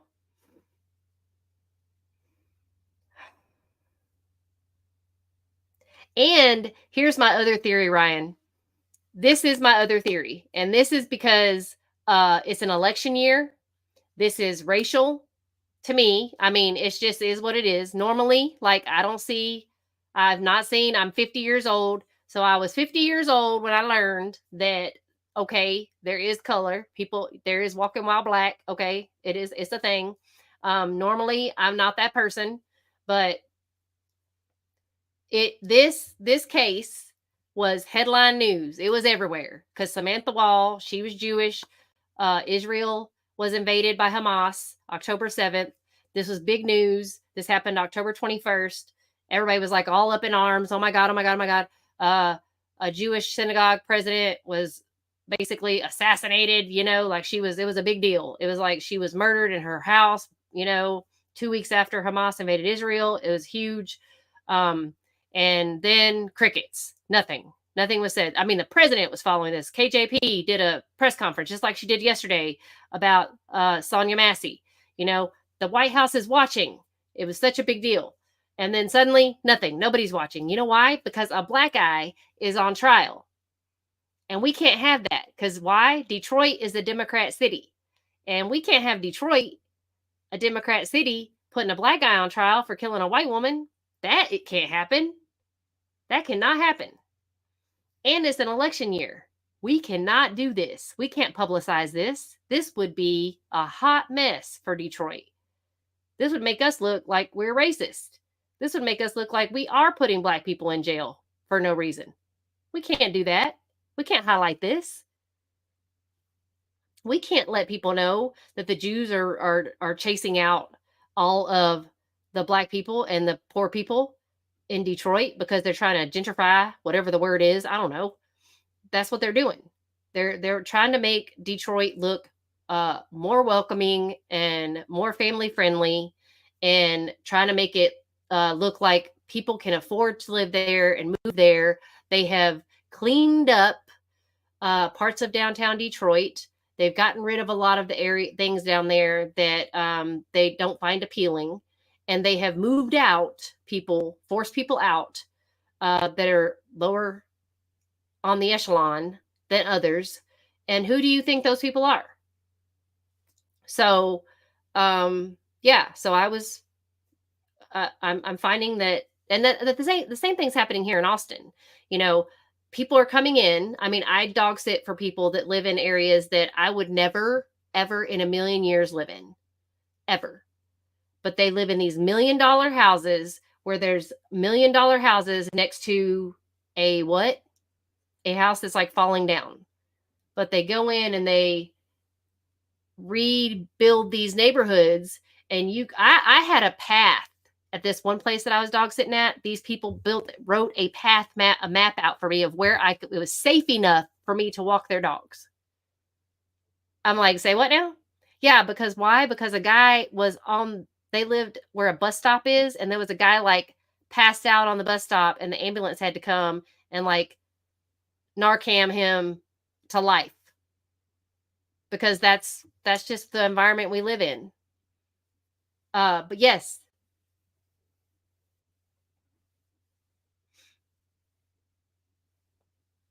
Yes, they are, because that synagogue used to be open to all.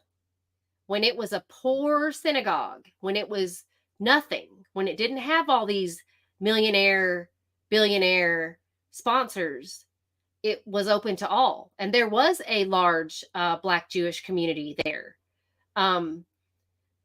They did welcome everyone. But now they don't. Now you have to pay to come in. You have to be approved.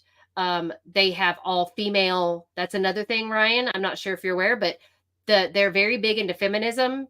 They have all female staff, a female rabbi. They go against basically what the Bible says. And so they have all female everyone in leadership roles and female rabbi. That synagogue did not have a rabbi for like 16 years. So, what are you laughing at, China? What's so funny? Are you laughing at me? So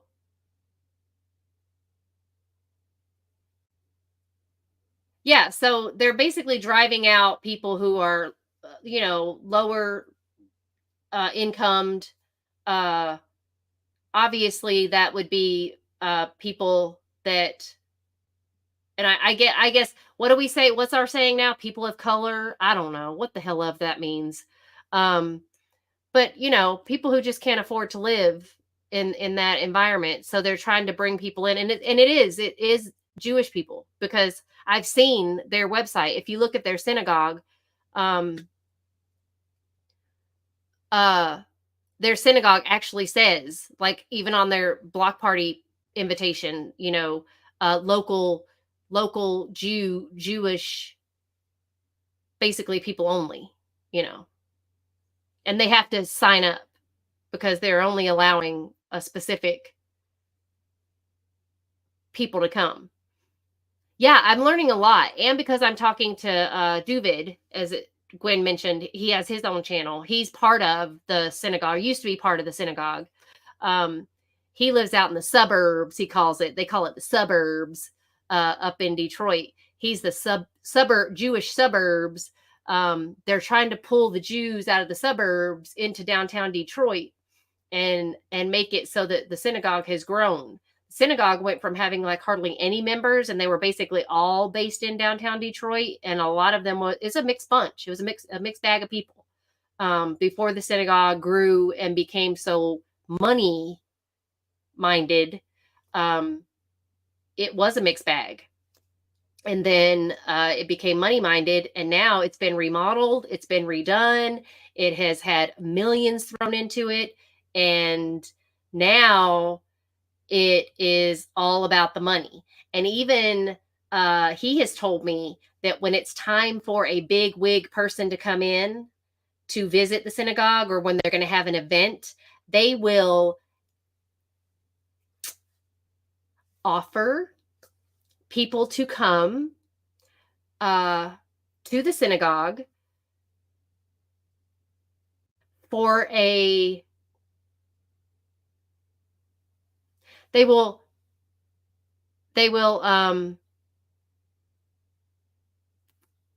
shower you with gifts if you come to the synagogue when there is a very important person, or they feel is a very important person is going to be there, to make the synagogue look fuller and have more members than it actually does.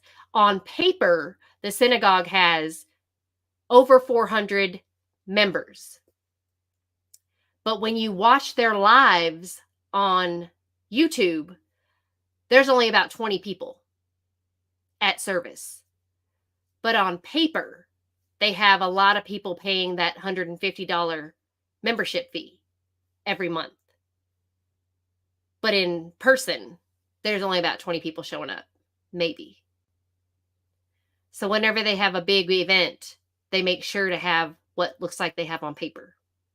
So it's kind of like all churches though, really, because like when I went to church back home, we would always say we have like 300, 400 members, but really we would only have like 80 or 100 show up every Sunday. And I'd be like, where are these 300-400 people at that we supposed to have? Because you can't fit 300 or 400 people in this church, because we just had little bitty churches.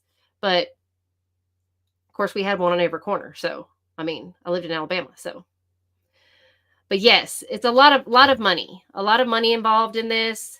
More money than you or I will ever have, probably. I don't know how much money you make, Ryan, but definitely more money than I will ever have.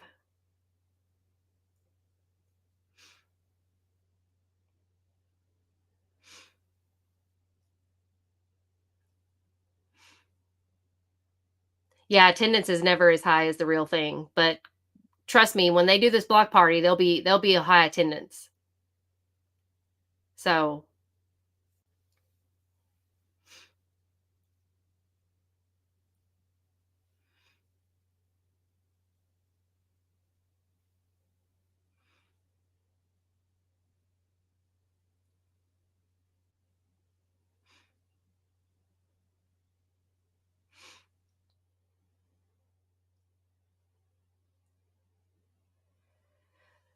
So Ryan, if there's anything you can do to share and spread the awareness, that would be awesome. I'm going to start doing more videos on TikTok. Oh, China. Oh, I don't trust the Jews. Man, I ain't trying to piss them off. Hell no. You see what they're doing? Shoot, Weinstein got out. Look at this. Look. That's probably why I didn't make it in Hollywood. I ain't doing all that. I told my Juma, she ain't. I told her I was scared. Now I have to keep her as my mom, because she'll probably have me killed or something.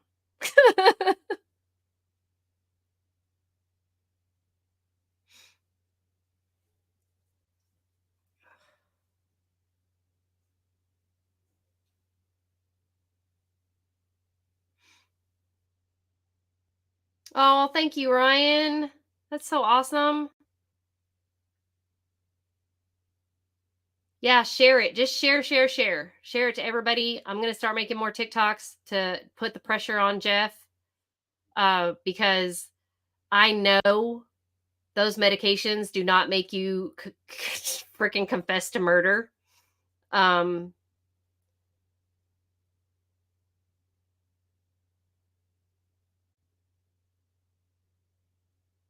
I know, right, China? This whole political mess has got me like, I can't even look at this crap anymore.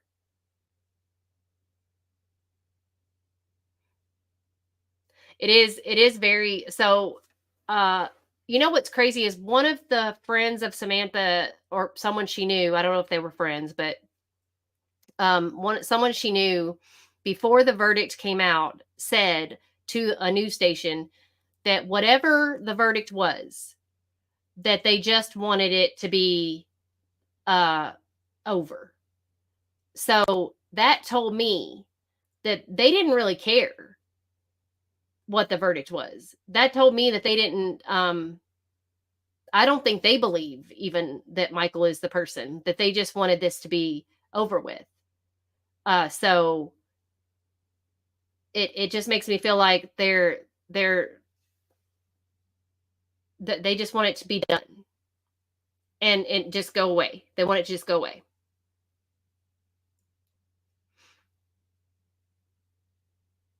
Yeah, so That's another thing. And then also, Ryan, I'm not sure. Also, if you watch my videos, I did interview Brian Brown on my channel. So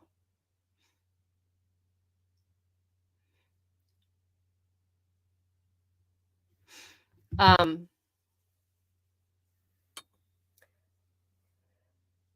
don't know. I'm just beginning to wonder, like, because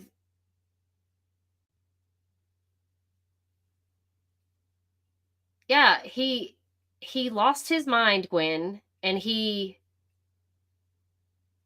well, where's David? Where's the ever elusive David? Yeah, but I mean, Jeff is.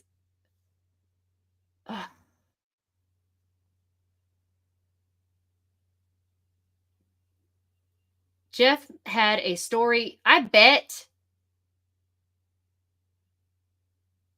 if he didn't get rid of the knife between his house and her house, it's at his parents' house. But also, we don't know what all the cops actually did because, I mean, we don't know because he's not on trial. Michael is. They're not going to tell us everything that they did. I mean, they were so vague. Oh, we just cleared this person. We cleared that person. Oh, their phone records didn't. They didn't even say what they did. What all did you do? What was their alibi? They didn't say what anyone's alibi was. They just said their phone records didn't match. So this does not make any sense. So now I'm going to have to go back and pick apart every single person's confession or testimony and see what the heck, because I feel like just looking at the community,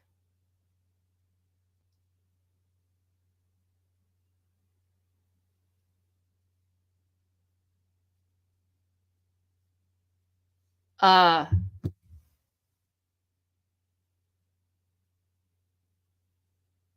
Brian Brown. Yeah, I really like him. And again, as I keep saying, like, I mean, there's more people paying attention. They're looking at it on TikTok. They're sharing. I've talked to other people in Detroit who have been a part of the justice system in Detroit, and they have also been treated poorly in the justice system. So this apparently is something that Detroit is good at. I think that, and as Brian said, her autopsy was rushed. It wasn't complete, much like his expert said it was not a complete autopsy. I mean, and even as I pointed out, the medical examiner that testified for Detroit wasn't even the medical examiner. It was the assistant medical examiner, and she didn't do the basic things. So they didn't even get fingerprints off Samantha. Yeah, there's a lot they didn't do. I can understand the whole not my job situation because there are a lot of people that just do a specific job. Like it's just this person's job to pull data off the phone and they pass it on to so-and-so and so-and-so does this job. So I understand that, but the autopsy definitely was rushed. They say because in Jewish custom, they have to be buried within 24 hours, which is true. But I also talked to Samantha's friend, and he said that they were not Orthodox Jews, and they, you know, it wasn't like the family was pressuring them to get it done. It wasn't basically, it wasn't the family that was pressuring this autopsy to be rushed. I will say that. It was not the family. So I don't know who was pressuring it to be done so quickly, but it wasn't the family. So the family is not quite that powerful. They are both doctors, but it's their family. Her family is well to do, but it's not the family. They're much more. Samantha had bigger connections than her family. I will say what my Juma said. She said that the Jews set up their families and their kids for success, and they make sure that they have the right connections and they have enough money to be successful. What? Shut the front door.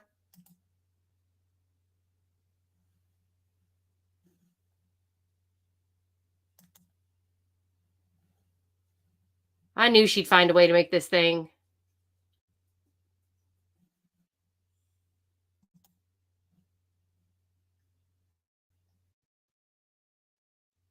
Go on forever. Hold on a minute.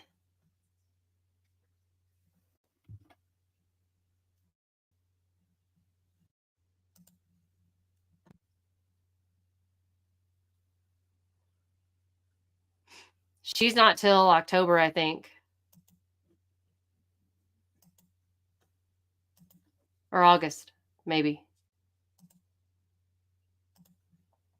Hold on a minute. Hold on. I'm trying to get there. Oh, crap. My screen just went blank. Oh, no. What just happened? Oh, there it is. Okay.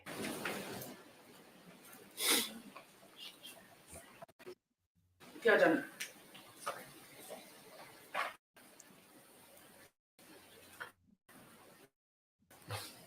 The witness is out. I'm trying to interpret this as fast as I can, but this, and maybe the defense can confirm. I believe these are supposed Google searches or internet searches for certain subjects that are on Yes, this that are medical on stuff.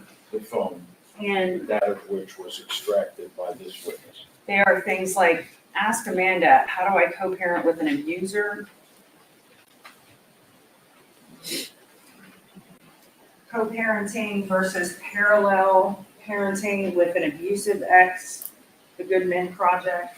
Can you give the judge the date of those? The first one was, I'm sorry. 2020, Your Honor. The first one was 5/11 of 2020. That was the Ask Amanda, how do I co-parent with an abusive? Yeah, well, like I said, like Brian said, actually, for a murder investigation, you would think that the state would push back and say, we have to do this the right way, Ryan, but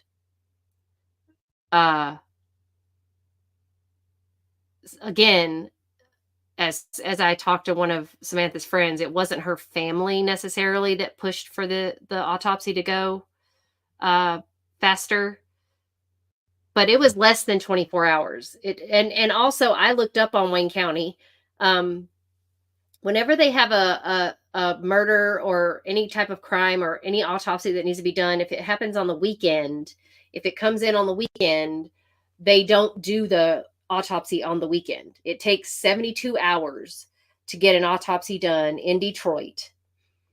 A full autopsy. It takes 72 hours. So you're not going to get a good autopsy done in less than 24 hours. That's just not how it works. So, I mean, when you're talking a brutal murder like this,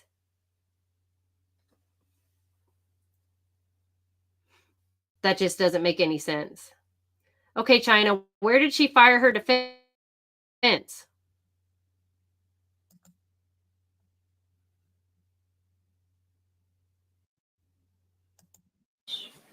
Let's see, Your Honor. These are 5 internet searches on the phone that Sergeant Keyless extracted. First of which is on May 11th of 2020. And the subject is domestic parenting with an abuser. I'm sorry, it's a search or it's an article? It's a search, an internet search. This is Ashley Benefield, who, according to the state, as the court knows now, killed her husband to stop the release of Dr. Perotta's report. A few months before the shooting, searching the internet for how to co-parent with an abuser, and then on 5/11/20, ask Amanda how to parent with an abuser. On 5/11/20, co-parenting versus parallel parenting with an abusive ex, the Good Men Project, and 6 tips on 5/11/20 to help you co-parent with an abusive ex. So the relevance, I think, is acute. Okay. Our whole theory of defense is that Doug Benefield was an abusive spouse. We have been denied the opportunity to introduce any evidence of that at every turn based on 2 rulings by the court. The first being the pregnancy. Once the 9/11 Yeah, I got it, came Gwen. in, Oh, we it saw said that my earlier. husband attacked me and I shot him, together with the swollen eye and the scratches. As the case says, I think that may certainly qualify for the slightest effort. I just ruled on that. All right. Then we find ourselves now in the same position as the ruling that the court just made, including the text messages of Doug expressing Hold a murderous. You said I excluded them? I did not exclude them. You're not allowing me to introduce them. I said not now, No, at that's- this point. Okay, so that's excluded, at least at this point. Okay, go ahead, sir. I'm sorry for interrupting. Go ahead. They're admitted. Now I find myself in the same position, except now the evidence is much more acute and much more corroborative of an abused woman's fear. Here we have, in her quiet, most private moment, what is she doing 5 months before the shooting? She's searching the internet about how she is to get along with an abusive spouse. That does state of mind about fearing Doug Benefield because he's abusive. I don't know what does. Now, procedurally, I can't provide the court with a case that says you're not allowed to introduce such persuasive evidence in the state's case. Again, I take the position, Your Honor, that the state should produce evidence that says I can't. And if they don't produce that evidence, then I think, at worst, it's within the court's discretion. And I think it would be an abuse of discretion to not allow me to introduce this evidence when the state's whole theory that they just spent an hour and a half with this witness was establishing how well she and Doug Benefield got along in the week prior to the shooting. I've told the court several times now, that's the whole MO of an abused woman, is to get along and go along and act like everything is okay. That's why both Roeder and Quintal have told the court and told the jury, yes, Miss Benefield was different. She acted differently when she was here and she saw me with Doug. At that time, she would always act parental. When she was 12, she let Have you me seen this know, trial, Ryan? I don't want anything to do with She this killed her husband relationship anymore. over a custody battle, but claimed that he attacked So, her. Your Honor, I think in the interest of justice and fundamental fairness, I should be entitled to ask this witness to identify this information, which came in the same expression for an hour and a half. State response. Judge, the reason it should not come in is the exact same reason that you just ruled on last issue. There are other reasons if it becomes relevant, if it becomes admissible, but that would be my reason.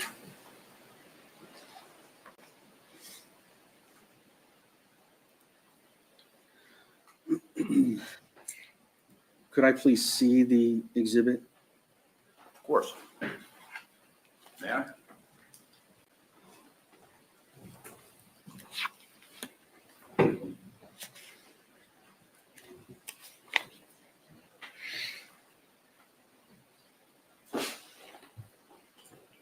Yeah, we did.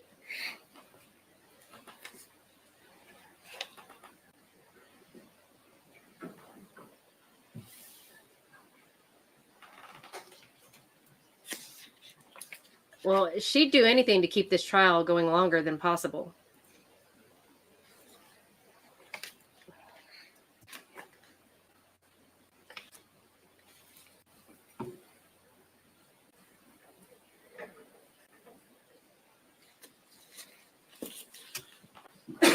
And the purpose of offering defense exhibit 4 is to prove that Ms. Benfield searches. It's not being offered for the truth of the matter any more than the state's exhibits that Sergeant Keyless went through are being offered for the truth of the matter. It's being offered for the identical reason. What do you think about it, Ryan? Part of what was on So, her phone just FYI, shows as far her as I can state of tell, like the mind whole jury is prior to female this except incident, one dude. and it is relevant to Because they had to call in all of the jury individually earlier this morning. the defense. And as far as I could tell, all of them were women.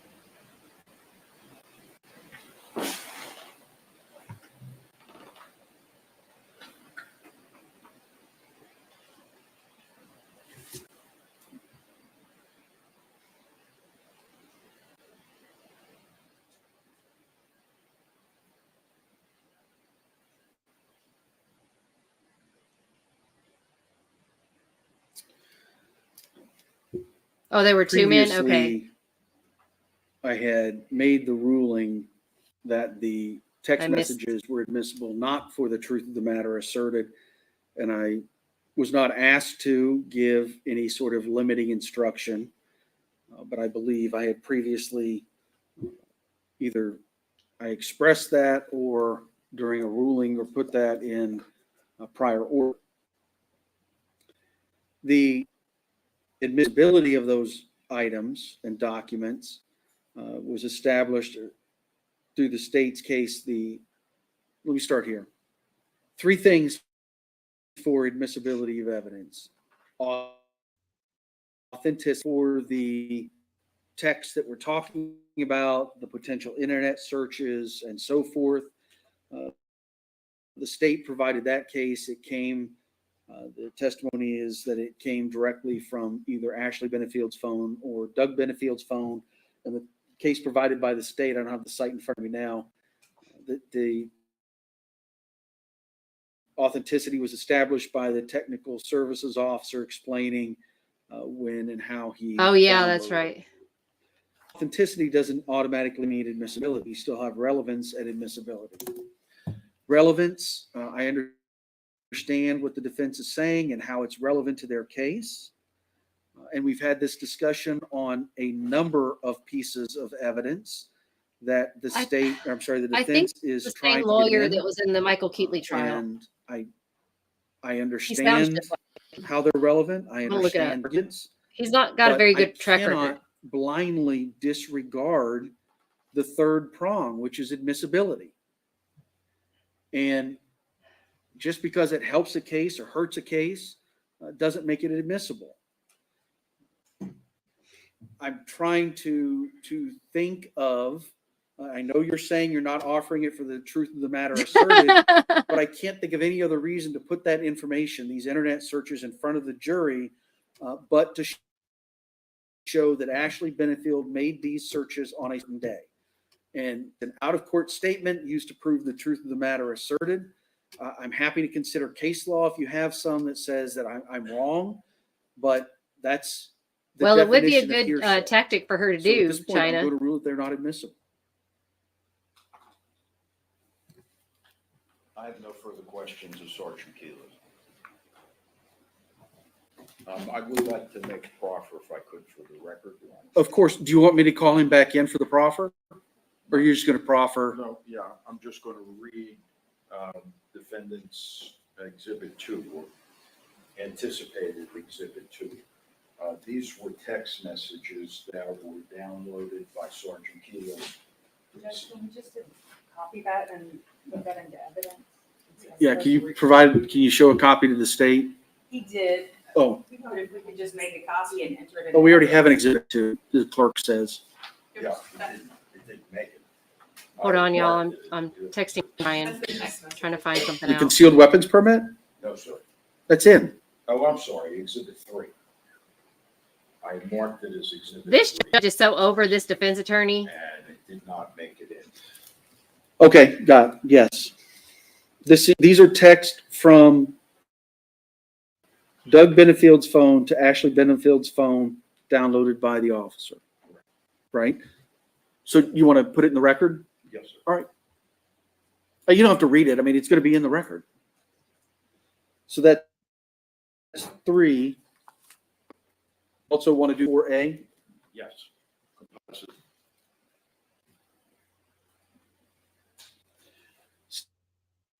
State, for purposes of the proffer, you believe that Detective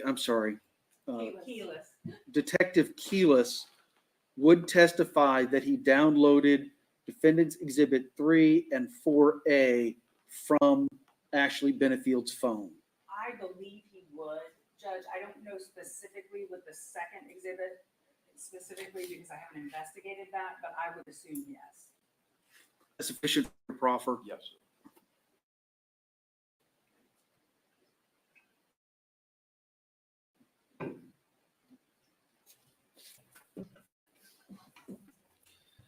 Do I you just want Keyless text to stay Brian, under hoping to subpoena? get some answers.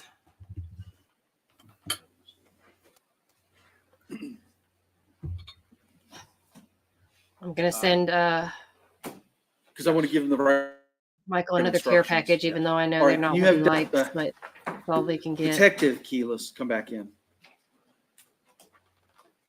I'm so focused on getting his name right, I keep forgetting his title. Judge, if it makes you feel better, it took us about 2 weeks to get it. It just looks nothing spelled like so that. different.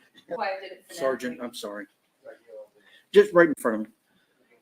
Sir, at this point, the defense has no further questions for you, so I'm going to be able to let you go for today. However, you have not been released from your subpoena, so all the instructions I gave you regarding sequestration of witnesses still apply.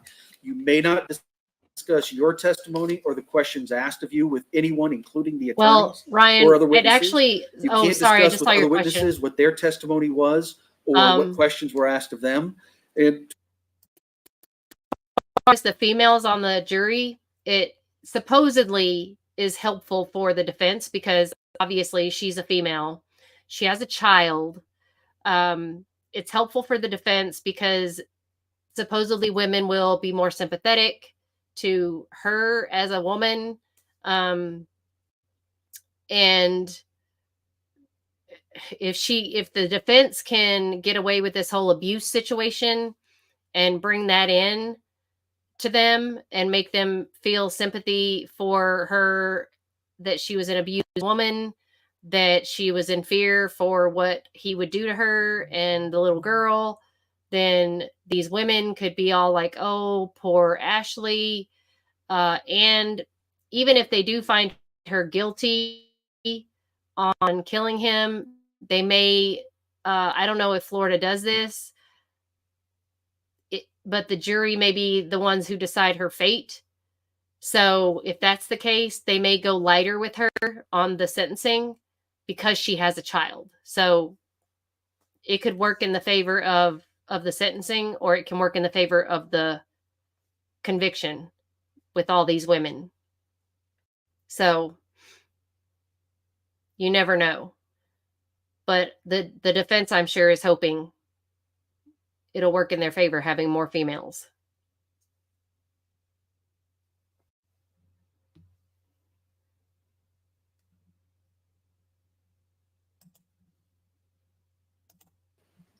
Defendant's Exhibit 5, which is one of the I think this might have been the last one or one of the last ones. Yeah. All right, so there's a stipulation to the admission. We of can't defendant's trade Exhibit Gwen 5. because So that's he's in. by himself. Madam Clerk, for catching that. Well, it's, Right, 5 is in, 3 and 4 are proffers. when you say, Your Honor, that Exhibit 5 is in, for purposes of proffer. No, for evidence. Yeah, it's pretty good as a single exhibit, Your Honor. I'd rather it be part of the composite. The court's ruled that it's not admissible, and No, I'm ruling 5 is admissible. Because it was shown. Oh my gosh. State, you showed it. Right, it was shown. So this is just a printout of. Did they? But I think he hasn't. I didn't watch. I honestly, China did not watch yesterday. I tried to watch a little bit of it, and then the witness is gone. So maybe 5 should just be with the composite number 4 and not entered. Just be as a. Converted to my K-dramas. All right, so I'm saying I would receive 5 in evidence. There's been a stipulation to it, but I'm not receiving it? Correct. Okay. I don't know what its status is then. This is a hot mess. All right.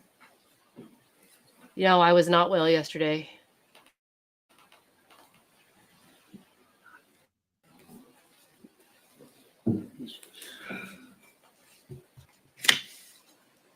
All right, Sadie, you ready to call your next witness? Yes, Judge. Ready to bring the jury in? Um, Bring him in. And I think we are going to use maybe just open the blinds. There's so many sidebars and jury out in trial. Look at this judge. And he was talking about calisthenics. It's hilarious.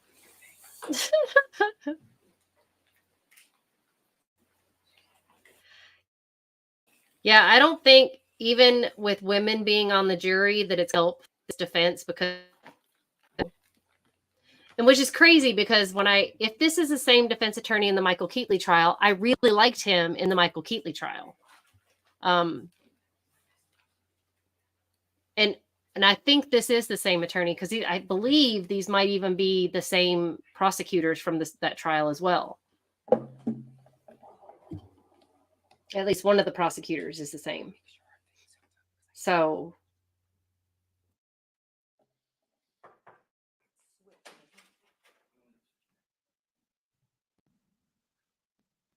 Well, she's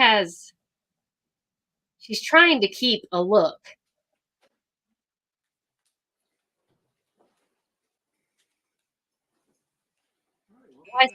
Is he going to ask questions?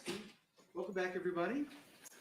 Did anybody begin deliberations amongst yourselves? Talk with anybody outside of the jury about the case? Or He might drive the judge to doing calisthenics himself. About anything we talked about. All right. When we were last here, Detective Keelis had finished his testimony, and now. But you didn't know that. State call their next witness. They would call Dr. Vega. Okay, I thought the state was going to be done. What happened? They said they were going to be. Today's Thursday, right? Am I losing my mind?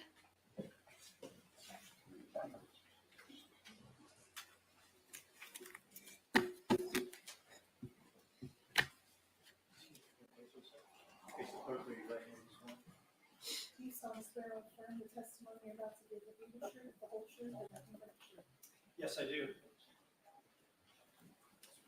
Yeah, Gwen told me a factory blew up. I was like, what the hell's going on in Michigan, man? Y'all are freaking crazy up there. Then she said it was in Mexico. Jose Cuervo. I was like, oh my gosh. Can't have the Jose blow up. 12 to 15 inches from the microphone. It just does adjust up, down, left, to right as you need. Speak in a loud, clear voice. We should hear everything. I will. Thank you, Your Honor. I wonder if he gets tired of giving those directions. Would you spell your last name for the record? Certainly. My name is Russell Scott Vega, last name spelled V-E-G-A. And how are you employed? I'm the Chief Medical Examiner for the 12th District of Florida, and that includes Sarasota County, DeSoto County, and here in Manatee County as well. And how long have you been a medical examiner? I finished my training in 1987, so more than 25 years. And how long have you been the chief medical examiner? Here, so October 1st will be 21 years. And you said here, were you a medical examiner somewhere else before? I was an associate medical examiner in Hillsborough County for 4+ years. And what kind of education do you obtain to become a medical examiner? Well, I mean, it's different from person to person a little bit. I can tell you my own personal Yes, experience. please. Cheers. So I did my university. I majored in physics and biochemistry. After my undergraduate, I went to medical school at the University of South Florida. I graduated from medical school in 1990. Following that, I did 2 years of training in general surgery and 4 years of training in anatomic and clinical pathology. Pathology, it's a specialty of medicine that focuses on how to diagnose diseases based on looking at cells, fluids, tissues, biopsies, organs, and by doing autopsies. Finally, after all that, I did a 1-year fellowship in forensic pathology. That's the subspecialty which really focuses on performing autopsies and doing death investigations. Thank you, sir. And what are your current duties as a chief medical examiner, or at least, yes, as a chief medical examiner? So as the chief medical examiner, I administer the office here. So I Okay, y'all. manage the staff, I So set policy, do procedures, and I do some of the casework myself. So I do some of the autopsies and death investigations. So you do still conduct autopsies regularly? I do. And we do need you to know how many create approximately a autopsies you've page conducted in for your, Michael. Lengthy career? I don't know exactly. I suspect it is getting close to 4,000. Of those, can you have me the percentage you think it's a lot? Yeah, I can't tell you the percentage, but I've examined many hundreds of gunshot wounds. Thank you, sir. And is I'm gonna draw your attention back to September of 2020. Did you conduct an autopsy on Douglas Benefield? I did. And when did you do that? The autopsy was performed in the morning of September 28th of 2020. And can you explain how your procedure for conducting an autopsy? Certainly. And I don't think my procedure is greatly different from other medical examiners, forensic pathologists. But the procedure starts with the examination of the body in its state arrives, at our facility where the autopsy is performed. That includes documenting the condition of the body with photographs and diagrams and written notes. Following that, if there's reason for evidence collection, and typically that's going to be in concert with a law enforcement agency, then evidence collection ensues. After the initial part of the examination and the evidence collection, then there is a more detailed examination looking for identifying characteristics, changes that might represent natural disease, and then any injuries that are present. After all of that, then I think what many people might consider the traditional part of the autopsy begins, which is the internal examination, where the body is examined internally for, again, the same kind of changes of injuries and natural diseases. And is All that right, I'll the be right process you back. followed in the autopsy of Mr. Benefield? It is. Thank you. And during your autopsy, are photos taken to document injuries found, if any, on the body? Yes. And in this case of the autopsy of Mr. Benefield, were pictures taken? Yes.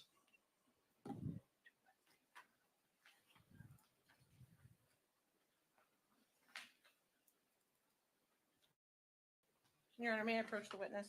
Yes.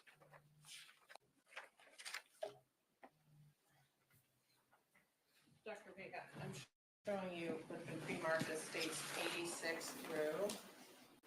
Can I see the photographs, please? Yes, this is the one you just approved. You just look at that.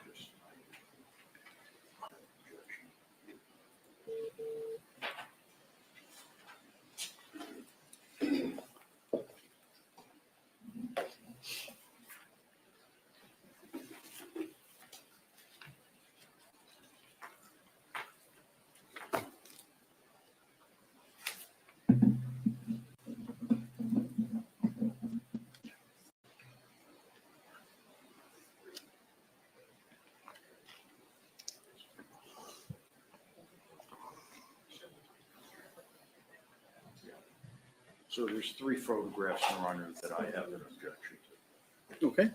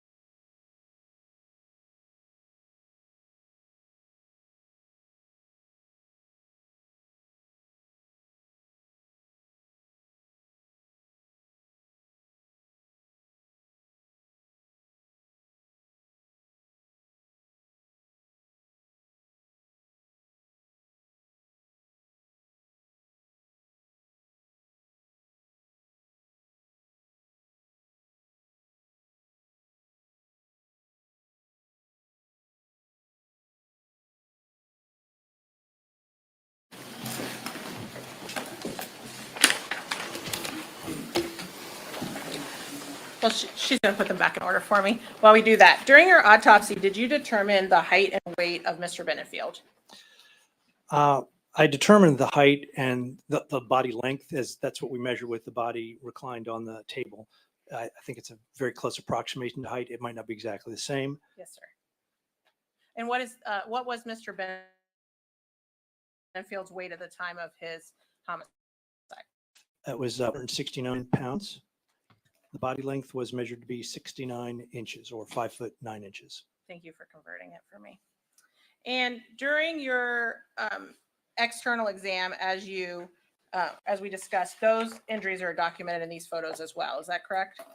Yes. Okay, and I'm going to now show you.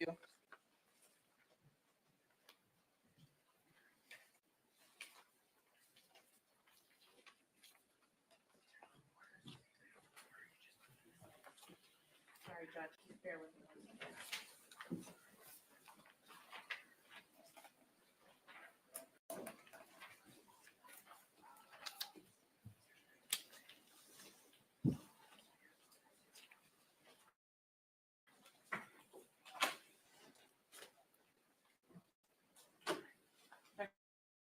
Okay, we're going to try this one more time. I'm going to show you 86 through 97. Would you mind taking a look at those photos and telling me if you recognize them?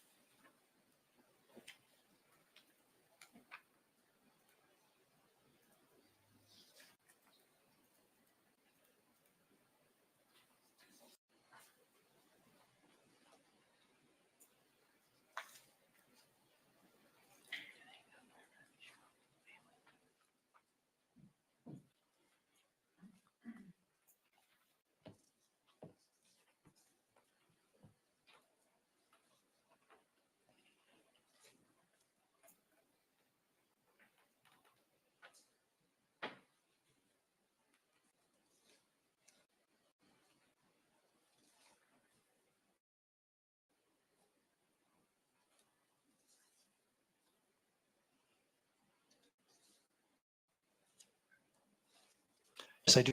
And what are they?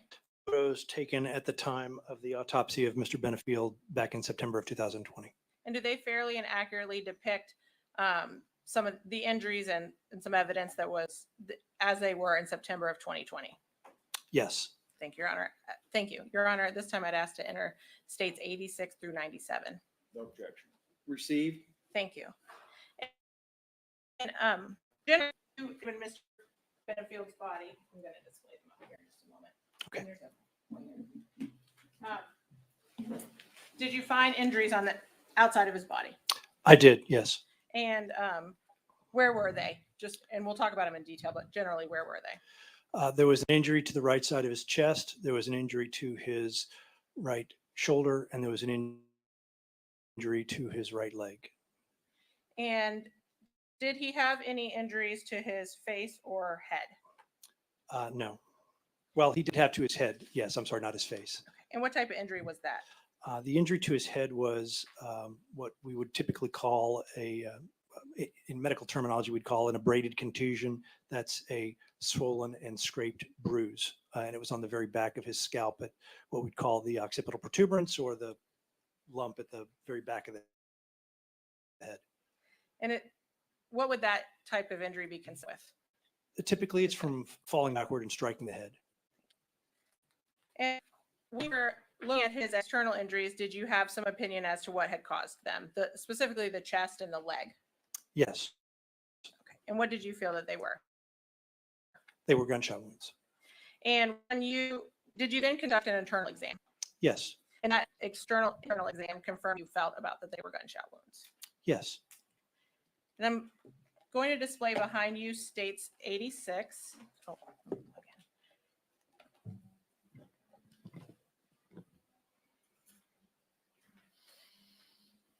And I believe this is generally what we call an identification photo. Is that correct?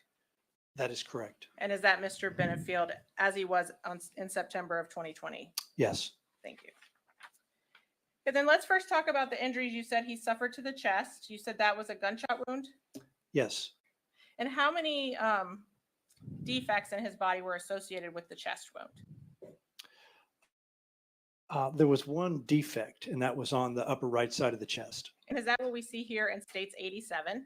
It is, although we're also seeing the injury to his right arm area as well. Actually, that's the one that has the marker on it. And the chest injury is just above and to the right of that, at least according to the viewpoint of the viewer of this photo. And for orientation purposes, this is his right side of his body? It is, and I'll use the laser pointer to indicate this is the arm injury, and that's the chest injury, just to the right side of his right nipple. And was there, you said there was only one injury. Does that mean this is an entrance wound? That's correct. Was there any, and there was no corresponding exit? That is also correct. And did you locate a projectile that was associated with this chest wound? I did. And where was it? It was lodged in the tissues of the left side of the back. I'm going to show you states 88. I believe that's a close-up of the injury we saw on his chest. It is. And then can you kind of orient the jury as to what we're looking at in states 89? Yes, this is the back of Mr. Benefield's body. He has been rolled up onto his left side. So what we're seeing here is his back, the head here. So this is the left shoulder. The right shoulder would be up here. This is the left side of his back, and it's this purple area right here that represents where the projectile was lodged in the tissue. And did you remove it? I did. I'm going to show you states 90.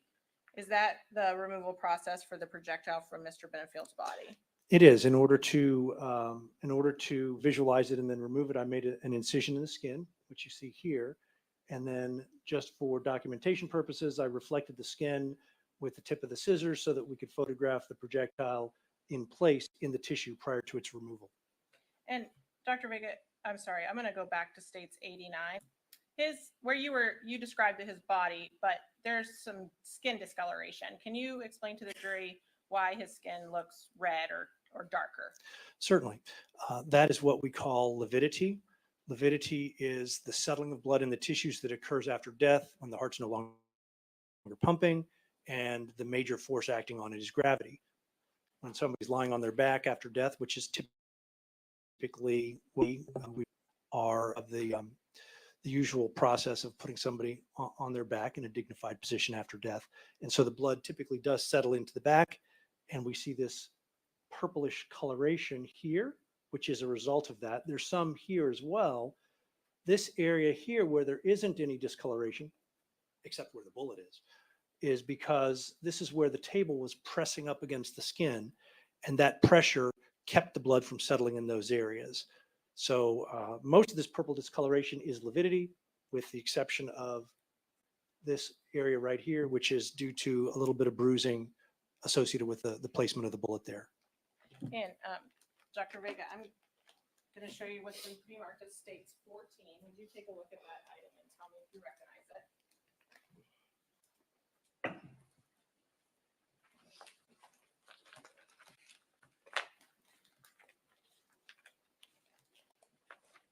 Yes, I do. And how do you recognize it? This is the projectile that I recovered from the back that you could see in the photograph you had up previously. And other than having been repackaged for trial purposes, does it appear to be the same or substantially the same condition as when you removed it from Benefield's back? It does, yes. Your Honor, at this time, the state would ask to enter states 14. Objection received. And Doctor, I'm going to show you states 95. Is this the same projectile that you have there in states 14? Yes, it is.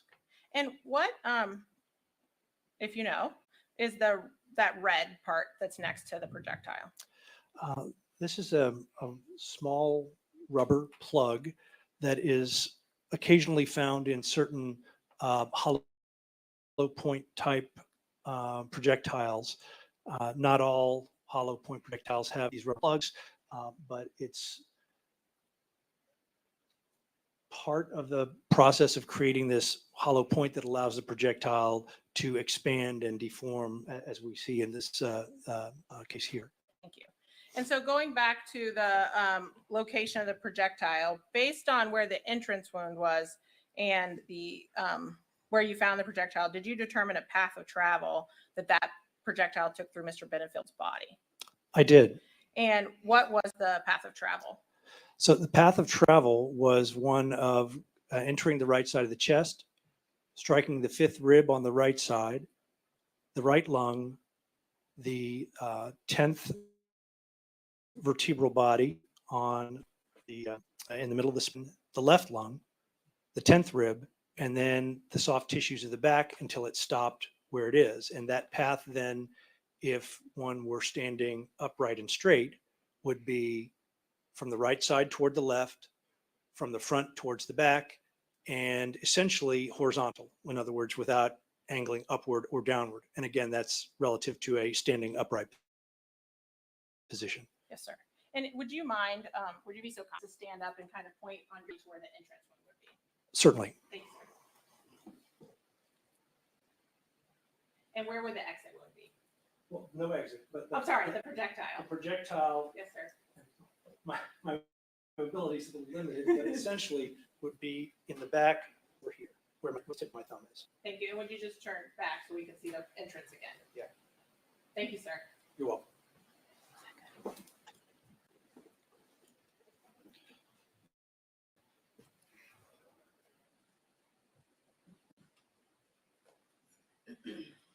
And you said that the wound was front to back. Was it, and from how you showed, you said it was essentially horizontal? Yes. Was it wasn't front to back like it went straight through. Can you describe it? Certainly. I mean, it went through an angled path through the body, and that angle took it from the front toward the back, but at a greater angle from right to left. Thank you.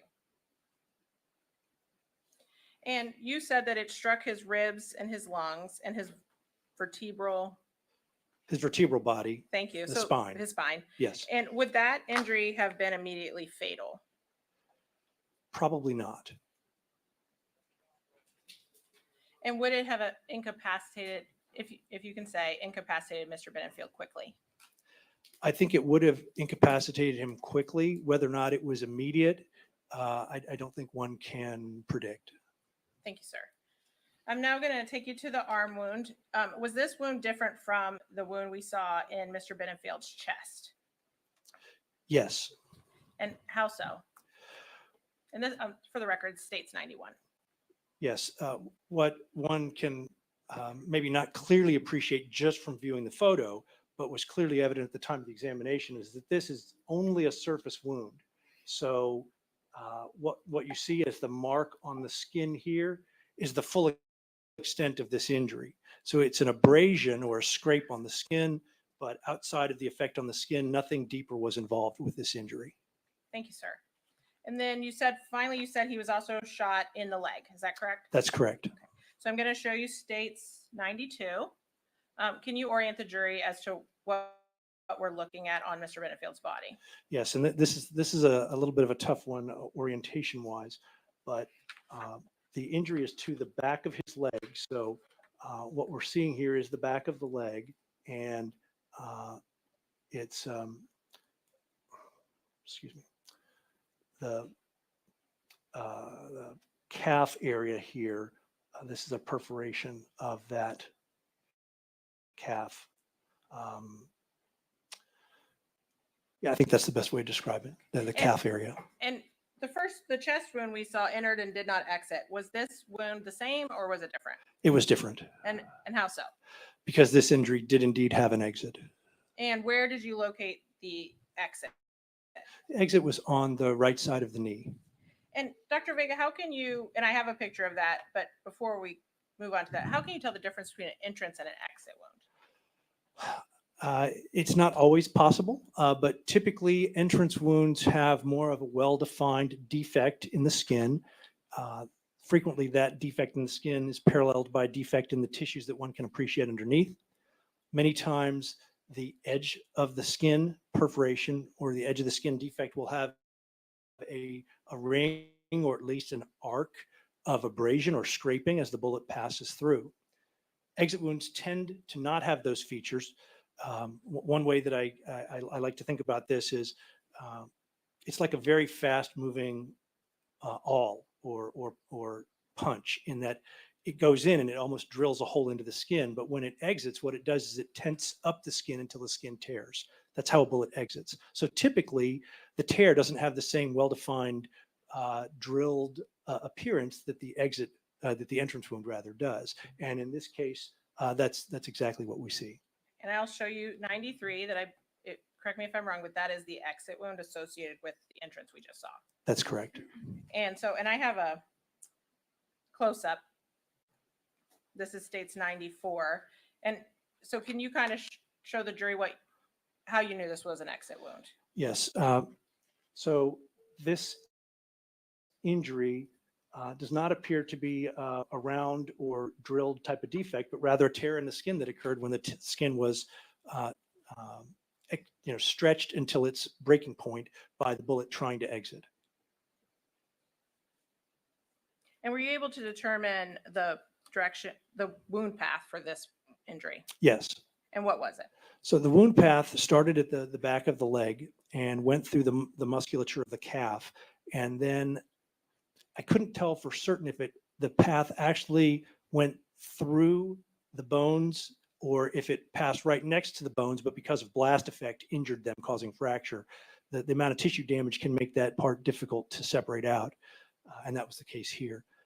After doing that and fracturing the very top part of the leg bones, the tibia and the fibula, it then exited through this exit defect on the lower right side of the knee. And I hate to ask you, but would you mind stepping down and showing us on your leg where this entered and where it exited? Certainly. Thank you. If you're more comfortable, you could. It's easier. Yes, sir. Hard to see.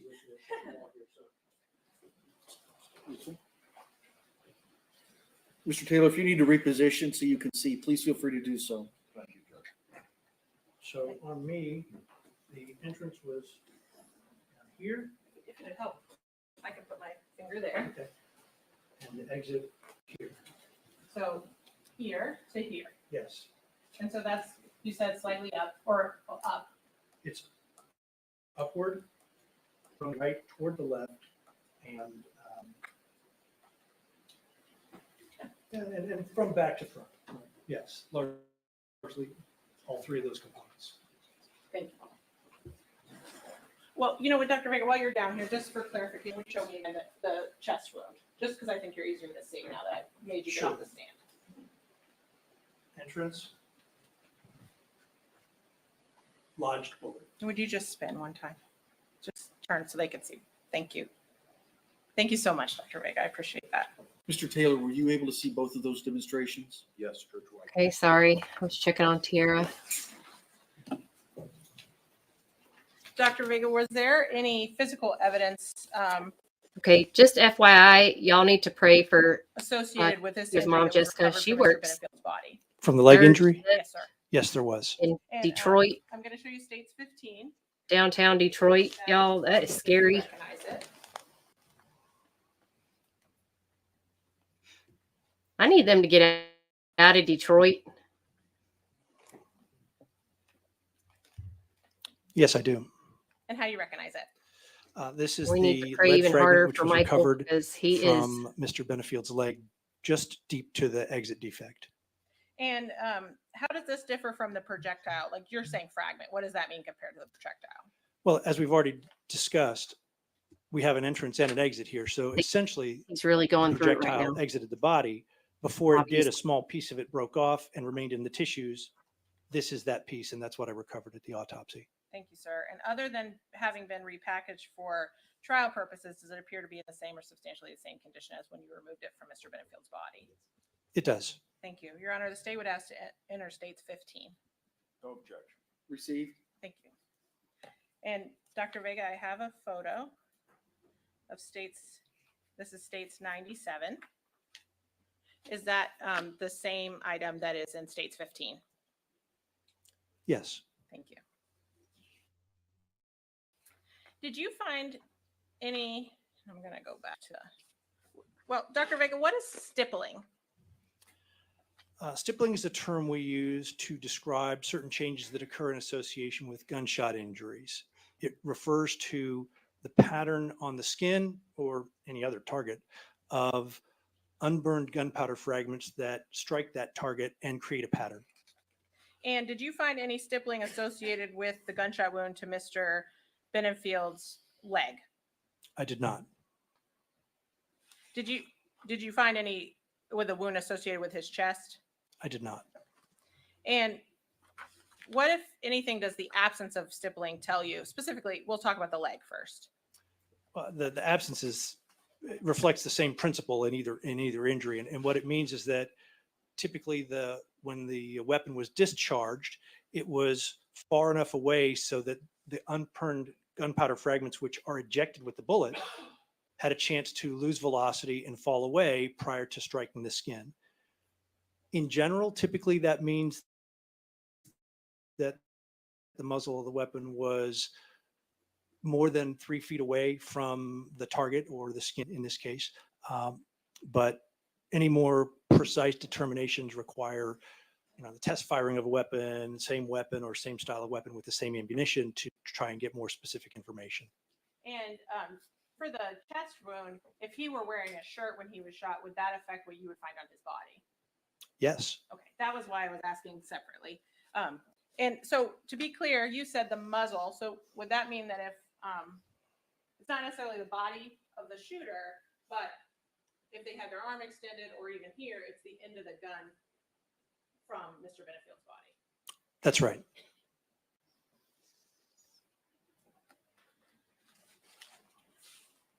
And I know you determined a path of travel and we're still talking about the leg injury, for this leg injury, but does it tell you, this path of travel, anything about where the shooter would have been standing? All it really tells me is the relative position of the weapon to the leg at the time that the weapon was fired. Yes, sir. And trying to come up with the relative position of the shooter at the time that the weapon was discharged is much more complicated, because both the shooter and the victim, and specifically the victim's leg, can be in multiple different positions and still end up with that required relative position of gun to the leg and still create this same injury. And, Your Honor, may I have just one moment? Yes.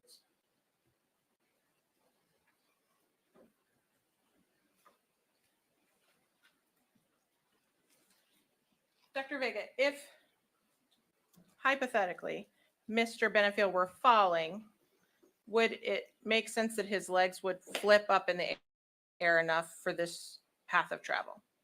Does that make sense? If this injury were sustained while he was falling, Yes. then the injury would be sustained while his body is changing its position and in motion. But regardless, at the time the weapon was fired, the muzzle of the weapon would still have to be, relatively speaking, below, to the left of, and behind the right leg in order to get this particular angle of path of travel through the leg. Thank you.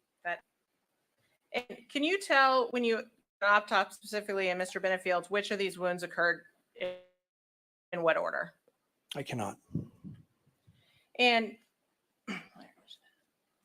once you completed your autopsy, did you order toxicology testing? Yes, And was that done in this case? it was. And was there any drugs or alcohol found in Mr. Benefield's body? No, there were not. I know. I And saw finally, that, China. Based on everything that you did during your autopsy, did you determine the cause of death? Did you see the I did. daycare And workers what was too? I determined the cause of death to be a gunshot wound to the chest that caused perforation of the lung or the lungs, both lungs, with hemothorax. It's a fancy for bleeding that occurs in the chest. And I didn't ask you this, but I guess, could you explain, so once this bullet entered Mr. Benenfield and traveled through his lungs, what would have been happening inside his body, or what would happen right after? The primary things that happen there are that very rapid bleeding starts to occur. The bleeding is rapid because the lungs are very vascular. And so when they're damaged, they bleed very quickly. And also there's no impediment to the bleeding. The cavity around the lung can expand very rapidly to accommodate bleeding. So the bleeding that happens as a result of a gunshot wound to the lung is very rapid. In addition to the bleeding, when the lung gets a hole in it, it no longer holds its shape and its anatomical arrangements, and it collapses to some extent. That collapse is made worse by the accumulating blood pressing on the lung as well. So the combination of physiological effects of bleeding and lung collapse are the primary things that are occurring. There's also a in the body trial at the time going of- on, or stabbed in immediately the heart following murder the trial. bullet passing through the lung. Thank you.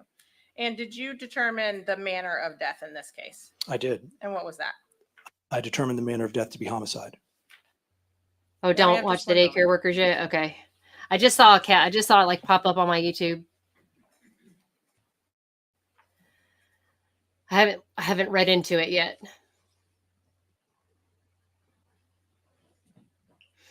I don't have anything else, Dr. I have not read it, Jenny. I just saw it pop up on my YouTube. I haven't read it. I don't And know. of course, the question is, do you need this? Don't know the full story. I'm afraid. Look at her face.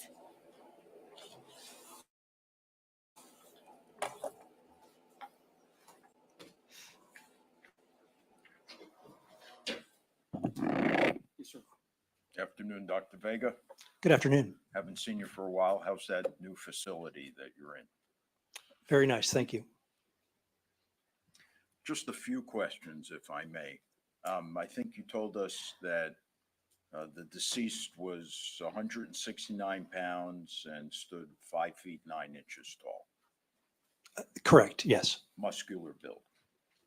I don't think I used that terminology. I think I just talked about the weight and the body length. I want to ask you, you mentioned about hollow points. You know, the public perception about hollow points is that they are more lethal The fact is it not true that the hollow point is designed to expand when it goes through tissue? Yes, that's right. The theory being it's to stop a bullet from exiting and harming someone else. That's certainly part of the philosophy or utility of having a hollow point projectile. And when you tell us that the wound was probably not fatal, within a reasonable degree of medical science, and I think you made it pretty clear, you really can't say one way or another that upon being shot like that, he would have dropped immediately, that he may have continued for a couple of seconds. Yes, that's right. The stippling issue about gunpowder, it's from a distance of approximately, you told us, 3 feet. Roughly, yes. Okay, that's, so when you exceed more than 3 feet, you would not expect to find stippling. That's correct. Okay, and you didn't find any stippling on his shirt? I didn't examine his shirt. Okay, so if somebody were backing away while they were firing and they got beyond that 3-foot range, there may not be any stippling. Oh, no. That's correct. No, China. There's a new daycare case. I haven't looked. It just popped up on my YouTube feed. Was indicative of. It looks pretty bad. I haven't read it yet, though. Of somebody falling backwards and hitting a hard surface like a tile floor. Yes.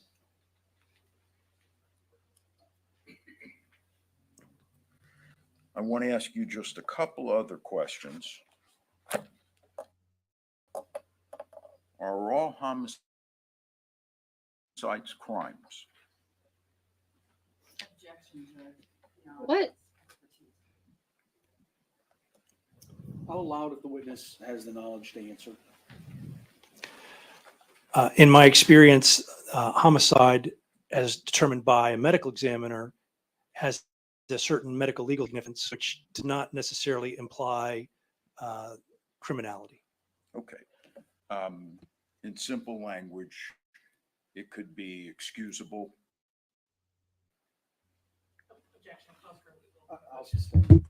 Justifiable. I think if it's within his knowledge. Ew. No, I'm going to sustain because that's asked for a legal conclusion as opposed to a medical conclusion. All right.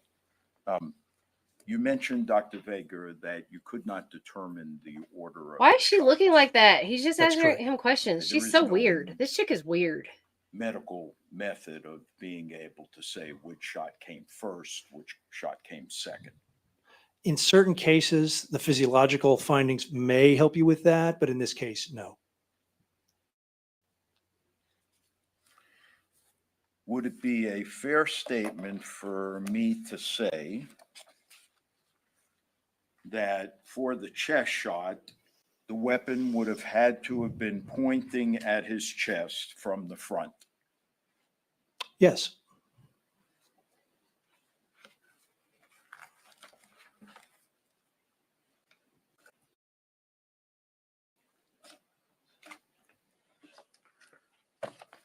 Let me just check, Your Honor. I think that might Yes, sir. conclude.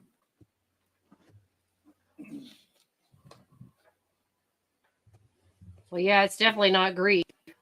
It sure ain't hope. No, she's definitely like, right?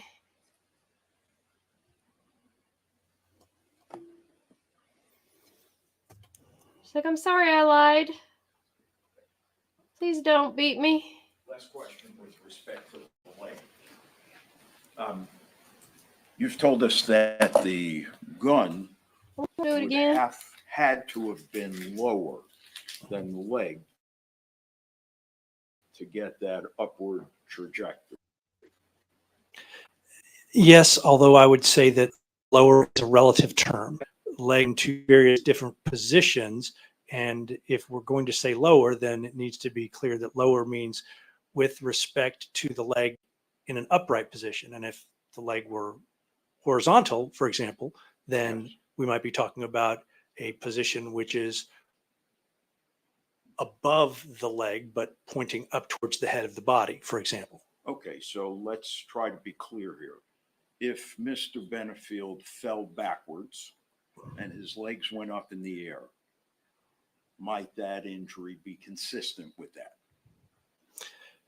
Given that scenario, it's possible. I believe that's all I have, Your Honor. Thank you, Dr. Baker. State, any redirect? Yes.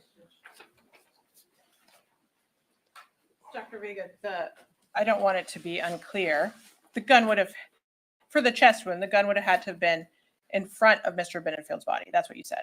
Yes. But it didn't enter his chest. It entered, or the front of him. It entered through the side.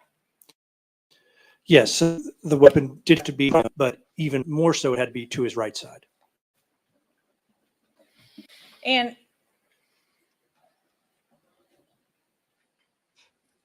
based on your training and experience, is it typical that if somebody were to fall backwards, that their legs would go above their heads when falling? Without the intervention of something to fall over, an ottoman, a chair, or something like that, it seems unlikely. And if Mr. Benefield were running or his legs were up in the back, could the angle have also been accomplished? Yes. Thank you, doctor. I don't have anything else. That's all. All right, can the witness be released? Yes, sir. Yes. Sir, you're released from your subpoena. You're free to go. Thank you, Your Honor. What? His feet? His feet were over his head? Is that what they're saying? Deputy Pass 14 and 15. Would you mind? Oh, pass, you mean Yes. to the jury? Sorry, I wasn't publish. quite sure what you meant. Publish. Sorry, I meant pass through the jury. Yes, sir. All right. Members of the jury, as with yesterday, we'll pass these around. We'll go back Sorry, with I you was on during the phone with Tiara, deliberation. so I didn't hear any of this testimony. Did she say that his feet were over his head? All right, state, your next witness. Daniel Okay. Hausdorff. So I'm just going to say she's a little bitty thing. He's a little bitty thing, but a subcompact 380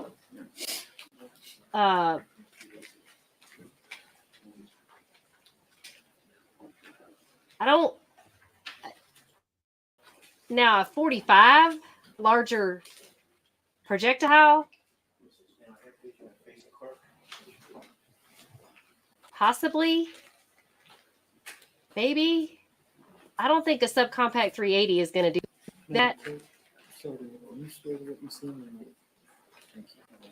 Yeah, I mean,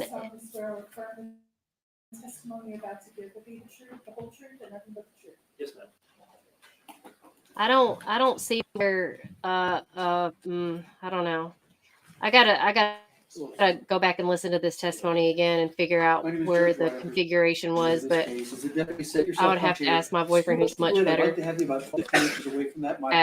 at this than I am, but I don't believe a subcompact 380 bullet would do that. Yes, sir. Thank you.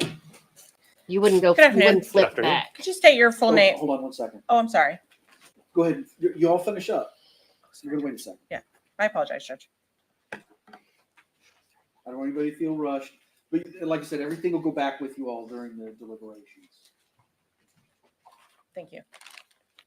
All right, Ms. Farrell. Thank you, Judge. A 45, a shotgun. Please state your full name and spell your last name for the record. Maybe. My name is Daniel Hausdorff. Last name is spelled Hausdorff.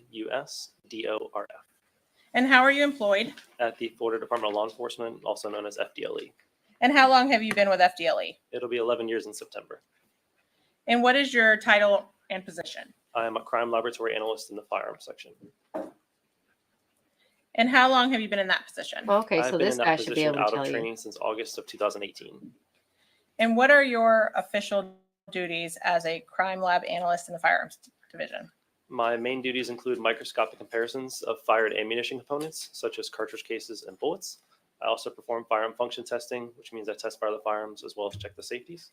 I perform distance determination, serial number restoration, and imaging cartridge cases into our database.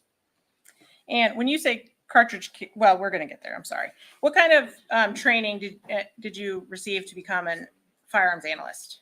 I have a bachelor's degree in biomedical science from the University of South Florida. I was hired at FDLE in September of 2013 as a forensic technologist. That had 6 months of training, and I was in that position for about 3.5 years. I then was promoted to analyst and completed the 18-month training program to hold that position, and had it since August of 2008. Thank you. And do your daily duties include the analysis of firearms? Yes, ma'am. No, I haven't looked at it yet, Gwen. Have Sorry. you previously testified as an expert in the field of firearm Yesterday, I was analysis? completely Yes, shut I have. down. Thank you. And can we just talk about ammunition first to kind of get the basics? What do you call a complete item of ammunition? A cartridge.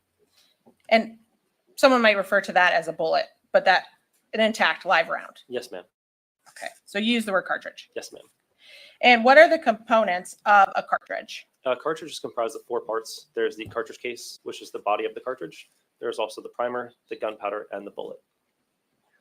And the bullet might also be referred to as? A projectile. Thank you.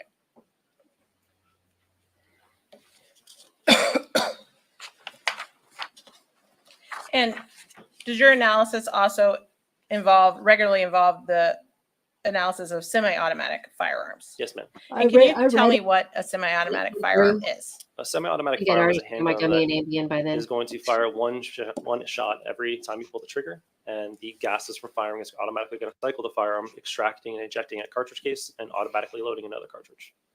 And the so the cartridge case leaves the firearm every time. Yes, ma'am. And that's opposed to a revolver. Is that right? That's correct. And I want to draw The your cartridge attention goes to out to the FDLE right. case 311227, the case you're here Every about today. Did you have the opportunity to examine evidence Very few submitted guns are made for to your lab left-handed under that case number? Yes, ma'am. people. Just And FYI. when you receive evidence into your lab, what's the normal? Also, The normal you would have procedure had is to the have had agency around in the submits the evidence to our chamber lab, where's because you the have case to number, put and around each in the item has a chamber unique FDLE item number. It's given a case tracking form, with which I those kind received of from my guns. supervisor when I'm assigned the case, and that has all the It details. doesn't of the automatically case, go into the and everything chamber. is tracked in our computer system called LIMS. It's the Laboratory Information Management System that just keeps all the information about the case and the evidence, where the custody of all the evidence is being held at that time, and things like that. And when did you conduct your examination of the items in this case? I started working this case on March 9th of 2021. And I want to first show you states number 13. It's already in evidence.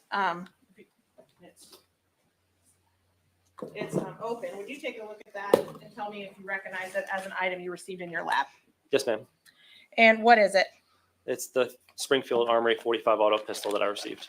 And how do you know that it's the same firearm that you received in your lab? It has the FDLE case number, item number, so it's running on both the pistol magazine. Thank you, sir. And what type of analysis did you perform on this firearm? So whenever I receive a firearm, I'm going to perform a function test on the firearm to make sure that it does fire, in fact, and also check the safeties on the firearm. In this case, there are 3 safeties on this firearm.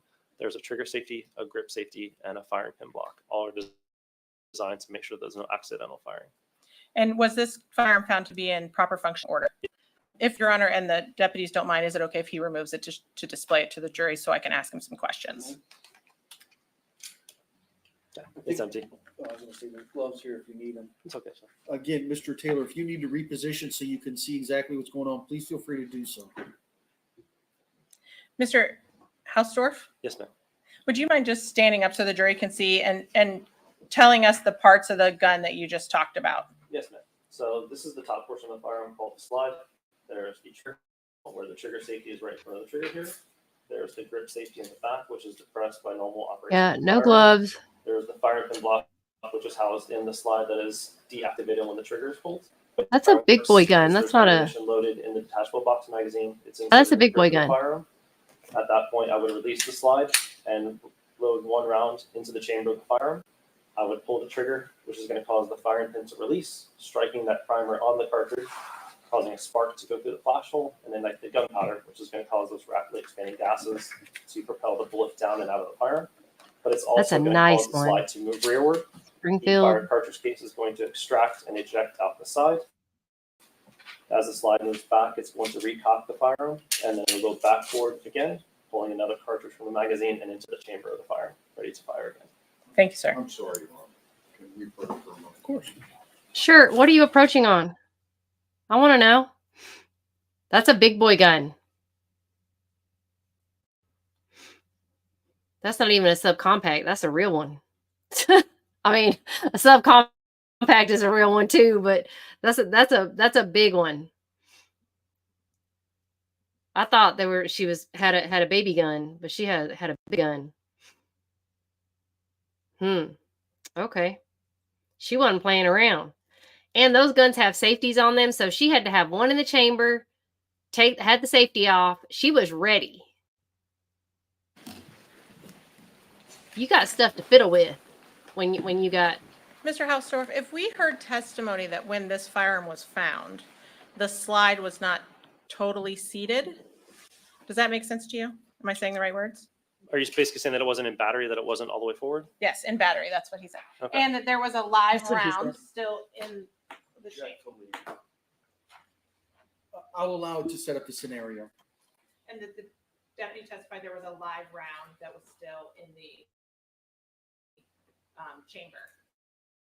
Okay. Is that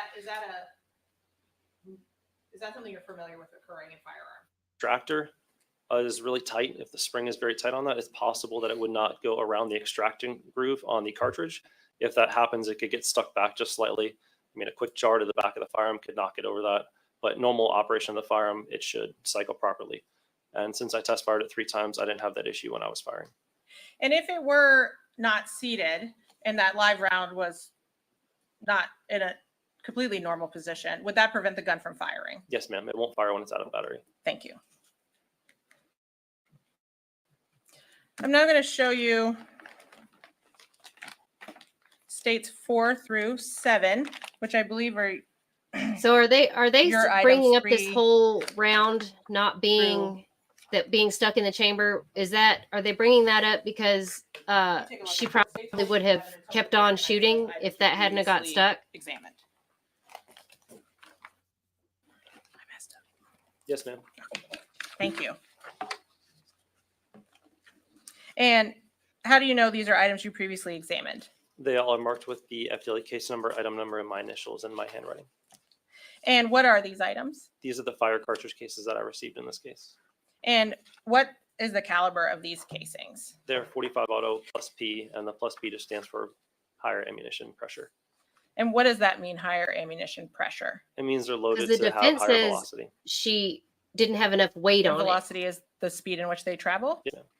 which depending on the gun, And how do or you she wasn't know holding the it caliber correctly of or these something fire- like of that. these casings? But she It's the clearly head knew of the to cartridge, stay which is around right back here. guns because she had 3. And is there a name for that end of the cartridge? That's the head. Thank you. And what type of examination or testing did you conduct on these cartridge cases in states 4 through 7? So these cartridge cases, I performed an examination that I was trying to compare these cartridge cases to the test fires that I created from this firearm to determine if they were fired in this particular firearm. And how do you accomplish that?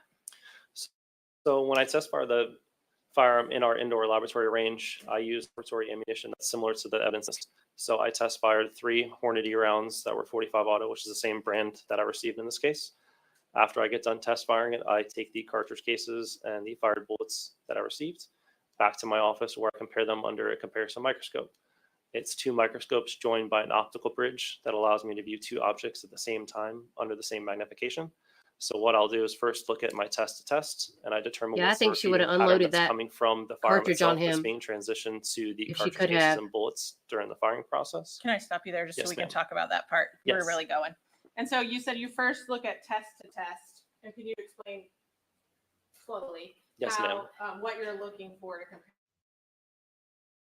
those to see your test and what you're looking for to determine that? I'm looking for the reproducible patterns coming. So what happens is when the cartridge case is fired, or the cartridge is fired, the cartridge case will expand back and make impressions from inside the chamber of the firearm, as well as this end of the firearm is known as the breech face. And this is where the firing pin comes through and strikes the primer. All that pressure is going to push the cartridge case back against those Dude, areas, and all the you are holding that microscopic gun. Oh imperfections my within the firearm gosh. are being transferred to these are cartridge cases during muzzle firing. sweeping The yourself. reason is the firearm What is the in the harder heck? object, No, cartridge Anya. case is the softer object. The same thing is Dude. happening with the bullet. Doing The that. bullet is going to expand, also known as obturating. It's going to seal all the gases in the barrel, and there's rifling inside the barrel, known as the lancings. It's going to seal all those impressions from the barrel to the bullet. And when you Lesson look at number your one, everyone. test We never three? muzzle. Yes, ma'am. Did they all have consistent point a patterns gun on them? at your Yes, they own do. head, And so once you regardless of if determine you know it's that empty? they in fact received consistent Never, never, patterns, ever. what's the next step? The next step is to take the one that And has no the one best else is representation either. of that firearm. It's essentially, if you saying. think about it, you're making like an ink stamp. on the Basic ground. It's the same 101 stamp, but depending on the pressure, the gun angle, training. it's not going to look exactly the same. So I'll pick the one that has the best You representation don't do that. of everything. From the So firearm. you And when I do. do that, I'll place one of those test fires on the right side of my scope. And Gun I'll empty. take one of the unknown cartridge cases on the left side of my scope. And when I look at them on the oculars, I Jeez. overlay the images on top of one another, and I Wow. can see the patterns repeating between one another. And once you compared your test fires to the card case in states 4 through 6, did you make a determination about their relationship to this firearm? Yes, ma'am. All 4 of these were in fact fired in this firearm. Thank you. I want to now show you states 8, 9, 10.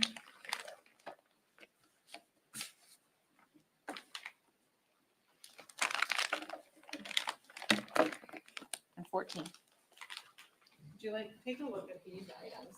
Yes. Thank you. And tell me if there are items that you've previously seen in your lab. That's okay. I could just see us in our group passing the gun around. This look empty to you? Yes, ma'am. And how do you know? They all have my markings on the base of the bullet with the FDLE item number, case number, and my initials in my handwriting. And how are these items different from the cartridge cases we just talked about? These are the bullets that are fired from the firearm. And are you able to determine the caliber of fired bullets? Yes, ma'am. And how do you do that? So what I'll do is a couple different ways. I'll measure the base of the bullet as well as the weight. And if I have both of those, that'll already give me my answer like that. And Yeah, we may get the in gloves this case, on, all 4 of but these we will be projectiles were looking down the intact, so I barrel was of able that to tell gun the going, caliber it just looks based empty off to me. And what was the caliber you determined these bullets to be? They're in 45 caliber class. And that's the same caliber as the casings and the firearm, is that correct? That's correct. And what type, other than the weighing the measurements, what type of examination or testing did you conduct on these projectiles or bullets? So I did the same thing as the cartridge cases. I examined the test fires from this firearm to the bullets here, determining if they were or were not fired from this particular firearm.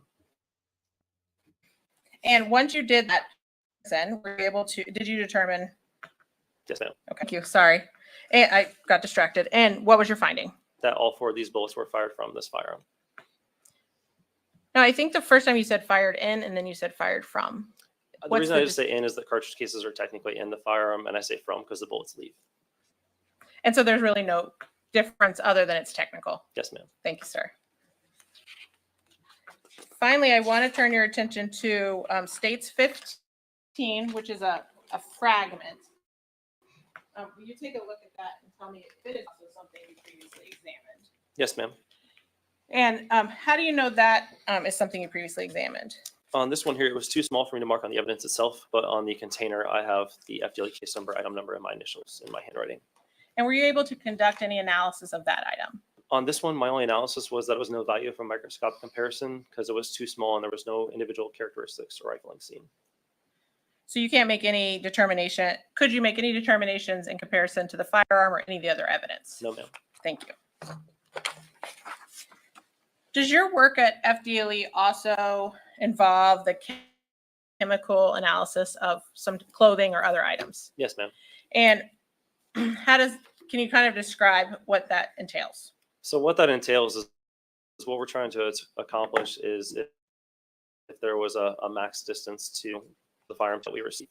In this, I received a t-shirt, and what I will do is I will visually, microscopically, and chemically test the t-shirt to see if there's any presence of gunshot residue or any vaporous lead from the firing process. So what happens when a gun goes off is there's a cloud of smoke that comes out of the gun. That's the vaporous lead that's caused from the primer material. What that is it will create basically a sooting around the hole, and it's indicative of a close shot. there's also gunpowder particles that can get left behind on the t-shirt as well. And some of those you can't see visually or microscopically, so we have to do chemical comparisons. In this case, I didn't see anything visually or microscopically, and I also did chemical testing to test for those burned gunpowder particles as well as that vaporous lead, and I wasn't able to determine anything. You got ahead of me. I'm sorry. But it's okay. This is states too. Is this an item Yes. you previously analyzed in your lab? Yes, ma'am. That is so cool. And I just want to slow you down a little bit and back up. So when you analyze looking for microscopic particles of Gunpowder. Thank you. And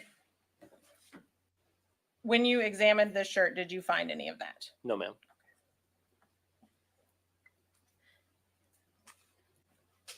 And did you make any other observations, that indicated to you that this shirt was involved in a shooting at all?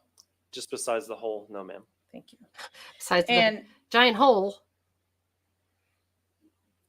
what might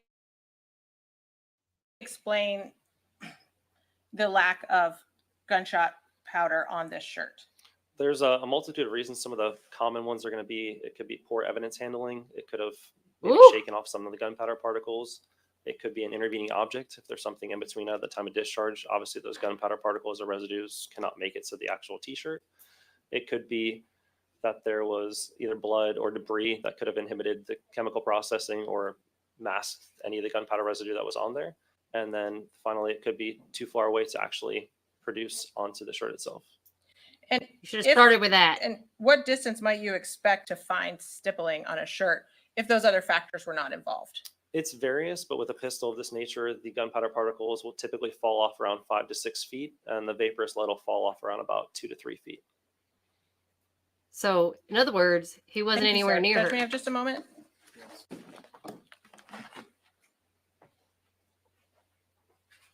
I don't have anything else for this witness, the defense may. Thank you, sir. Thank you. Cross. Very briefly.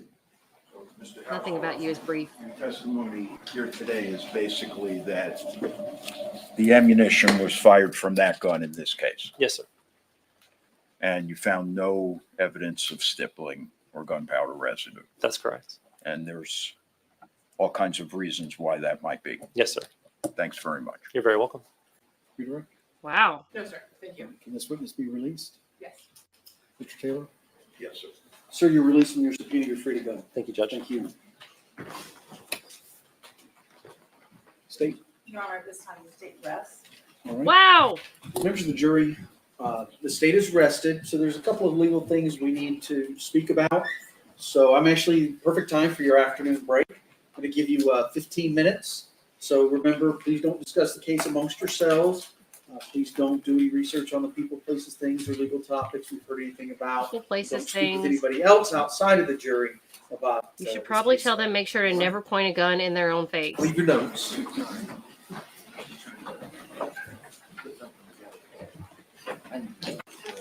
Even if you know it's empty. What is that?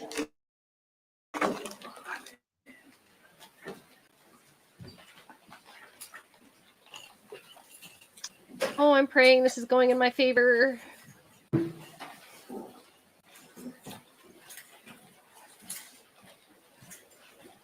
right, you all can have a seat.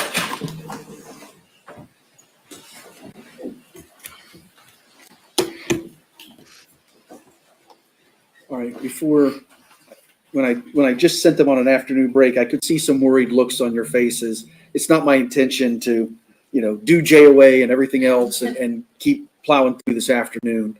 But I wanted to talk to you all about scheduling so I could give them an idea before I let them go for the day. I saw the looks. All right. So the state is rested. Obviously, we have a number of things we got to do. First and foremost, the JOA. I'm just surmising that it's going to be a lengthy JOA argument. So we got to get through that. Now, depending on what the ruling is on that, we also, if I do deny it, want to talk with Ms. Benefield about my colloquy regarding testifying or not testifying. It won't be to get answers at this point. It'll just be the the colloquy that I go through. I'm looking back to my notes. We've still got the issue of Vicky Mechanic, trial sub, and Richardson hearing. We've got the issue of Daubert and what's his name? Bliss, the expert. Ferris. I don't know where I got Bliss. He's a police officer. We smushed them together. Ah, okay. We've got that, and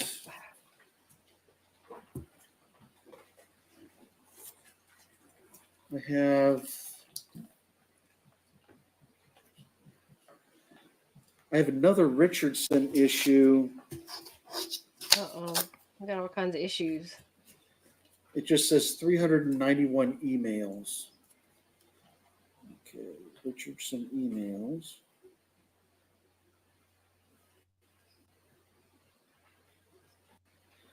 And then we also have the issue of Faith Brown. And she wasn't listed, but you want to call her to authenticate those emails, and I would assume put her own To impeach. her own explanation for them, Yes. which would be inconsistent with the testimony Ms. Murphy gave. And there's one other matter. Oh, all right. Oh, good Lord. In an effort to protect Ms. Benefield, because we've yet to deal with this, I issued another subpoena to the JA yesterday. So I've already heard from Ms. Floyd, who has filed, the court probably hasn't caught up with it yet. She's filed another motion to quash, but she's also filed for sanctions.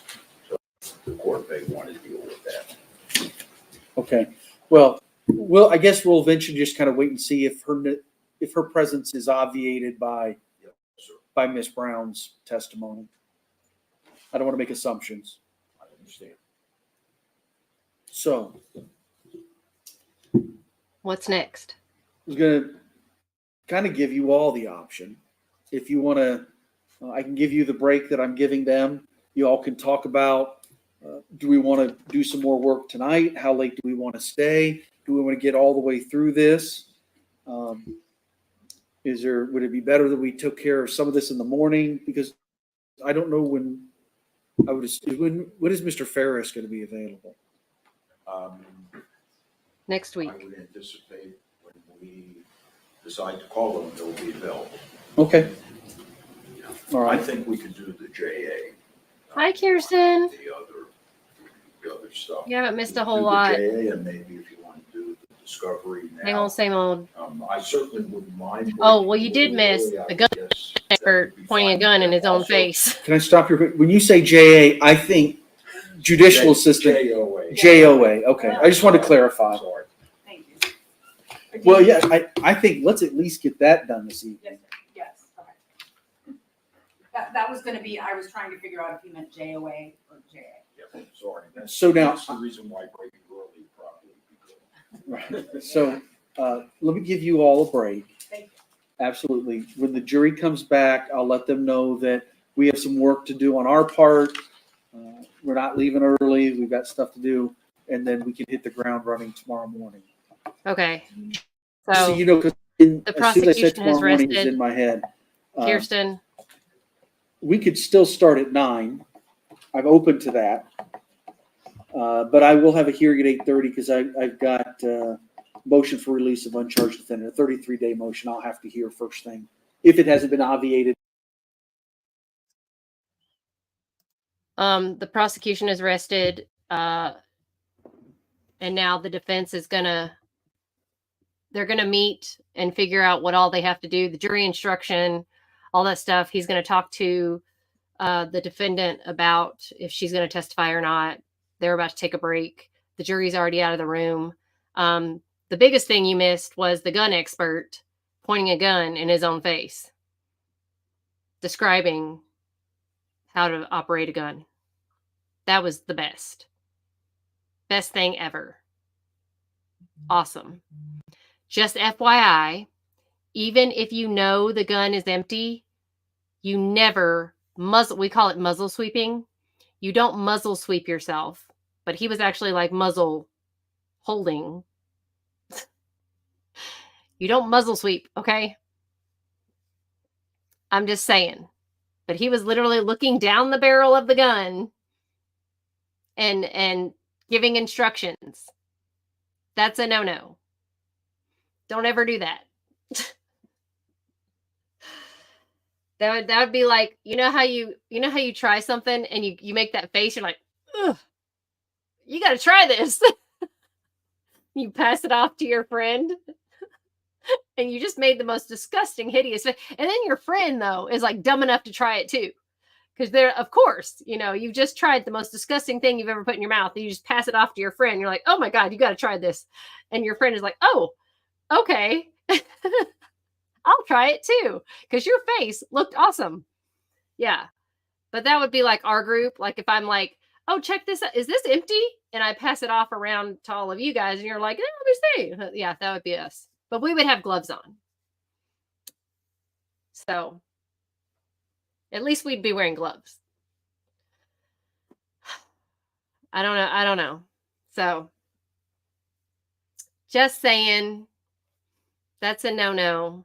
Don't ever do that. But yeah. So they are going to do that. I am going to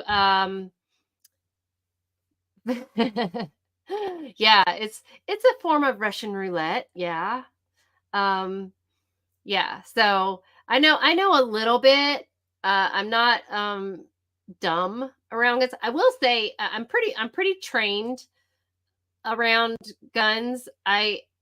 It's stupid. I'm kind of I'm not I guess I am. I'm a little afraid, which is weird because I actually thoroughly enjoy going to the range and that kind of stuff. I do actually like it. I like to go to the outdoor range. I don't like to go to indoor ranges because they're very loud and there's nowhere really for the projectile, like the empty round to go. So half the time when they go out to the right, because they always go to the right. So half the time, if you're not wearing anything that like doesn't cover your whole body, then they end up down your shirt. And then they're very hot. They're hot. So, but yes, it's fun.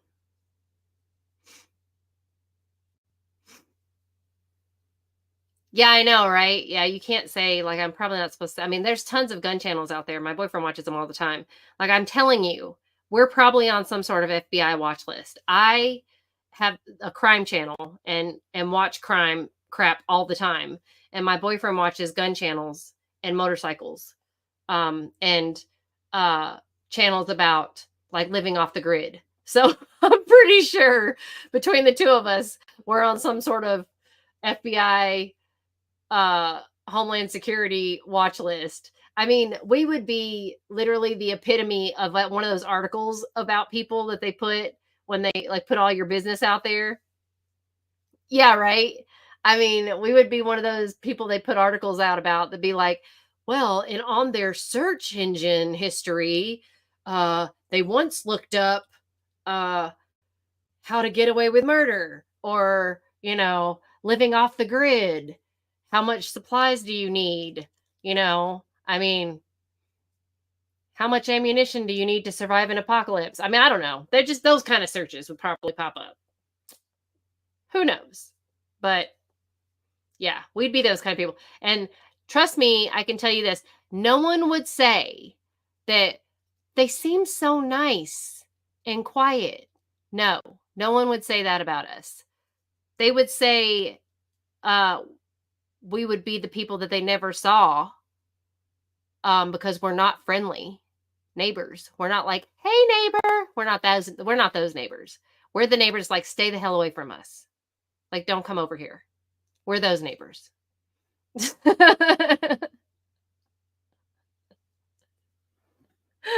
Yeah, it's happening in real time for you guys. You have no idea. So you'll be able, like, seriously, I am that neighbor. I'm like, don't come over here.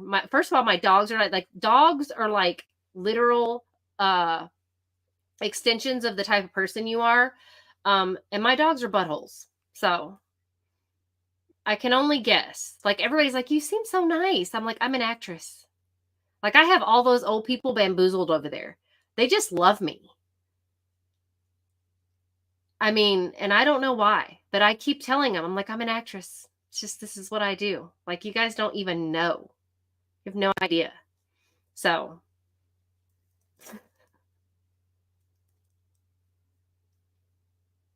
Oh my gosh. No, I'm so thankful we have lawn care through our HOA. I don't like HOAs, but we live in a neighborhood that has an HOA, and we don't own this place. We rent it. So that's all up to our owner. So yeah. No. We have lawn care that's included in our rent, thank goodness. So otherwise it would go crazy. Yeah, we would not be able to keep up with that. But okay, I'm going to catch up on some stuff. I'm going to look at oh, okay. I was going to say, I thought you said they were building a private neighborhood. They're popping up neighborhoods left and right around here. I used to like to mow grass. My boyfriend can't mow grass because he's highly allergic. Like, he's even allergic to our dogs, but he loves them so much he tolerates it. But I'm gonna start a page for Michael, Justice for Michael page. Figure out how to make that grow, and I will start posting bits and pieces of the trial on the page. I will see if I can get more pictures of Michael, and try to learn how to be more savvy on the page, because I am not tech savvy, but I'm learning on the TikTok videos and stuff like that, so we can get more eyes on Michael in the case and see if we can get some stuff. Yeah. I don't know, Gwen, maybe you should do it. You're my secretary and all, you know.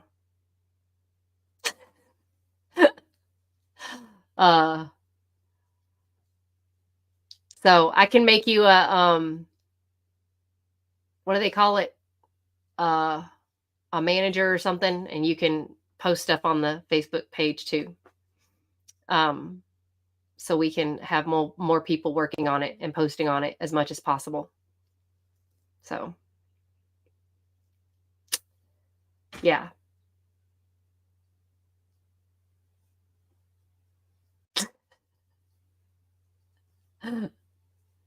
We're not going home from work late. Yeah, no. And y'all pray for Tiara, pray for Jessica. I'm so excited that she joined our chat today. That was so fun. She's so cute. I wish I knew what she looked like.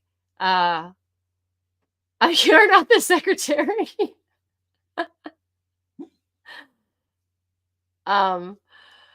You're not that secretary. Okay, fine. Fine. I'm a delegate. I'm a master delegator, Gwen. Just so you know. I don't do a whole lot of work. Actually, I do now. I do all the stuff myself. Sucks. I'm not that kind of secretary. I'm not that kind of, nope, not me. That's Kamala. Moderator, that's it, Jenny. Dang it. See, there you go. You got it. I couldn't figure it out. Yeah.